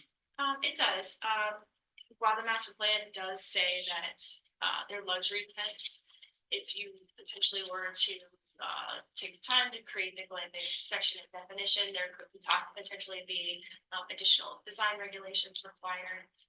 Also, you could consider adding in the shared housing requirement as it's currently not a part of the campground requirements. While they have provided it here, I think that was part of the consideration as well. But the master plan doesn't necessarily have design specifications required for that type of use, like the other OA uses go into great depth. Okay, thanks. Another issue that came up in the past is water. And I guess I apologize if this is an ignorant question, but I'm just wondering, do we have a general policy on development securing water? I mean, is it our job to make sure that there's enough water, or is it kind of on the developer in some remote place to figure it out? I'm just don't know how those issues have been decided in the past. Sure. It would ultimately fall on the developer. The land use code requires that you verify you have access to a public water system. The options of what that include would be a variation of DEQ and the health department determine what that would be, or if you had the water right and the well established there. So it is on the applicant to do a little bit of due diligence prior to the application of that to know whether that's something that they can obtain or how challenging that may be for the applicant. It certainly isn't your job to make sure that that happens. If in considering this particular development, it really is a land use request. And those kind of verifications on utilities available and how the site is designed would really happen internally in regards to is the water available? Did they demonstrate that they have that capacity? And that would happen during a site plan review to our review agencies. Okay, thanks. Okay, then the next one's a little bit technical, but and correct me if I misunderstood what you said earlier. So it sounds like the plan is to put 5 units of employee housing there because that's the maximum that's allowed under some other section of the land use code. Yes, and then there's a plans for additional employee housing elsewhere. And so first, let me say that I personally don't have an opinion whether it's better to have the housing out, like if I were an employee, I might rather live in town than out there with all those tents, it would make me nervous. But I would think as part of the master plan, they could, that encourages mixed uses and they could put in as much employee housing as they want. I don't understand why 5 is the maximum, given that we have this master plan. I think I understood 5 is the maximum that people in other zones can do without any sort of master plan. But because the master plan can promise all kinds of things, like, an amphitheater for the public or, extra paths. One thing it could say is, we want, in addition to the overnight accommodations, we would like to have 15 units of employee housing. So why is that not possible? So I think that kind of goes back to the conversation of whether or not any back and forth, offering of a particular use in regards to what the commission would like to see as far as development or employee housing may be viewed as a quid pro quo kind of situation if it's not already required by the land use code. So to my understanding, what would be permitted on the property would be what is permitted by the land use code, and any other additional offerings would be captured within the development agreement. So that's why they address it that way. And if I'm mischaracterizing some of that previous conversation, it may be because I wasn't intimately involved at that time. Maybe Elisa can speak to that a little bit more. Yeah, the way I understand it, Kevin, is Commissioner Walker, is that the when we had the discussion about the 5 on-site employee housing units, it was related to the land use codes section in Article 3 for employee accessory housing, which is a standard thing that the county allows, which is up to 5 RV sites for employees where there's a principal commercial use, which this would have. So that's how that was brought up in the first place. And I don't think there was ever a conversation of, well, maybe we should have 10 RV sites, or maybe the employee on-site housing should be apartment units or townhomes or something like that. I think it was just kind of, well, this is what is standard practice. The employee accessory housing is allowed in our land use code. It's 5 RV sites. Otherwise, you're looking at like a lot more intensive housing development if you're doing something other than RVs. But we don't allow RVs anywhere in the county unless it's employee accessory housing or the ADO. So those were those were kind of this, in our minds, it was limited for the on-site employee housing. Okay, I was a little bit confused about RVs versus, just a bungalow or another tent or something for the employees. Yeah, they're going to be RV sites. Oh, they are. Okay. I mean, that's how the employee accessory housing is designed right now in our land use code. Okay, thanks. Just to add a little bit of detail there, that section of land use code would allow for a couple different types of units, and it ranges from the RVs, tiny homes, as well as up to KOA style cabins. Okay, but are they RVs because that's what the developer wants to do, or are they RVs because that seems to be all that's allowed? Well, so I'm sorry, Jenna was correct in clarifying. It's not just RVs that are employee accessory housing. It's RVs, KOA style cabins, or tiny homes. I guess those are the 3, or maybe there's another category, but they're all pretty like minimal, tiny structures that would be allowed for employee accessory. But because this is an overlay zone, the permitted uses also include uses in the base zone, and the base zone that's correct. Raising permits just regular houses. That is true. And probably some other things as well. So, but it's only 1 unit per 5 acres. So they would have to like subdivide a bunch of little, or a bunch of 5-acre parcels in order to get multiple units. Okay, I guess I don't have time to read through it now, but I was expecting that the master plan allowed enough flexibility to throw in some additional uses, and that employee housing of various forms might have been part of that. So that particular comment does kind of go back to the previous conversation of the development agreement and what would be included in that is outside of what is specifically defined in the land use code as permitted. That's more of an attorney response there. Okay, I'll continue. I'll pester Stephen when we meet later. Okay, so sorry. I think that's all for now. Okay, thanks, Kevin. That was very thorough. Thank you. Yeah. Bringing those up. Trish, do you have your hand up? Just if we do start to meet with a couple commissioners and attorney stocks, I would love to be involved in that. Noted. Thanks. Okay. Any other comment for Jenna?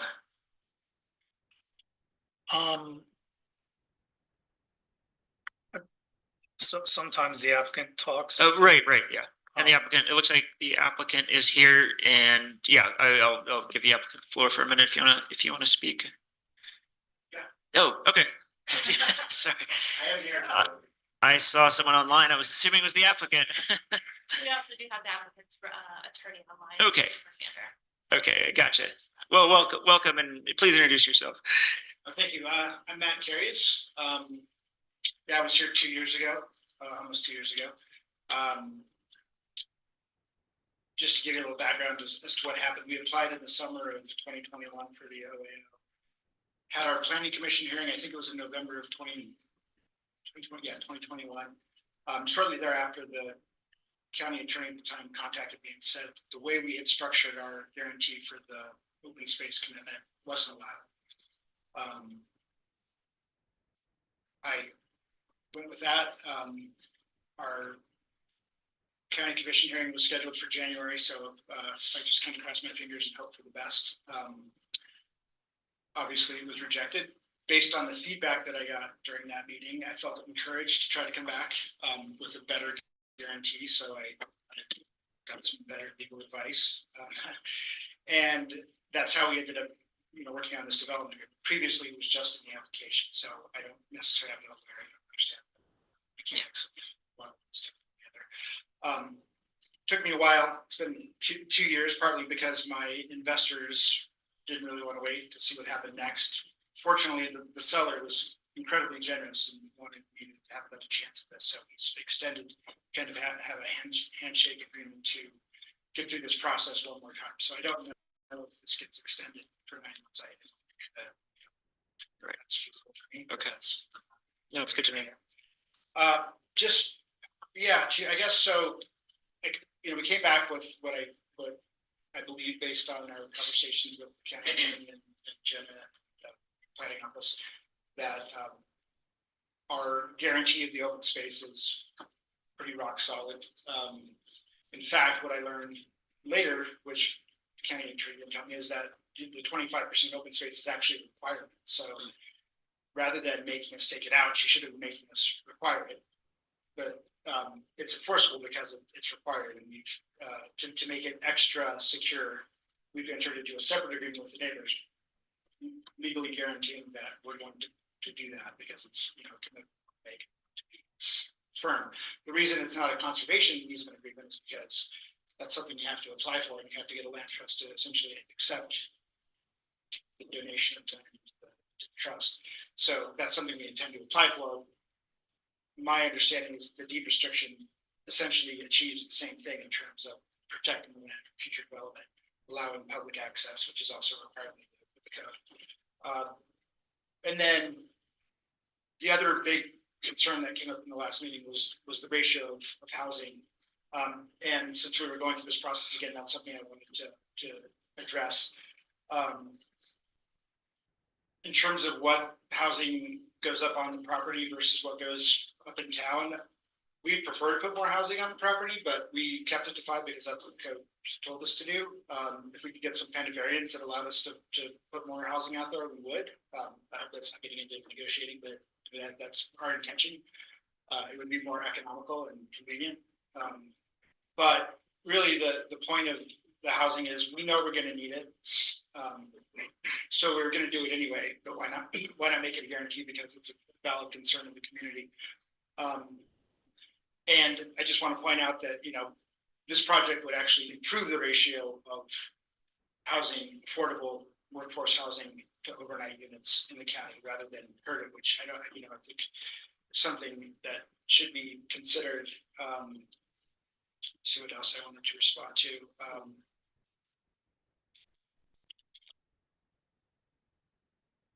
I guess just a few other points to point out, and this is in the application as well, but 16 tenths, obviously we're talking about a very negligible increase in the visitor capacity of the county.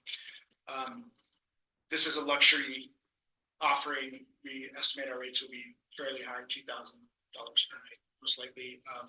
So our contribution to the transit room tax would be similar to a 200-room hotel with negligible increase to the capacity of the county in terms of visitors. In terms of the current zoning, it is our ranging grazing does allow for the property to be subdivided into 5-acre lots. I can tell you personally that I've been contacted by several parties who know that I have the contract to buy,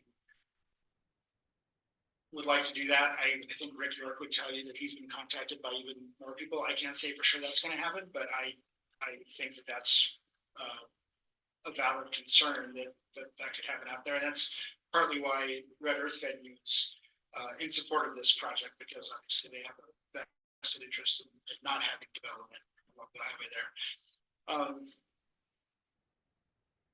See what else? In terms of water, that's a concern. That's something we have to deal with. I worked with hydrologists and water attorneys. We plan to apply for water right and do the best we can to get water out there. But as Jenna said, we have to prove site plan that we have access to a public water source. If we can't, then that's on us. But yeah, I guess, overall, I'm back here 2 years later because I really believe in this, and I think I've worked in sustainable tourism development all over the world, Southern Africa, Galapagos, and I feel like this is the kind of project that a lot of over-touristed destinations want. It's a way to benefit from tourism in a way that doesn't exacerbate the problems of mass tourism. I know it's more tourism, but to me, sort of picking and choosing the kind of tourism that meets your goals as a community is a much more proactive approach than just simply saying no to something because it's tourism. So I hope you will take a close look at it, and happy to answer any questions. Great. Thank you for your comments. Sure. Any other comments or questions for the applicant while he's here? Somebody on the screen. I think there's a couple people online, Jacques. Oh, okay. Yeah, sorry, I have a difficult time seeing that. No. And sorry, I actually am interjecting in a way that was not responsive to your question. I think your question was, does anyone have any questions for the applicant? Right. My name is Brian Rosander. I'm legal counsel for the applicant. Okay. I was also just going to provide some additional commentary along with what Matt said, but I don't want to interject to your question. I think your question was, does anyone have any questions for him? Go ahead. Okay, so again, I know we've run long this evening, and I appreciate everyone's time. I do want to make sure that we've been really grateful for the efforts that we received from Jenna and Elisa and Stephen in getting to where we're at today. And I won't restate everything that Matt said, but I do invite this public comment period because this really is an applicant who's learned what feedback was received a couple years ago and come back in an effort to say, and this was a reinforced point with the Planning Commission, that we've really done everything. We've listened, we've heard, and done everything that we've been asked to do. In the one point of clarification, or maybe even point of emphasis, in the development agreement, as has been stated, we're essentially dedicating by open space what's required under the code.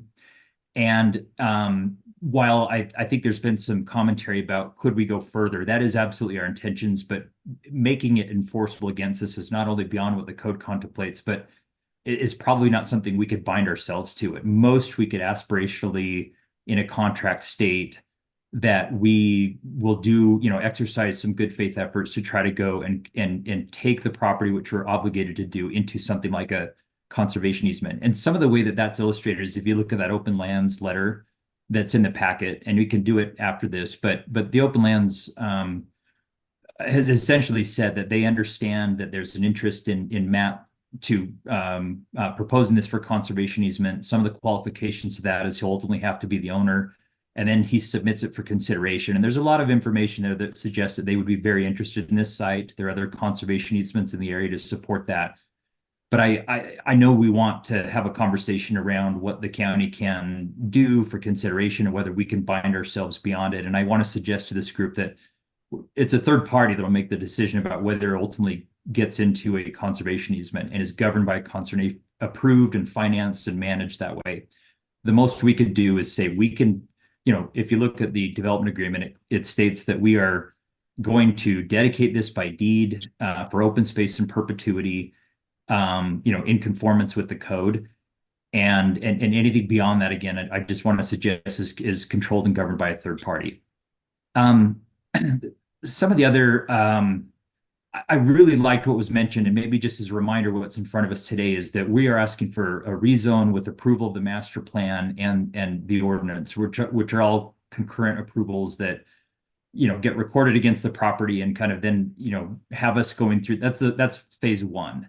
We are going to have to, as Jen mentioned, we're going to have to come back and deal with the subdivision plat with the actual owners. We're going to have to go through a site plan and ultimately a building permit approval process.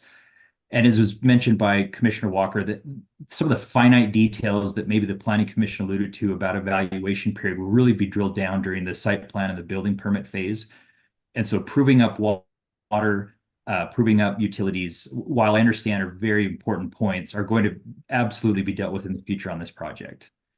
And then I think, as Matt mentioned, we are very supportive if there was an avenue to be able to put more employee housing on site. But we are agreeable, as the development agreement states, to 5 on-site, 20 off-site, which we voluntarily increased to try to do as much as possible to be sensitive to the overnight accommodation versus residential unit ratios, which in this case would do our part to try to improve that ratio. So I won't belabor any other points. I'm happy to respond to any questions or points of clarification as well as Matt is, but I appreciate the time you guys have given us today. We look forward to this public comment period and being back in front of you soon. Thank you. I'll just do a quick another round. If anyone has a further question for Matt or his counsel, and then I'll open the public hearing. Just a quick comment. Josh, okay, yeah, good. Sure, go ahead, Trish. So yeah, I really appreciate the applicant and his representative being here, and the hope is that we can come up with something that will work for everybody. I mean, I think that our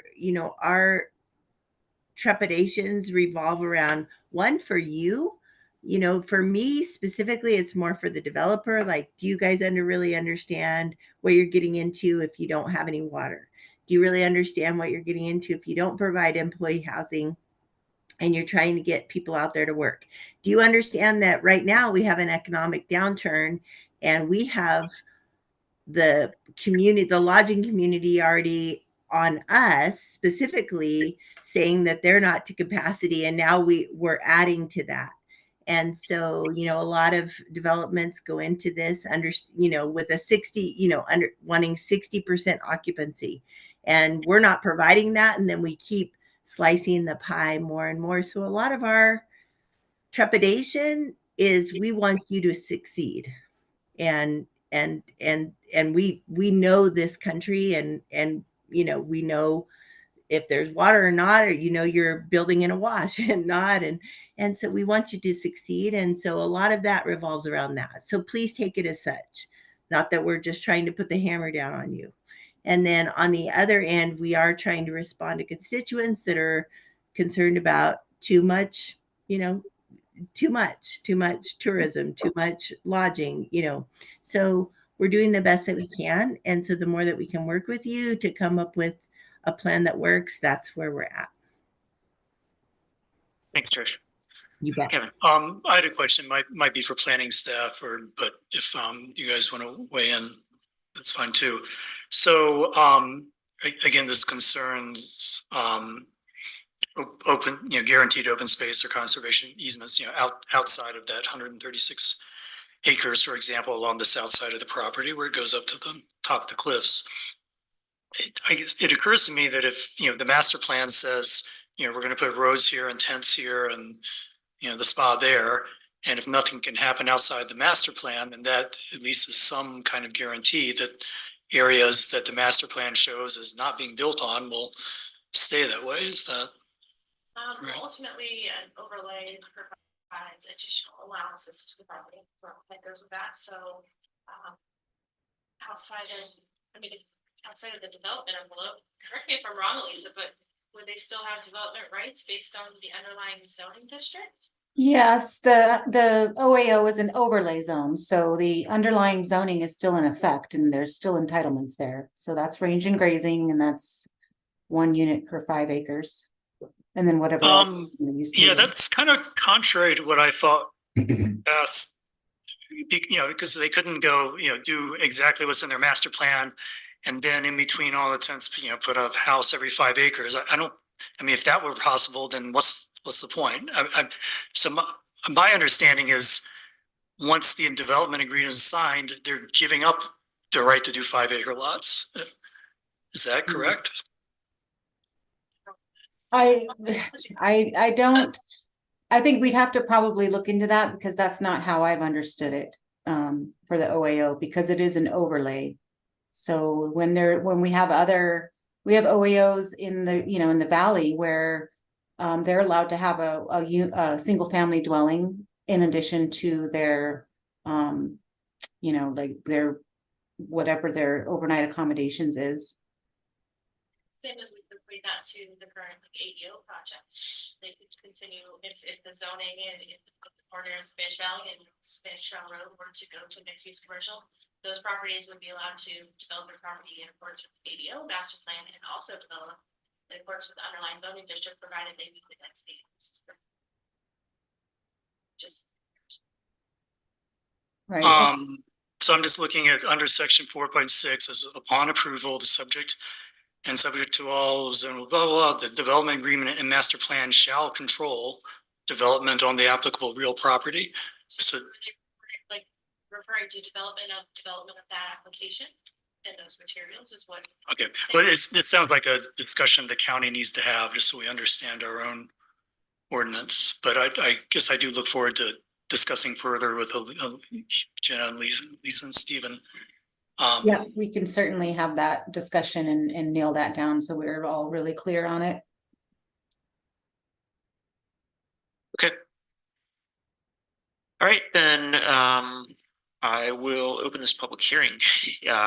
This public hearing ordinance approving the overnight accommodations overlay RV/campground for parcel number 24-0XST-0067 located off State Route 313. We will start taking public comment right now, and we leave the public comment period open until Wednesday, the 27th at 5 o'clock. I would ask if there is anybody here in the chambers who would like to come forward and make comment at this time. I would open up comment to anybody participating on Zoom. You can unmute your microphone or raise your hand. Nothing, really? Okay. Paul's iPhone, is that? That's our It is, okay, gotcha, thanks. Okay, it looks like we Hi, don't have. Sorry, I have a comment if that's okay, Chairman. Yeah, go ahead, and you're with the applicant? Yes, this is Paul Berg with Berg Engineering. I'm the engineer for the project. Just a little background. We applied for the RV/campground OAO because we felt like the campground side was most applicable for what we're trying to do. I only bring that up with the conversation that was had earlier about RVs. This was really applied for because we thought the luxury tents would fit the campground definition best. Although we need to do more research about water in this area, a little bit of it is, what comes first, the chicken or the egg? Do we get our overlay zone application approved first? But in looking at a USGS study in that area, there were some groundwater levels identified, which would mean that we'd have to drill between 500 and 700 feet, according to the USGS study. Now, obviously, we'll need to get a hydrologist on site to do more studies, but in looking at information that's out there by government entities, we'd have some understanding of what the water level is. And then I wish all communities I worked in were as careful as Grand County is trying to be on this development agreement. I feel like many other places, just if they could force the developer to do it, or if he'll agree to it, they'll throw it into a development agreement and not ask questions later. And anyway, I hope there's a way that we can view, work out some of these employee housing by development agreement, which we often see in other places that we work. Thanks for your time. All right, last call on public comment. Anyone else on Zoom? All right, seeing none, I will leave this public comment period open until next Wednesday, the 27th at 5 o'clock, and thank you all. Thank you. All right. That brings us to the end of our agenda. I would entertain a motion. No, motion to go into closed session to discuss intimate and litigation. Reasonably imminent litigation. Reasonably Thanks, Mary. All right, all those in favor of the motion to go into closed session? And that looks like it passes unanimously. Thank you.